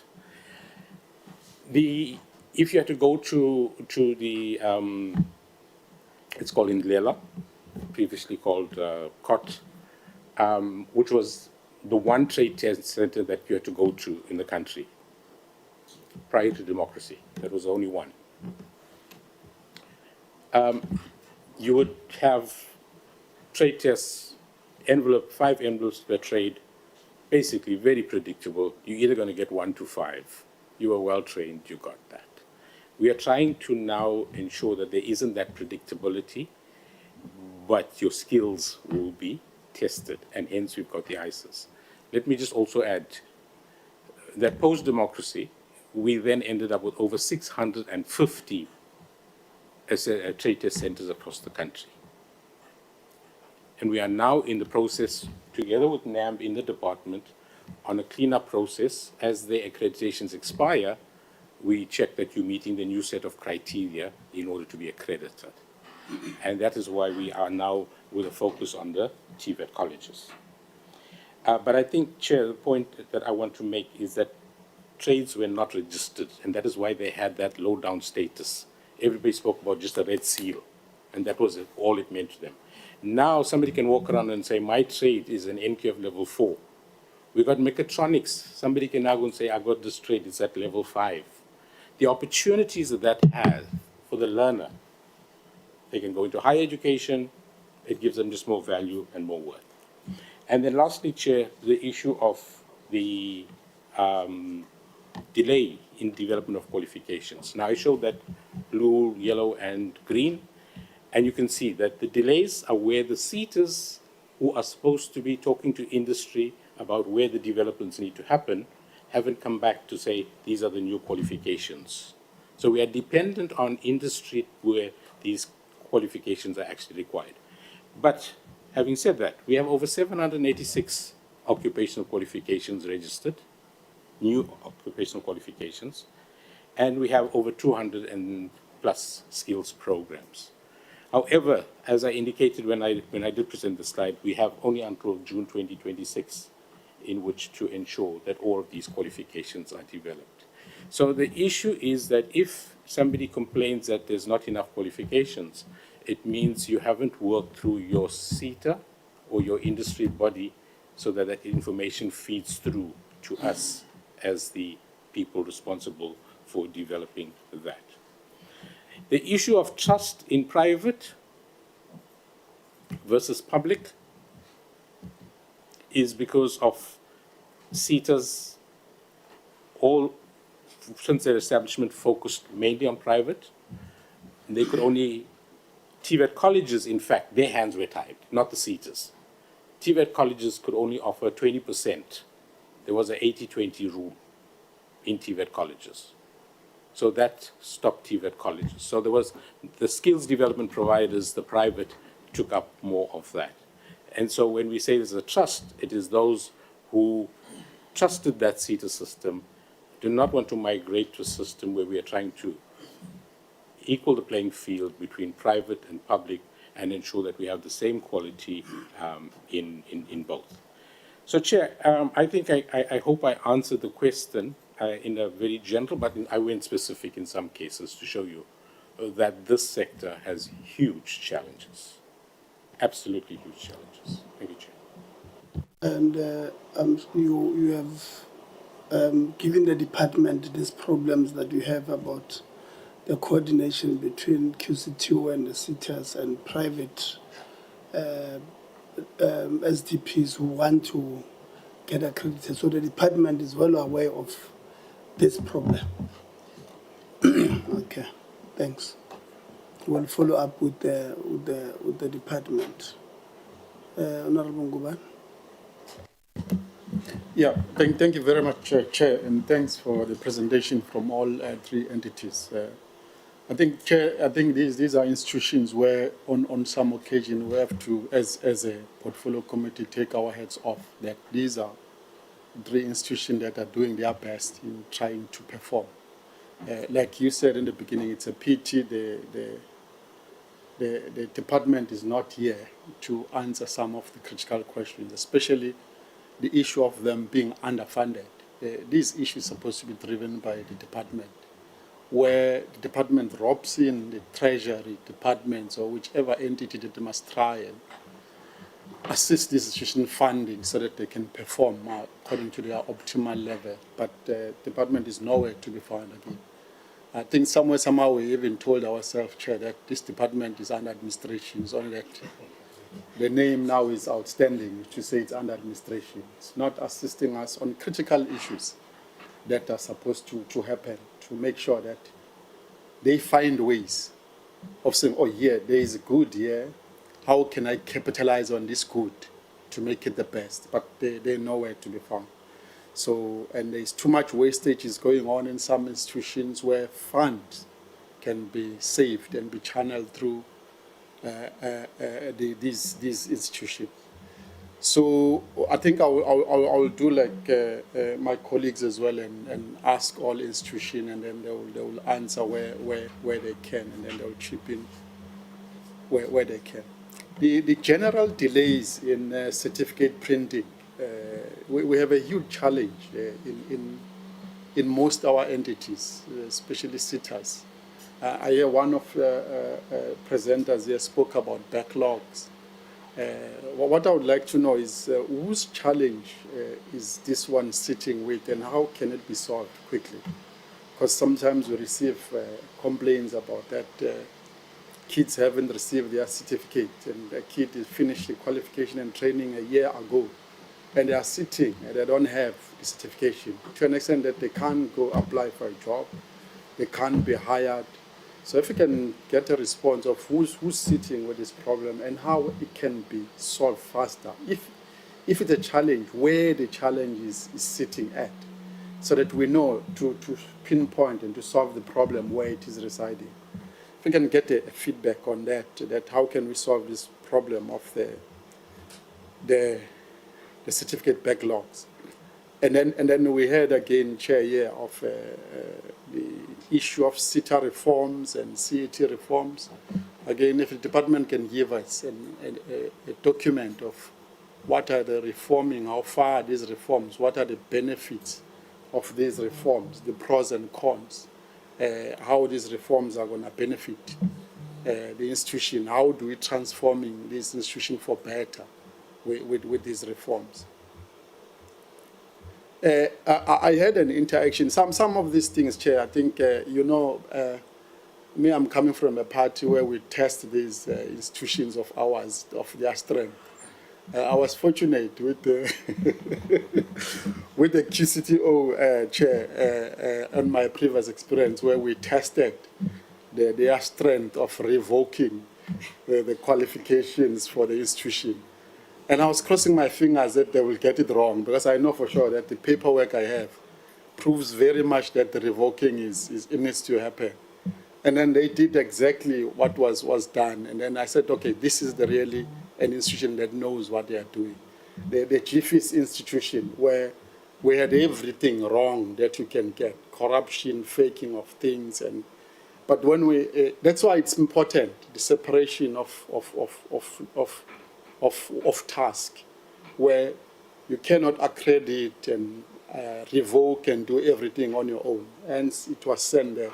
And when it was sent with them, they really confirmed that, no, the revocation is correct, everything is according to the book. I'm confirming, Chair, as well, to say, I've been there, I've tested this QCTO functionality on how to accredit an institution that needs accreditation, how to revoke legitimately an institution that needs to be revoked. We're dealing with crooks of the highest order here, where they will demand the accreditation even if they don't deserve it, because they have monies that you can't have it. They can pay medias all over, left, right, and center, and roping everyone else into the mud. But again, I congratulate you, you did very well on that. And then you stayed on course, and then till today, it's still as is. People need to do things right. These are examples, Chair, we need to speak about, to say there was this exercise and it happened and it was of big magnitude. And then QCTO came to the play on that one. The transfer of accreditation from SITAs to QCTO. With that, how QCTO are you managing this in terms of, because I'm sure that transfer needs to come with the fund. There should be some transfer as well. You cannot transfer a task alone. Where should they, how is it progressing? And are you managing this transfer very well? Is the capacitation in place, as well as the turnaround time of accreditation? There's a lot of complaint about the turnaround time for accreditation. with QCTO. If you can explain to us why is it taking long and how can we improve the performance, and as well, according to you, where do you see the transfer needs to happen? Should the people that sit on sitters who have been doing this work before be transferred as well to you together with the budget? Can explain to that how are you managing that? As well, yeah. I think the chairperson of QCTO mentioned this as well about the backlog. If you can clarify of where it is, how are you managing it? The huge jump in accreditation provision from 4,000 to 10,000. If you can explain to us how did that jump came about? What did you do to move from 4,000 to that? Because now you've highlighted to me that it means you can go to 20,000 in the future and to 40,000. How did you manage with such no capacitation and all those stuff? That an explanation that is needed there. And the SDP accreditation process, Chair, again, back to our big brother. A simple thing that is not present here. This is an issue the head need to explain to us. How are they assisting this institution about this SDP accreditation process? It's sitting with them again. They need to clarify where the ball is sitting. And then to SAQA, the issue of fake qualification that has been surfacing in the country, how can we keep these ills? And what are we doing wrong to just let things come in without us getting them right? We sometimes picked up professors in universities that have been issuing these fake qualifications, and then we find that the reason he's been complying with even dishing out this because even himself, when you go back and track from a Nigerian university, apology to mention a country, you find even there the qualification. Nigeria helped South Africa qualify for the World Cup. So let's be clear that there are people. So how are we losing to catch this? Because once you lose to catch it once, a guy comes there and they start to run their own spaza shop in the country and making money and dishing out this. As well as SAQA, the unspent fund. I hear that SAQA will apply to National Treasury for the retention of this unspent fund.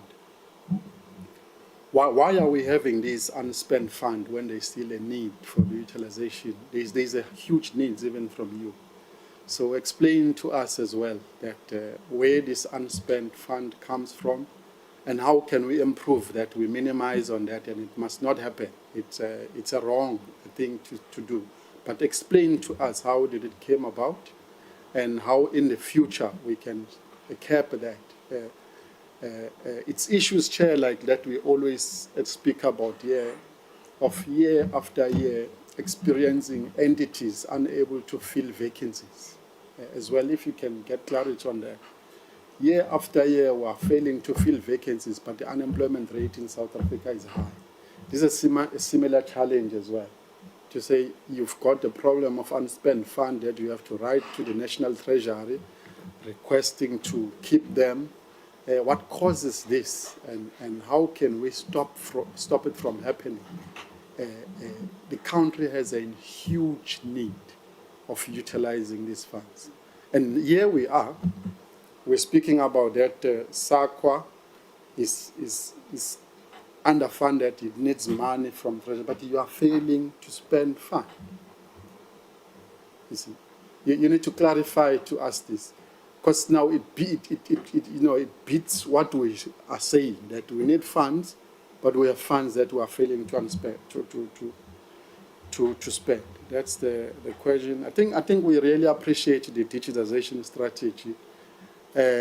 Normally in this committee, we always ask entities to explain, to give us clarity of there are categories of foreigners in the opposition, but we're not going to ask this because there's a project that is going very well, Chair. So if there's a project that is going very well, I think we will skip this question, but we always ask this question because why we ask this question, our constituency, we are politicians, our constituency, they always beat us on the ground to say, hey, we are unemployed and we're sitting here, but we've got our brothers at the echelon level employed. So these questions are not ours. The constituency will even withdraw their vote, right, if we don't ask these critical questions of categories of foreign employment at the executive level, prioritize over the local people. But because there is this digitization, Chair, I think we need to start getting a return on investment. There's no free ideas. These ideas must come back with a value added on it. And then there is a critical one as well on page, I think it's on page 11 of the QCTO, on the annual report. The CEO reports that at the time of reporting, 34 TVET college campuses are participating in the implementation of occupational qualifications. How many of the outstanding TVET college sites are in the process of becoming accredited as assessment centers? How many of the outstanding TVET college sites are in the process of becoming accredited as skills development providers? How have these accreditation processes benefited the TVET sectors? And then out of the 34 TVET, remember we have around about 50 TVET colleges or above. Where are the others? How can we make sure that we go to 34 to at least 40 or even that 50? How can we onboard others to this program as well from the QCTO? And then, yeah, that's a treasury on CTE and then on SAQA.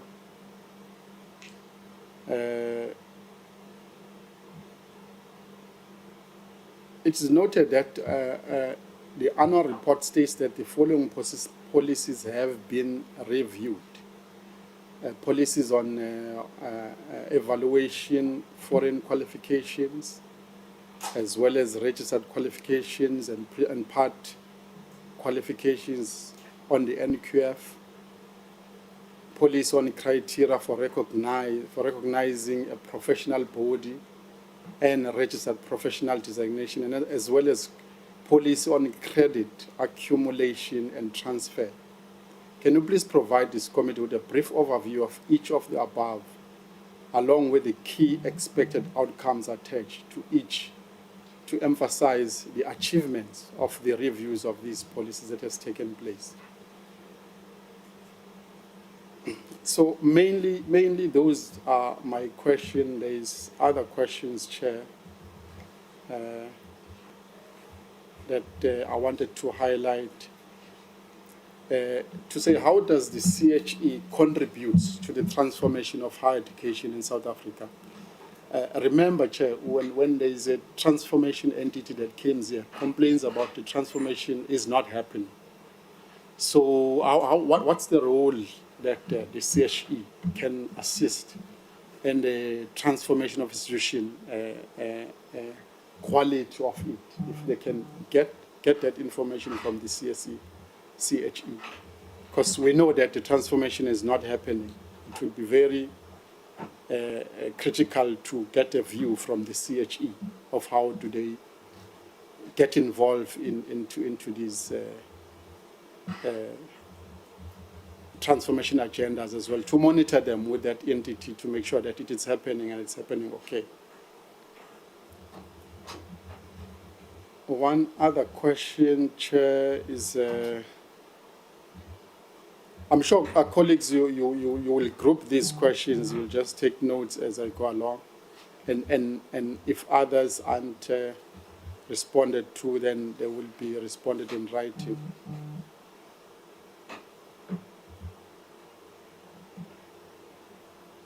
I'm trying to select the critical ones.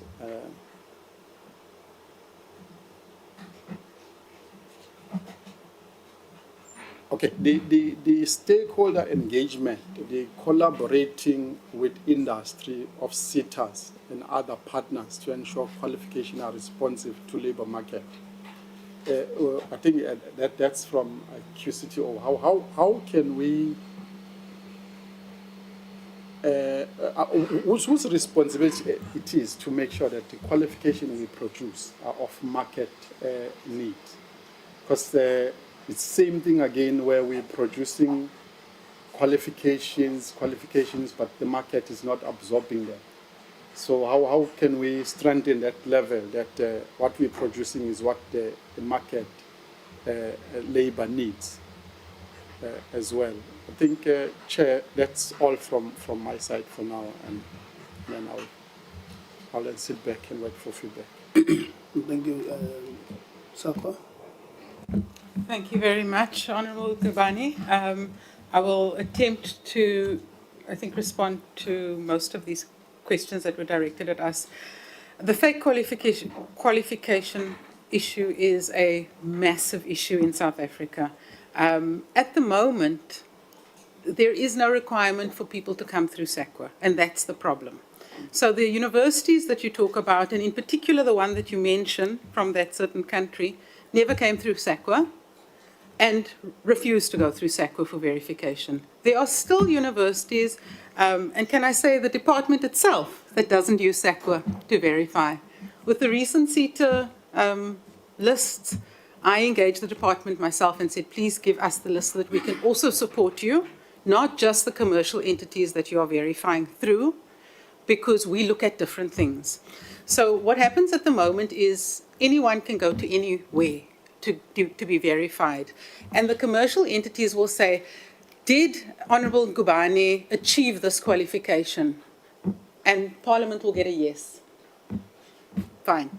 When they come to SAQA, SAQA will ask 2 additional questions. Did Honourable Gubani achieve this qualification? Yes, he did. Was the institution a bogus institution or not? Yes, it was a bogus institution. Was this qualification registered? No, it wasn't. Those 2 additional questions is where the bogus fake qualifications come from. Because you would, the validation of did you receive the qualification is there, we've heard it. You can get issued a certificate, but was that certificate issued legitimately? Was that institution able to issue the certificate? These are not the questions being asked by the commercial verifications agencies. And so we have many universities, not all of them, who are going to the commercial entities and our departments, etc., who are getting that, yes, this was achieved. They're not asking, should it have been achieved? Was this an accredited institution? Through this committee's advocacy, we are seeing more public institutions and universities come to us. And in fact, we are correcting some of these decisions and having conversations with private entities to say, you can't issue these statements because you're not looking at all of it. But it is currently the prerogative of an employer to go anywhere. The legislation is being updated to say everyone must go to SAQA. But of course, if everyone comes to SAQA, we need much more resources in order to service everyone. We cannot service 62 million people at the moment unless we have the resources to do so. But that's why we are investing in technology, because we shouldn't have to be worrying about it. You should be able to go into my system, check, done. And that's why we're investing in technology, so that we can also put a guardrail around the system to say we can't just check number 1, we must check 1, 2, and 3. So I hope that answers your question, and we do appreciate the advocacy of this committee to ensure that at least the public sector, the universities, and high-level, high-ranking public officials are coming through SAQA, because this is where the mischief is happening.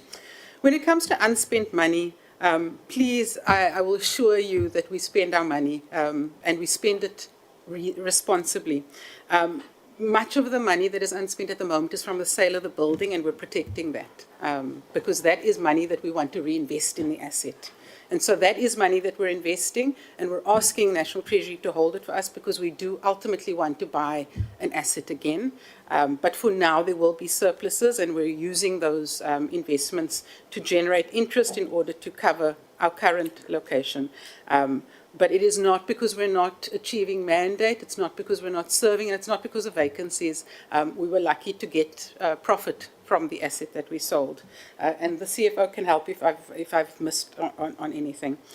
Let me also say around the digitization strategy, we are looking to provide this committee and our department and other departments with information, particularly around critical skills visas, because we're saying we can see the information is sitting in our database, but we can see we're issuing visas for these same things. And so that question was actually the first question that took us into data mining. We've got the data here. Let's mine it. Let us give it to people to say, why are we bringing engineers into this country? I can show you here's engineers. And this is exactly the insights we would like to start to give this committee once we've really pulled through all of that data. The final question to SAQA, and I know there were other questions to the QCTO, to the other QCs, but around the policies that we've reviewed, in the period we reviewed 5 policies. Most of them were just alignment issues, and the objective was, number 1, to keep them current, to keep them coherent, because we've also seen that our policies need to, of course, align to what's happening in the system, and it needs to make sure that it's enabling the system. And to the points that were made earlier, there were some contradictions. So we've started to try and clear that up and align more closer. For instance, with foreign qualifications, for this one, we really made it quite explicit around the 3 issues that we talk about. It's not just did you achieve it. We also want to see that it was an institution of repute and a qualification. And we've updated that policy also in line with global best practice because, of course, as a country that is ratifying global conventions, we're learning from these global engagements. The policy on registering qualifications, the outcomes there was also just small tweaks, and that was to ensure that we align to some of the things that the Auditor General was picking up around timelines, etc. And in fact, let me say, all of these, maybe just the level descriptors, the biggest outcome there, all of them were relatively minor tweaks to keep them coherent, to keep them current. The level descriptor updates we've done there is really to make it a lot more user-friendly. We found that our level descriptors, when you look across the globe, are a little bit more complicated because South Africans like policy and we like to make things very complicated. So with the level descriptors, we're trying to make them less technically difficult so that people can actually use them. So really, to answer you, all the policies have been reviewed in terms of currency and a little bit of user-friendliness so that it becomes more accessible. I hope I've answered those questions. Yeah, thank you. Thank you very much, CEO, for attempting to answer the surplus one. Honorable Ngubane, they really, we do not have the surplus. It's just the National Treasury formula that at the end of every financial year, whatever cash you have, and you find that most of the cash that we are holding with the CPD is amounts that have been approved before by National Treasury. You know, for example, we have been setting aside money to add to buy a building, which they have been approving. So every year we have to reapply to say, yes, we still want to use that. And you also see that at the end of the financial year, we will not have paid anyone, but they don't look at the accounting side, they look at the cash that you have. So we still have to tell them, yes, we have creditors that at year end, we've got contracts that have not been performed. They are only paid after being completed, and we pay later after year end. So that money, we still have to apply for it. So they do have that formula, and certainly that's one thing that we can't come here to say we are underfunded and we are accumulating surpluses. But in the same vein, if you look at our budget, as I said, that it's 62% funded. In a way, we need to have, as an organization, at some point, a buffer, because we saw what happened when this revenue that is not guaranteed dried up. We had retrenchments. So as an organization, the way we are funded is, right now, the budget that we put, we look to say, okay, what's the trend for foreign evaluations and for verification? If that doesn't happen, then the organization can't meet its money. So at some point, we also need some reserve funds, you know, to cover for those, because it's not with certainty. But certainly, we do not have, you know, an unspent surplus. Thank you very much. So, next week Tuesday, was supposed to have a meeting with Labour and Home Affairs. we've postponed that meeting because of these problems at Fort Hare, but also the unavailability of Home Affairs. Home Affairs developed these critical skills, scarce skills. Labour is supposed to be the custodian of immigration laws, and we were going to have a meeting with them on Tuesday with the 3 departments so that we're aligning. Sometimes if you leave unverified reports on the streets without verifying them, they become verified by the streets. So there were rumors around April, May, that Fort Hare has got so many foreign nationals working there, UP, vets. So we then asked the department to verify that information, and it came out that some of them, the ones that were on the streets, they were not true. But the danger with leaving it like that is that you are then creating a problem for our brothers and sisters from the diaspora who are working in the system. They are going to be seen as a problem because we are not addressing rumors that are out there. And yes, there would have been 1 or 2, a few, including this one of Honorable Ngubane. I know he's talking about that one from Fort Hare, who are wrong. But it does not mean everybody else then is wrong. In fact, when this thing started, I made an example about one professor from University of Free State. His name is Professor Atananga, who teaches mathematics at PhD, master's and PhD level. I think in May or June, he received an award as, or he was an overall winner for production of PhD student in mathematics global. He's here with us, is from Cameroon original. And imagine if you are now going to create this blanket approach and say everybody else who's not from South Africa is taking our brothers and sisters' jobs. And, that is a very serious scarce skills who, by the way, the number of publications that they produce there on these things, it's very serious. So, so what we wanted to do then on Tuesday next week was to deal with what we are talking about. And I hope the department has this information because the department was going to be present in that meeting. This data that we have mined on critical skills, because we don't want, you see, the department sometimes shame, they hurt me. Or if there's one legal entity, if there were a legal entity, there would be one legal entity heading me the most, the department, because we are sitting on things that we should be making us shy as a department. Wow, just sleeping on it. Or this is just a simple thing. So I'm hoping that they do have that information because we had written to them for them to present in that meeting on Tuesday. So if they don't have it now, or you can imagine they are going to present us something that they should be presenting, or they were going to present us something that they probably don't know, because they would not have gotten this information from SAQA. So I know, maybe let me start with CHE because they got very few. There's whether it was a comment or not from Honorable Ngubane, but very few, I think maybe 2-3 minutes. Others must now manage time because it's almost 2, so that others will then respond in writing. Chair? Thank you. I think it was a question on how does CHE assist in transformation in the country.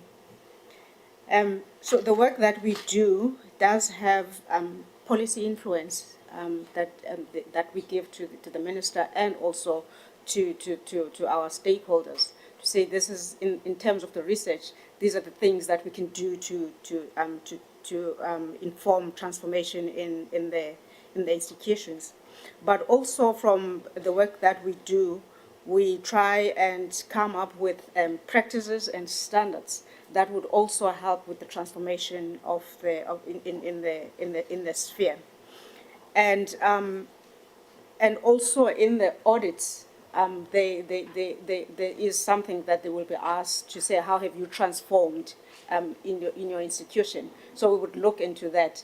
But what we could also do, Chair, is to give you a written response and show you exactly how we've done in terms, and each policy or research that we've done, and say this is how it has informed transformation in the last 30 years, because I think we've also looked into that as well, if that's fine.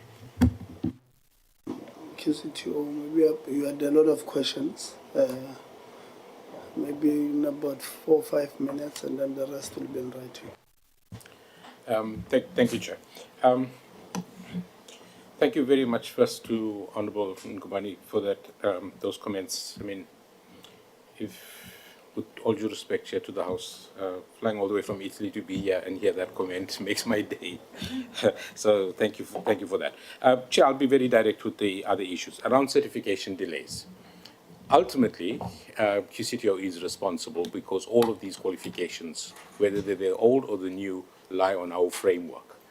If you look at the ones that we've been doing, the occupational qualifications, the new one, there is no backlog. Our turnaround time is within 5 days, although the policy states 21 days.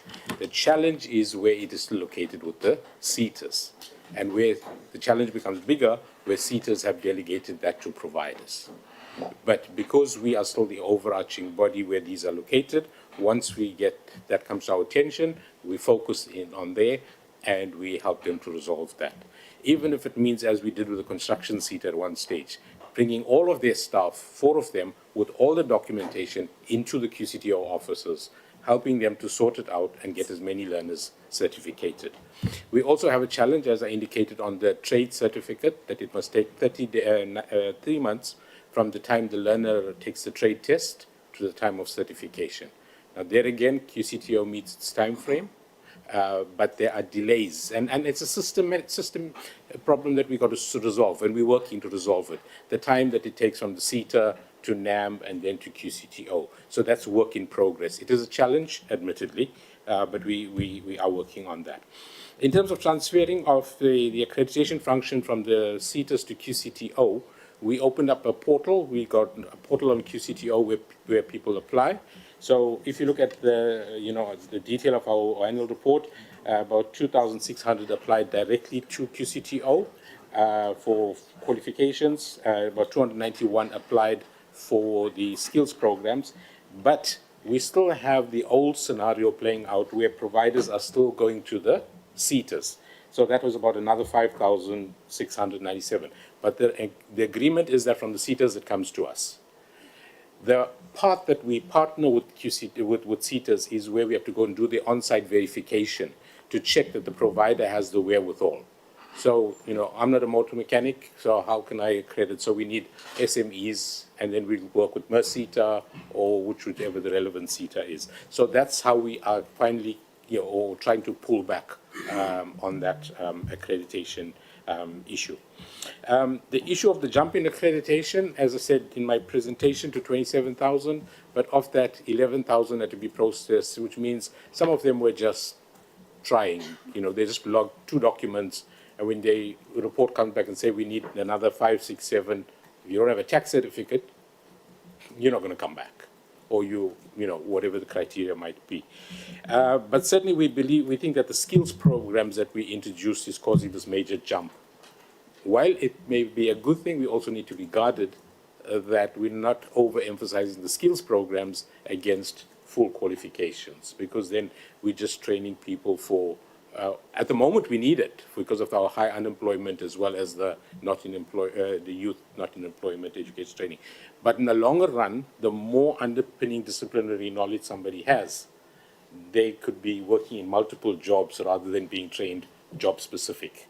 If a market collapses, they would be jobless. Chair, in terms of the one on the TVET colleges, I beg that we submit that, because the spreadsheet, it's just all the names of the colleges and who's on and who's not out, but at least 50% are almost there.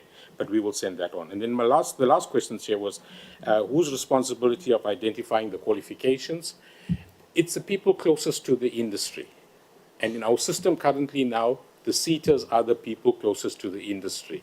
So there are seaters that have chambers, where the chambers would come in and they would feed that information to the seaters and to us. But the instruments we have in the country, like the occupations in high demand, the LMIS, some of the things that my fellow colleague Nadia Star spoke about, are not entirely reliable in terms of skills anticipation and skills forecasting. But we are working closely with the DTI. Fortunately, we've got the state representative is from the DTI on our board, our council, and we will be working with the chief director there, because the sector roadmaps have all been developed. So we need to look at those sector roadmaps, the different sectors, and see what qualifications we need to develop in that. So while we'll depend on the seaters and their interaction with industry, I think a lot of effort has been put in by the country in terms of the roadmaps for each sector, economic drivers, and we will be looking at that as the sharp edge of the wedge for our qualification development. Thank you, Chair. No, thank you. I have made on questions. I'm going to send them in writing to different entities. And then these people next door, they are also asking us to finish. So CHE, you accredit an institution for, let's say, I don't know, they advertise something to say on the prospectus books of students, they say, I'm interested in students applying to study at this public university, animal science, for an example. Yeah, animal science. Then students register, then 2 years, it's a 4-year degree. Then now it's third year now. The university then communicates to the students and say, we are no longer accredited for animal science. We are now accredited for animal production. How does that happen? If you can just answer that. Thank you very much, Chair. The institutions have to receive the qualification for which they were registered. That qualification has to be in line with what was accredited to the institution. So an institution cannot midway change the qualification, because when it is accredited, it is accredited across the different years of study to see exactly the learning, the knowledge, the curriculum, and how that's going to be built in over the years. So if an institution were to do that, they will be in violation of the accreditation that was given to them by the CHE. In an instance where an institution is deviated from that and we are able to pick it up, there are measures in place where we then engage with the institution to say, correct and revert to where you were supposed to without compromising the students. The HQC can actually impose a notice of withdrawal of accreditation to an institution if the qualification no longer meets the requirements of accreditation as it was received initially. In an event where there's been a notice of withdrawal and the institution fails to address the recommendations or the concerns of the HQC, and ultimately a decision is made to withdraw the accreditation, what usually happens is that the teach-out plan should be in place.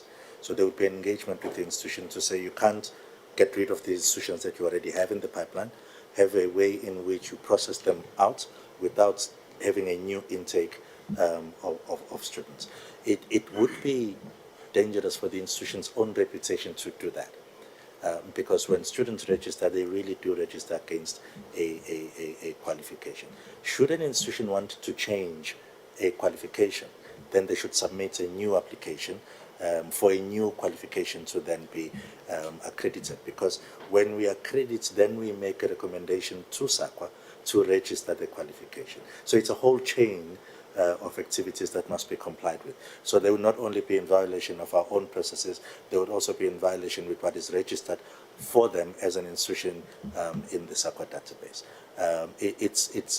It would happen, but it would really be a problem for the institution. And all measures would be taken to protect the students as best as possible, so that at least they're able to complete their studies. It includes, at some, if it gets to that point, engaging with the department to find spaces for those students in different institutions, so that actually they can complete their studies. Thank you, Chair. No, thanks. So, in essence, the long and short is that it's not allowed. It will be illegal to do such a thing. So, I was just trying to search. I know I've received a letter of that indicates that is the case at one of our institutions. So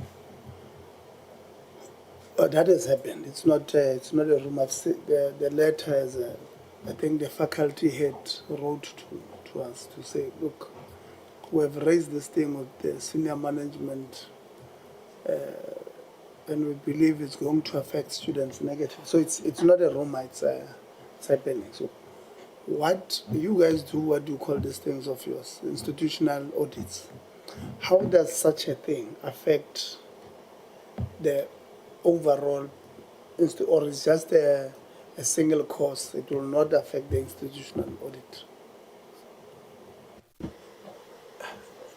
Because if you are saying to me institutional audit checks only teaching and learning, if but you do have something like this one on the accreditation part of it.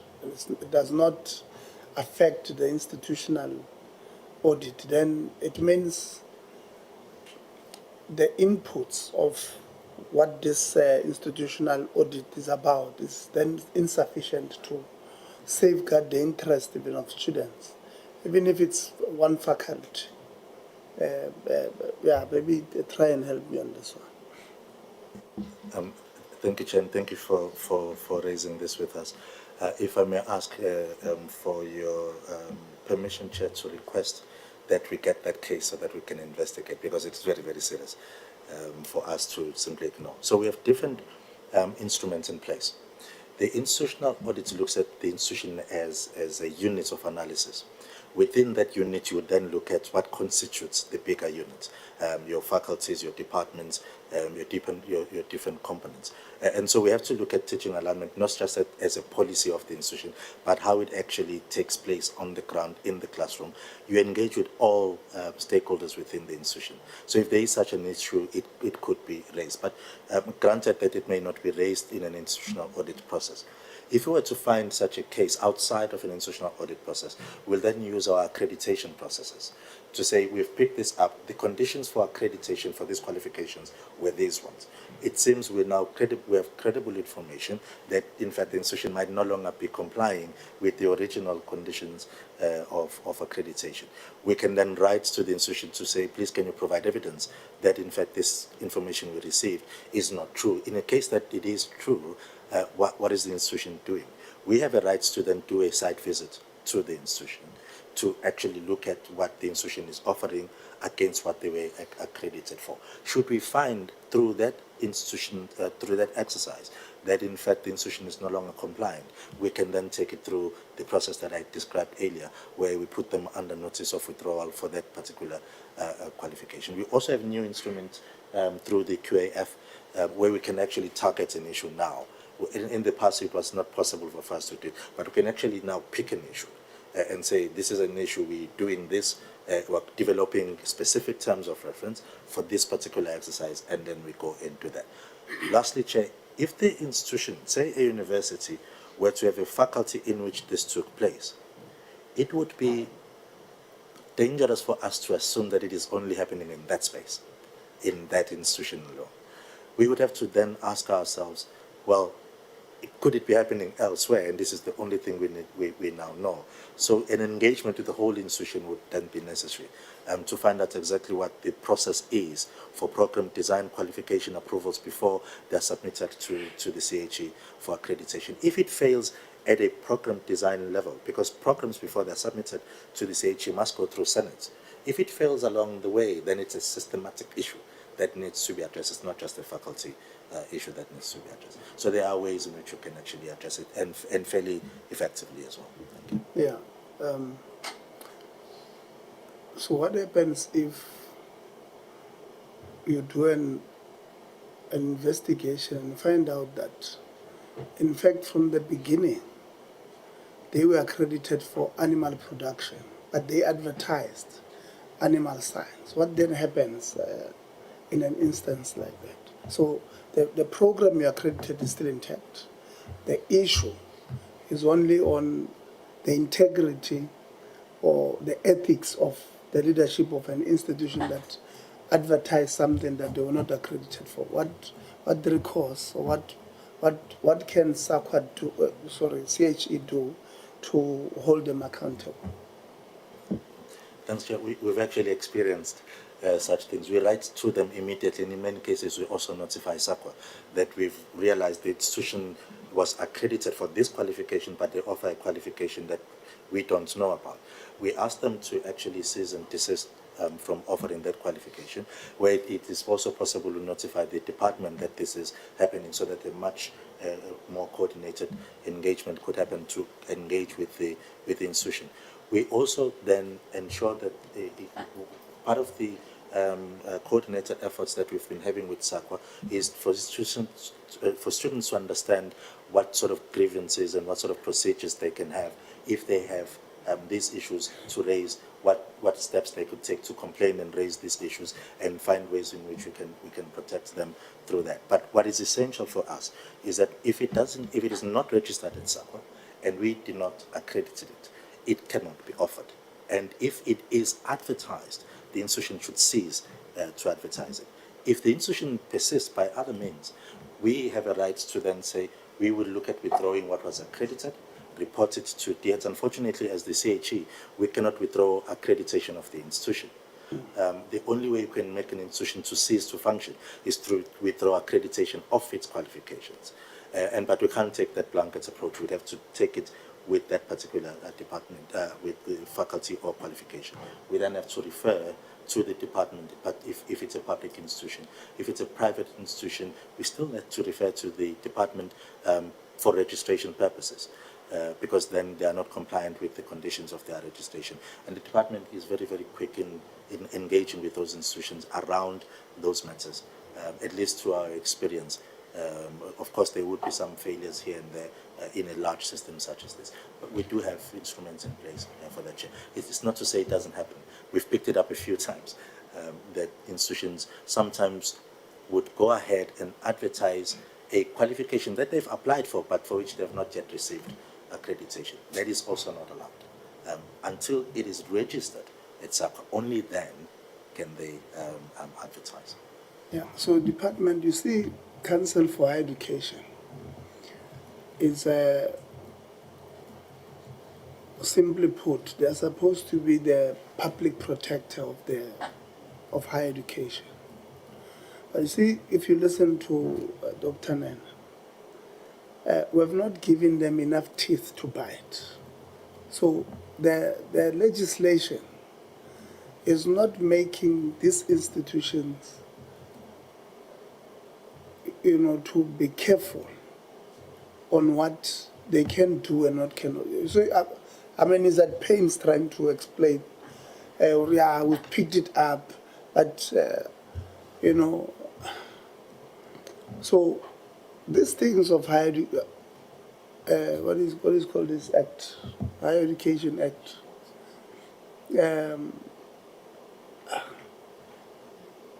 we must take it serious. And for me, when you say you are speaking to the sector, you should be able to say, okay, CHE, with what we knew at that time, we had this thing and it was good. This act was good, it was sufficient at the time.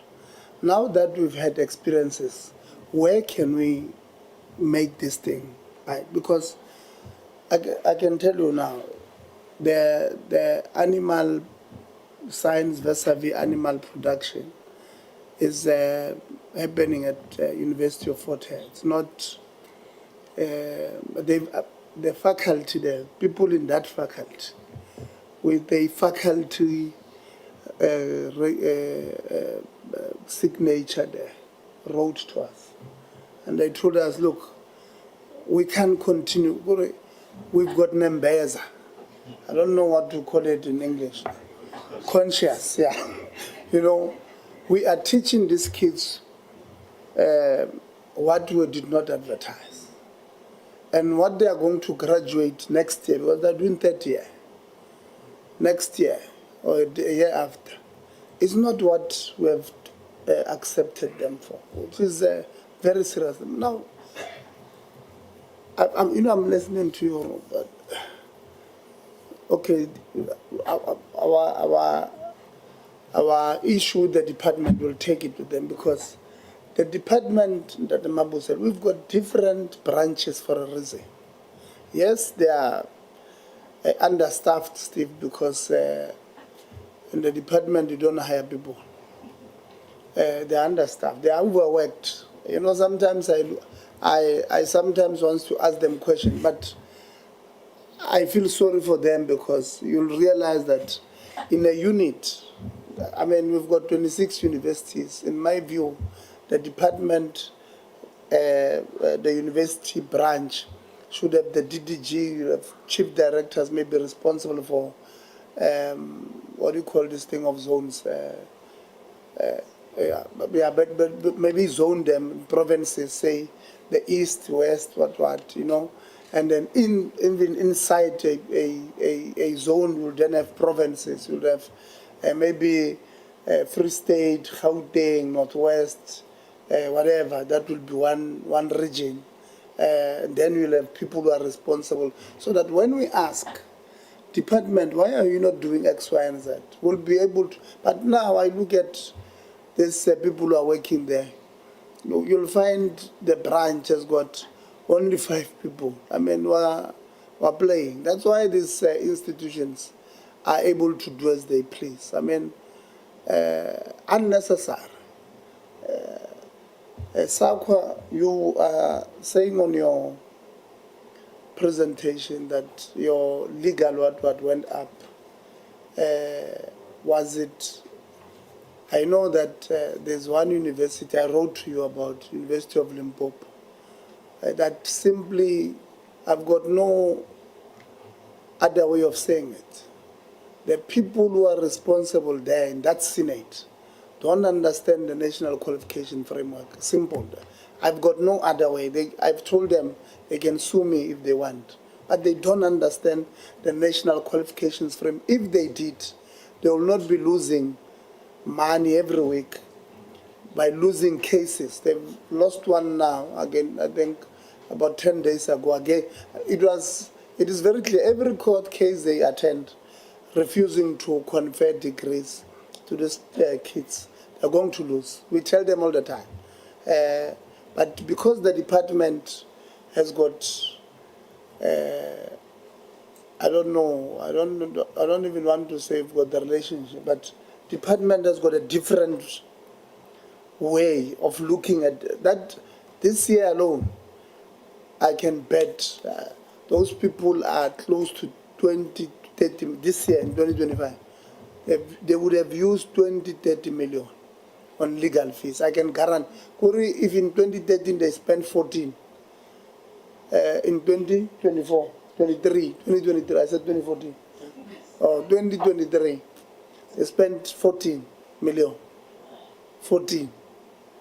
2024, we'll just find out now from this recently concluded audits.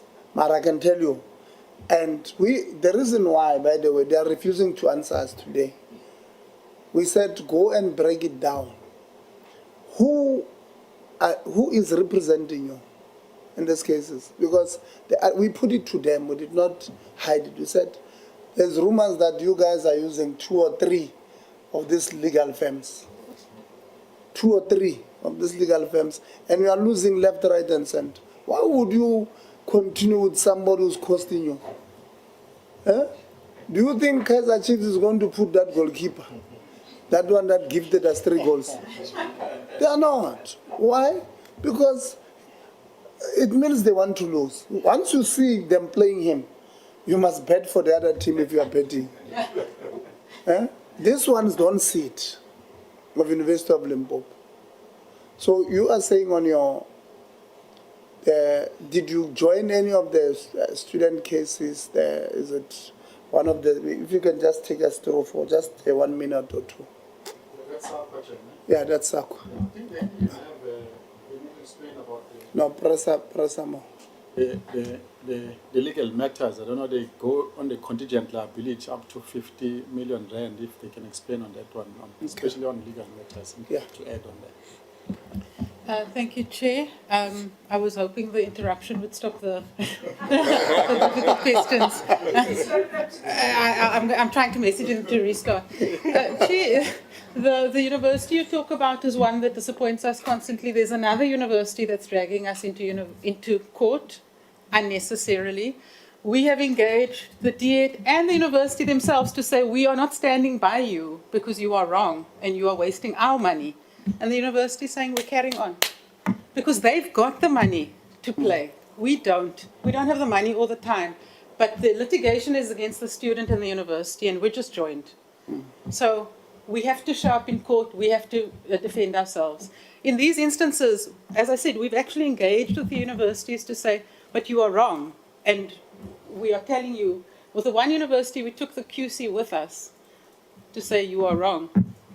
It is their decision to stand fast. It is their policies that they are implementing, and it is their autonomy through the Higher Education Act that they are protecting. So we are pulled into these things, like you say, because there isn't a coordination in the background.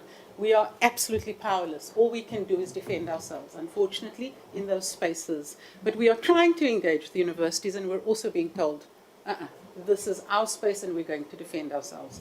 This is the unfortunate reality. With the contingent liability, the major amount was really, was it? Yeah, it was the School of Diplomacy. There was a, my colleagues are laughing because it was one of their cases that we got pulled into, always. If you look at all of our cases, we are joined to these cases. It was an accreditation issue that came from a CETA, and in fact, I think they were claiming... Is that the QCTO? Yes. They were claiming ridiculous things, but because it was in court, we had to defend ourselves and we had to raise the contingent liability. I am very pleased to say that in this financial year, they've withdrawn it because there was no case, actually. But of course, we've already both spent money and we've had to put it into our financials because there was an ongoing court case. So these are incredibly frivolous litigations that we have to defend ourselves against. As SAQA and the QCs, we don't have the time or the money to defend ourselves. And so, again, for us, it is about creating the space where the legislation actually protects and enables us, and creating information and awareness so that people understand that in fact, what is happening with this litigation is it's a travesty. We're spending money and energy where we don't have it. Yeah, you see, Steve, again, the department. Okay, hold on. Before I go to the department, CHE, you then have, unlike the CEO of SAQA, I don't have time to say this university and that. Now I name them. I don't have time to protect people who are not helping the image of the sector. So, you know about these cases of University of Limpopo. When you do this institutional audits, so these things are isolated. You don't include them. You don't raise them in your report that here's this teaching and learning here, and we have not picked up anything on teaching and learning. But we have this problem that is damaging the reputation of the institution, because the only qualifications authority, the only authority in South Africa that has the power to tell you if this qualification or this articulation is wrong or right would have been SAQA. They are telling you as an institution, you are still refusing. So you as CHA, you could not raise that thing and say, on our report, yes, there's teaching and learning, but we've got this problem of Senate that doesn't confer people that deserve. You don't raise that issue. Why would you not do so?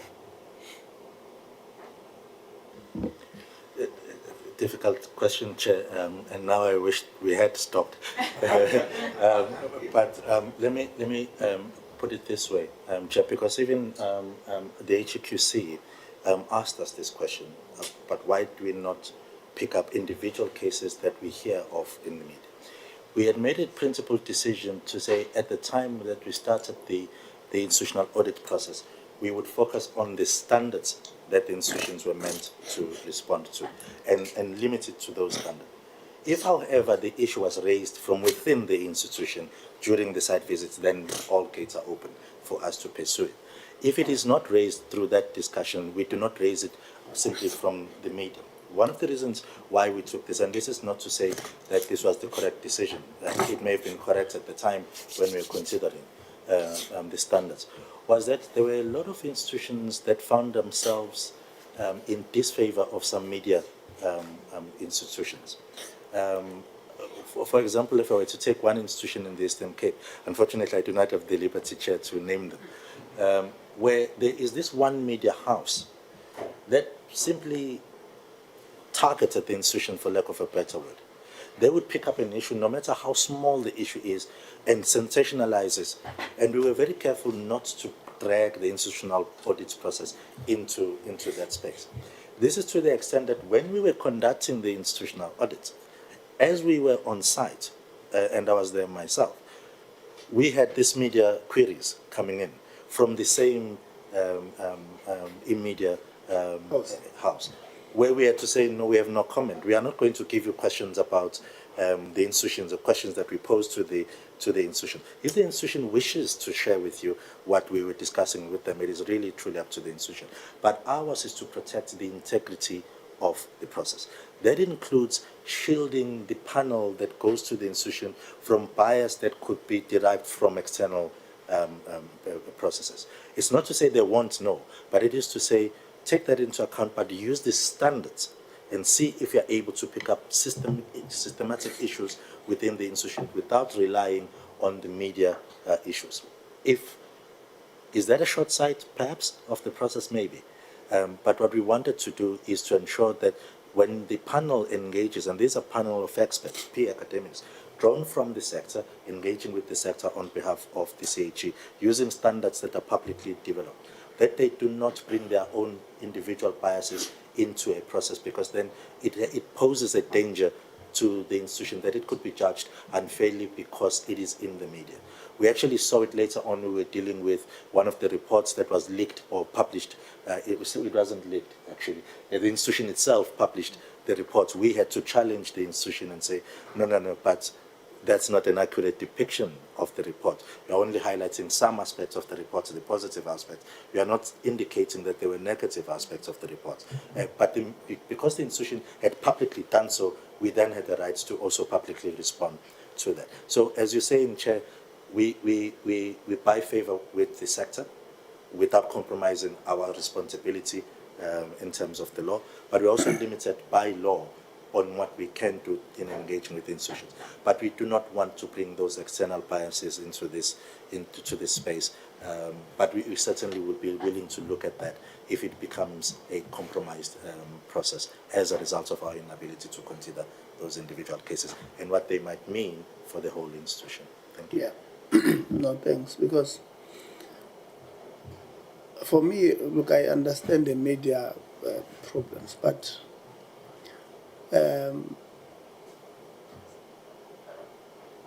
we should be able to have, I mean, as a public protector of the sector, I mean, public protector gets information from people in everywhere. You know, so the CHE should be able to, even students should be able to know that if we've got a problem, like I've just said now, there's a where I can write to CHE and say, CHE, please investigate this thing about this institution of mine, or a parent of that child, or the portfolio committee members, because they come from constituencies. So we should be able to create that platform. Is it external? Yes, but it's not. We should create space for us to have such thing, because if we say we close everything else, we want to concentrate on those who are in a meeting or at that institution. When they go to these meetings, these institutions, they tell you can come, you can come, you don't sit here, you don't sit here. I mean, we went to DUT on oversight last week, and there's a lady who wrote to me and said, look, I was acting here, but because I went on maternity, I'm told I can no longer act. I think that is, what do you call it? They are discriminating against me, you know, on the basis that I fell pregnant, you know, and I felt that can't be right, you know. But she was not in a meeting. She could not raise these things, but she then at least wrote to us, which we raised to the leadership of the institution. So we should be able to allow, because if you don't allow such spaces, you are not going to get these issues. I mean, I'm told the second one, which I'm telling you now to note, to also investigate, is that I wanted to ask questions on it, but I'll just leave it because of time, is that the nursing thing that they are doing there, they are teaching at University of Free State. There are rumors that it has expired. I don't know how does it expire, but so somebody whispered to them there that you guys who are doing this thing, it will not be registered, or it will not be accredited. It's registered, not accredited, something to that effect. So they are teaching something that would be registered and not accredited. QCTO, my questions again, I'll write to you. Just one or two issues that they would have written to us is that I think Honorable Ngubane was asking something to that effect, but stopped. I think maybe because we are smiling at him, he decided not to continue. But people who write to us would have said on the time it takes to accredit some of these things, some of the, not to accredit, is it accredit SDPs. They believe that there's some racial bias that you guys are applying there. They believe that there are some who are prioritized over others. So if you can just then write to us on those things. Others I will just raise. I think SAQA, well, I've asked the issue of that University of Limpopo that loses money every week. A department, I know you've just started acting this week, or was it last week? But unfortunately, you are standing in for the DG, so we must bring these things to yourself so that you take them to the department. Here's our problem. An entity that, was it, but I think we gave them about just over $1 billion on, what do you call this thing, on grants last year.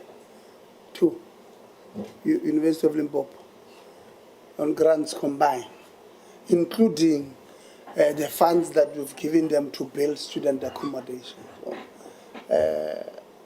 I think the AG said just over 1.5. 1.5 billion. This is an institution that have given just over 1.5 billion. Steve, us, as the department. says SAQA, who is also an entity of your department, with serious authority to tell you if you are getting it wrong on the national qualifications framework. You know, I missed Mamlolwana. I'm sure, may her soul rest in peace. I'm sure she would have responded to University of Limpopo because of a passion towards the national qualification framework. Because those people are abusing it. They are abusing this national qualification framework. I'm not saying acting chair, I'm not saying you guys were not doing right, but I'm saying here I needed her. I know she would have responded to them. For a national qualification framework was created not to exclude people. These people of Limpopo, it's either they are doing it intentionally or they just don't understand it. But if you are doing it intentionally, it means you are excluding these people. Imagine saying, my brother, just because you went to a University of Technology, we are not going to accept you to do masters. Where have you heard that thing? Eh? Yes, they had NQF level 6, which is a diploma. They then did a BTech, which is NQF level 7. Now it's called advanced diploma. From there, they did NQF level 8, which is honors. Now it's called honors and postgraduate diploma. From there, you go to masters. Whether you went through a traditional university or a University of Technology, it's an articulation, national qualification framework articulation. Not those ones. Those ones were caught, were defending. They go to court, they lose. After losing, they go on TV. You know, the spokesperson there kills me. I like his energy, you know, but he's got very nice energy, but he goes on TV. No. The court did not say we must give them the qualification. I mean, the court can't say go give them. They'll say redetermine. Your conclusion is wrong. That is why I'm telling you, I'm setting it aside. According to him, that's the judge saying he has won. He further says, outside of setting it aside, I'm slapping you with cost, scale C. He says, no, the judge did not say, the judge does not confer degrees. It's Senate. So the judge knows the law, says, go tell your Senate to reconvene and redetermine this thing. Because what you have said here, I'm setting it aside, it's null and void. Doesn't make sense, no. That one drives from Mankweng in Limpopo, drives to all media houses in Gauteng. Then he gets there, when he gets on TV, he says, let me characterize Honorable Litsi. He answers me, I'm not NQF level, I'm not framework, you know. He's failing to characterize the framework. He wants to characterize me. So the department, Council for Education, okay,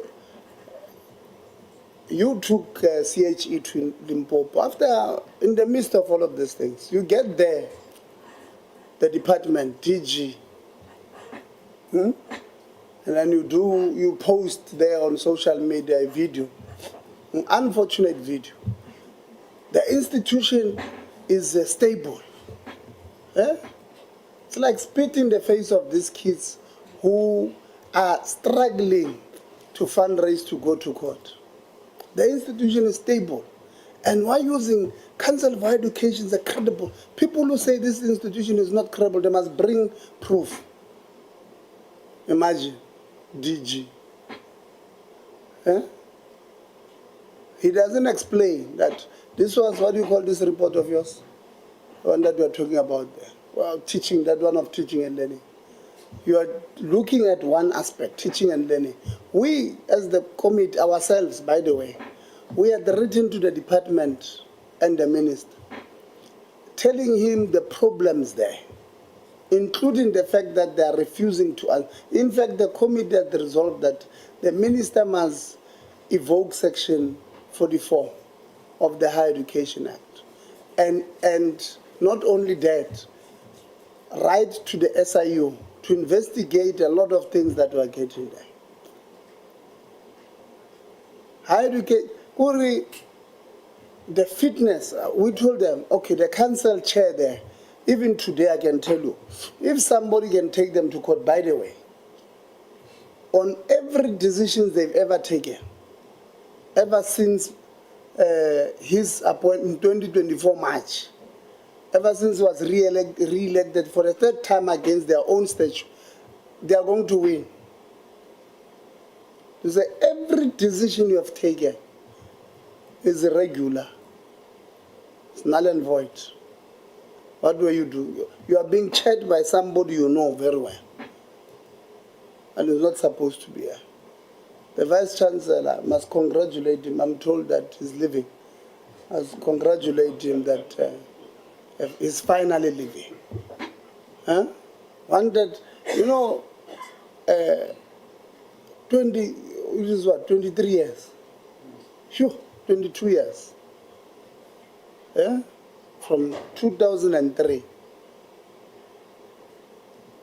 Amanda, you are not yet at varsity. He was a vice chancellor.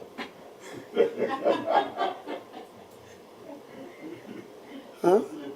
Yeah. So, I'm told the new vice chancellor starting on the 1st of January. I think before we close, we are going to write to him to thank him for the service he has given to the sector, and thank him for finally realizing that the new working, a good dancer knows when to leave. Well, this one is late, but at least we're not dragging him out of it. But the department is quiet. The department, you see this department, they hate me. I don't want to lie. So your entity called SAQA, they must go and defend because they are, what are you there? You must be respondents. Yeah, forced by the law. They don't have this money, these people. They don't have. The department is quiet. Well, you should be telling, no, you taking this wrong decision, you are affecting one of our entities. And why should we give you guys this? Because these public funds that we give to these universities, it's them who make them feel like they're in charge. You must see how they treat students. You must see how even other employees who differ with them, they think this money is, in fact, there is one former DVC, someone not in Limpopo this time, at one institution who wrote to me about 2 months ago, who said, we were chased out like dogs for raising issues that later became the truth. Are that how they hired that judges? We raised that matter and were fired. Now that judges today is in jail, having been accused of killing people on campus at University of Fort Hare. Is amongst the 19 or 18 who are arrested there.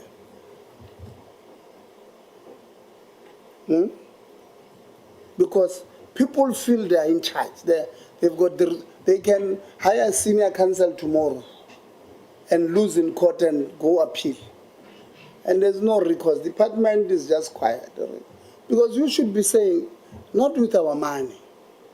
If you go to this court, so if you go to court and lose, then we must accept that you'll pay from your own. If you win, no problem, we'll cover the cost. But if you lose, it comes from your own pocket. You will see there will be sense, people's sense will come back.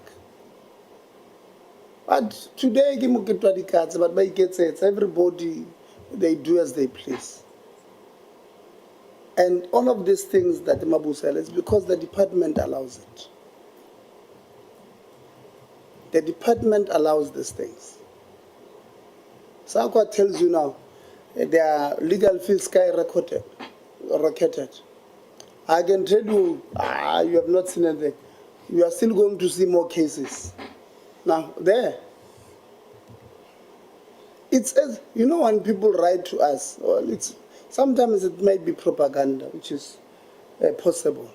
That, by the way, they are encouraging these cases because the university pays these legal firms. And these legal firms, they give them money.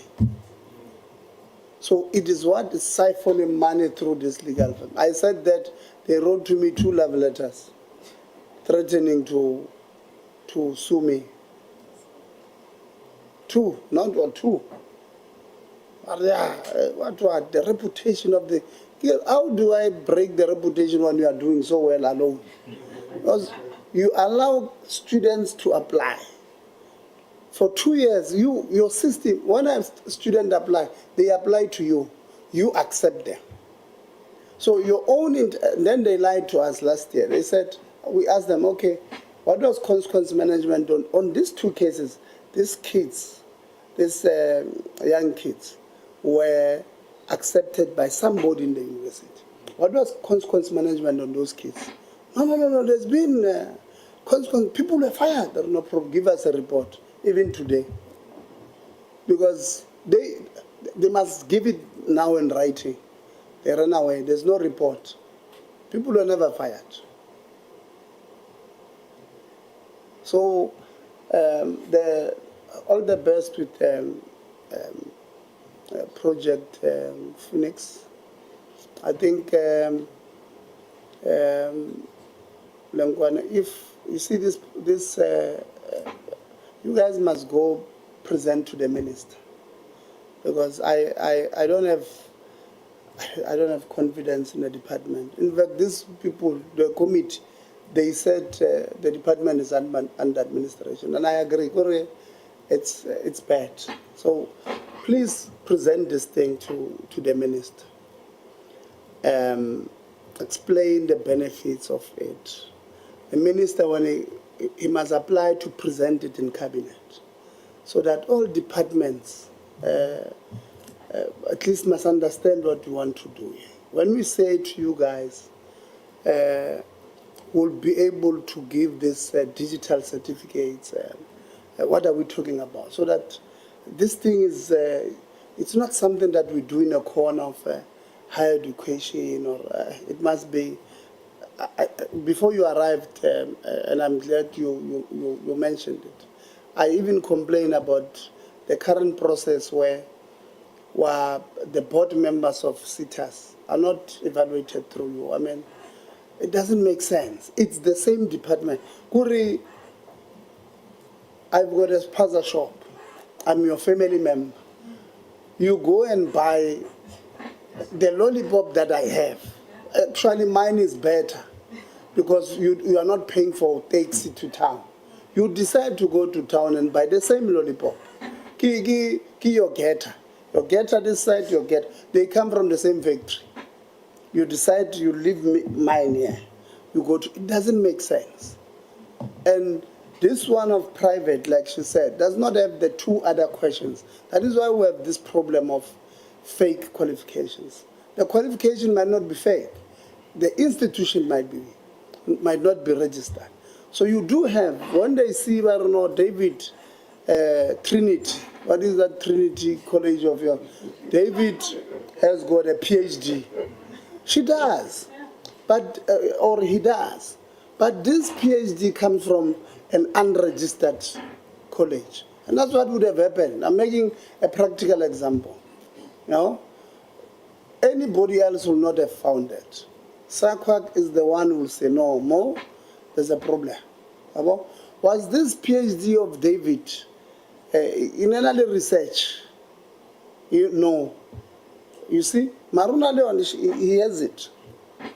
So we can't have and we can't say these things all the time to the department. CFO, we can't. There must be a memo from the DG's office that will say, all entities of the department for verifications, what Ariango. I agree you release memos every day for other things. Yeah, directives. Yeah. Our department don't do it. Maybe we must have a conversation with the minister. Or let's release a directive here. Let's say we only do things this way. Because, you know, these people are doing good. They are doing good. You see, CEO QCTO, you said, yeah, and spoke about this particular case of this child who claimed that they worked for one of the big fives. And I said, you see, if you look at that project, Phoenix, at the top there, when we are going to change the name, you'll see it will prevent this thing. Because, and I can guarantee you, if SAQA can do it well, now and say, maybe let's get all these companies to give us their current CVs of their current employees. It will help them, actually, these companies. Because somebody in this municipality, for an example, might have lost this child who may have been appointed as a, what do you call it, as an artisan, what is that trade? Plumbing. To go work for this company. And then they would have created a mess for that particular, the reputation of that company would be a mess now. Because people's kitchens, you know, after putting proper cupboards and tiles, the problem will be at the back, it's leaking. Then after 8 months, the water is able to come inside. We can see when you touch the wall, it's wet. It's because of that. So, but this we can prevent this thing from happening through this, and that is why the department, that is why the minister must support SAQA. Because I'm tired of speaking to the department. The minister must help, support them. They're making a very progressive proposal, even though it's expensive. But it says all South Africans should be able to access this verification of their certificates for free. That's a bit ambitious, because I saw they even say first year 16 million, 19, it will, we won't win there. But if we say there, let's find money somewhere and say all unemployed people who are seeking employment must be able to get their verification for free through this in real time. I mean, they'll get it in a matter of days, if not hours. So we then make it sure that it caters for, because it's very expensive for an unemployed person to go verify their qualifications. It's extremely, extremely expensive. You know, so when we say, obviously we will work with SARS, we must find us a way, CFO, to work with SARS to identify with an ID number, this person has got an ERP5, what do you call it, that form, and then it will say unemployed, employed. Then if it's unemployed, it unlocks. Then they can have full access, whatever the case may be. These are things that we can do. But if we have CFO support, we have support, we put there and say this is, this year we're able to mobilize 30 million for them to, instead of putting, instead of them putting these things, finalizing it in October 2026 because of financial constraint, can be done in May 2026. Then let's take it between May and December for a test. And when we fully launch in January 2027, it can be accessed, it can, you know, hold traffic, it can take as much as possible, it will be safe, the people's, you know, the security, cyber security there is proper, you know. But let's do that. But I'm afraid to say department because I'm tired. Only my voice is going to. So please, Tabs, let's give it to the minister because these members are also going to be angry at me that I'm referring things to the department and they put it under administration. So I'd like to thank you, colleagues, for coming. I really appreciate. If the department was a listening department, that the clean audits that we see today, should be more of them in the sector. Hopefully, they will somehow, I don't know how, but Reverend, if you have a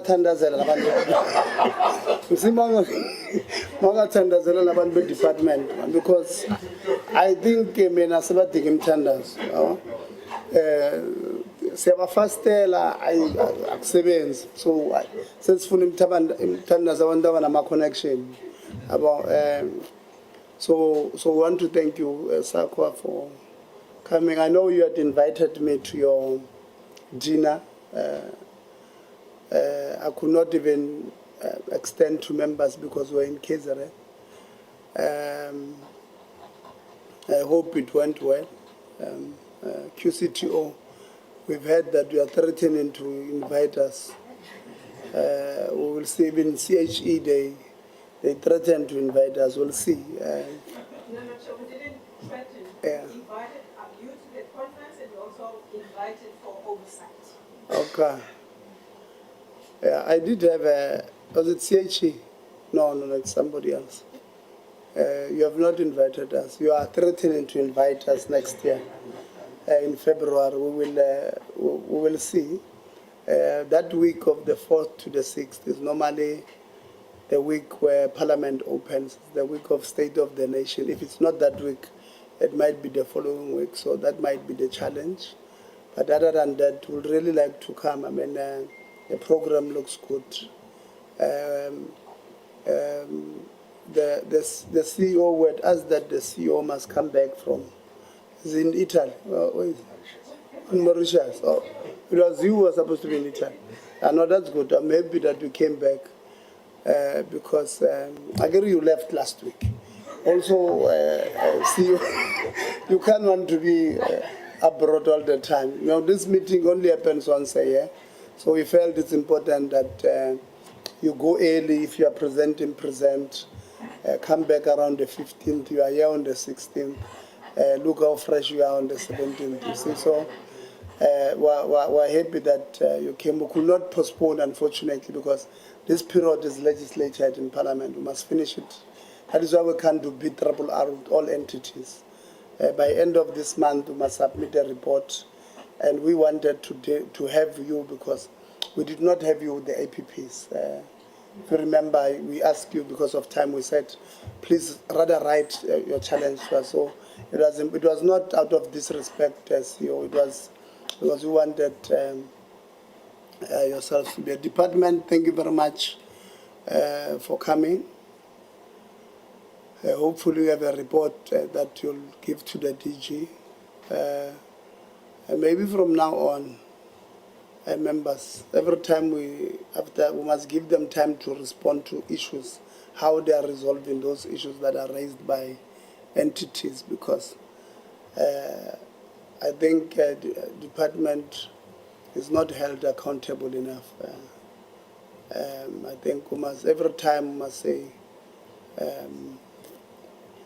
this one we're going to follow, the issue of legislation. That must make sure that it empowers all entities to be effective and efficient. This one, don't worry, we're going to. By the way, that those proposals will still come to us, and then we'll write to you and say, give us your thinking around this part. And you know, we said to the department, go and say Section 10, for an example, of the Skills Development Act. It speaks about what? Tate Mabuse, Section 10. Speaks about appointment of boards. Not, huh? Yeah.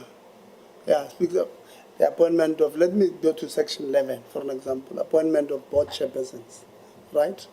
It says, advert, whatever the case, and this is what you do. So when we write to you and say, this is what we said the department must do, go and say Section 11. This is what it says. Then you make a problem statement. These are the limitations of this thing. And this is what we are proposing should be added or subtracted. So when we write to you and say, on higher education, on whatever, this is Council for Higher Education, this is what this thing speaks about. What do you think our limitations are going to, according to you? Then you'll bring them to us in writing. We will discuss as members, will convince each other, will lobby each other. Then we'll take the product for public comments. We'll go institution by institution if it's higher, but we'll go to the ground. Then we'll come back.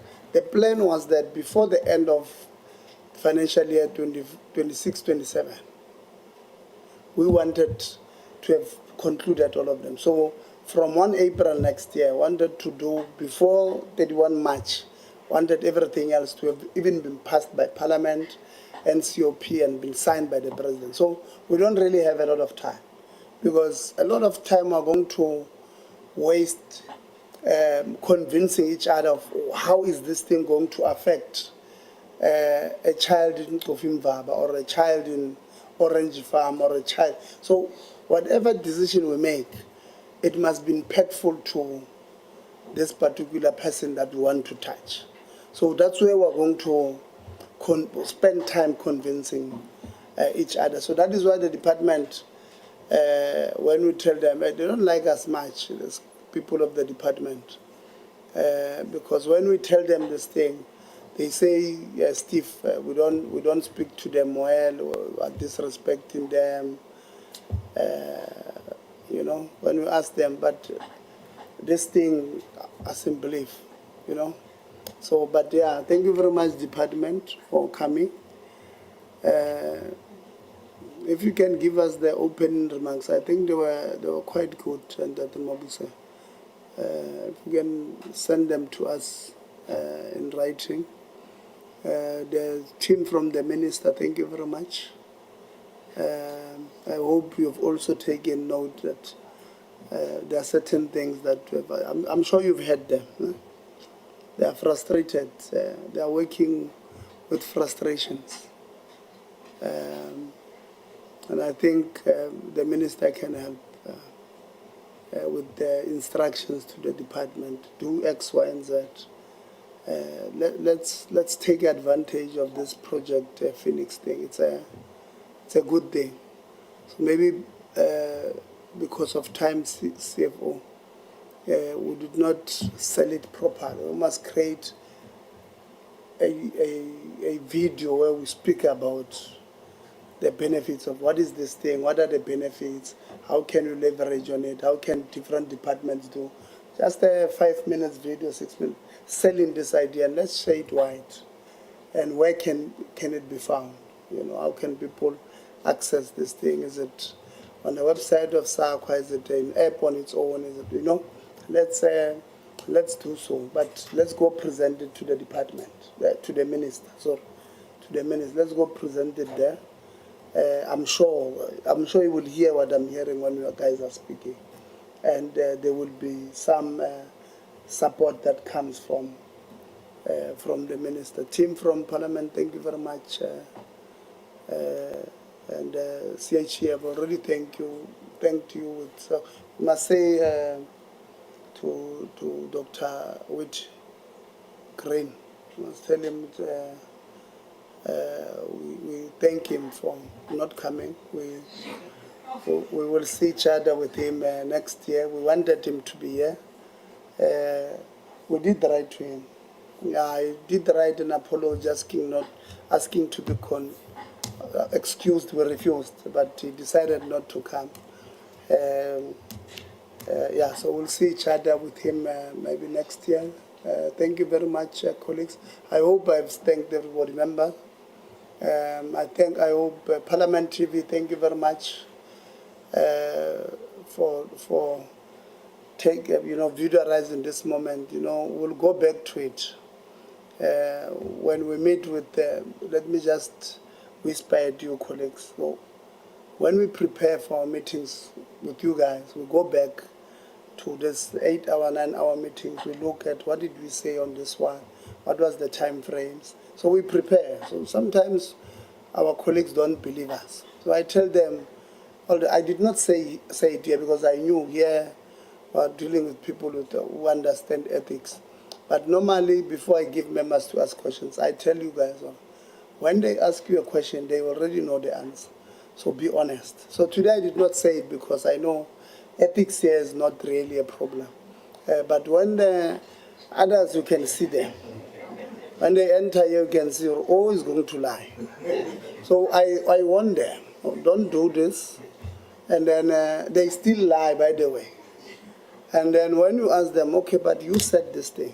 Here's a document that you presented to us. On Wednesday I was at pains telling a senior government, a senior department official, we even answered what we did not ask you. The question was, how long does the ministerial approval take and when will it come? Not department. They come in. You see, here, it was not a ministerial issue. It was a capacity constraint of the college. This college your college was put, the Majuba College and Khartsiband. It's damaged them. They could not exercise 150 something million. And then after that I asked, what was the question? Zondo asked the question again. They asked the question. Because the minister is here, she's changing what they've given to us.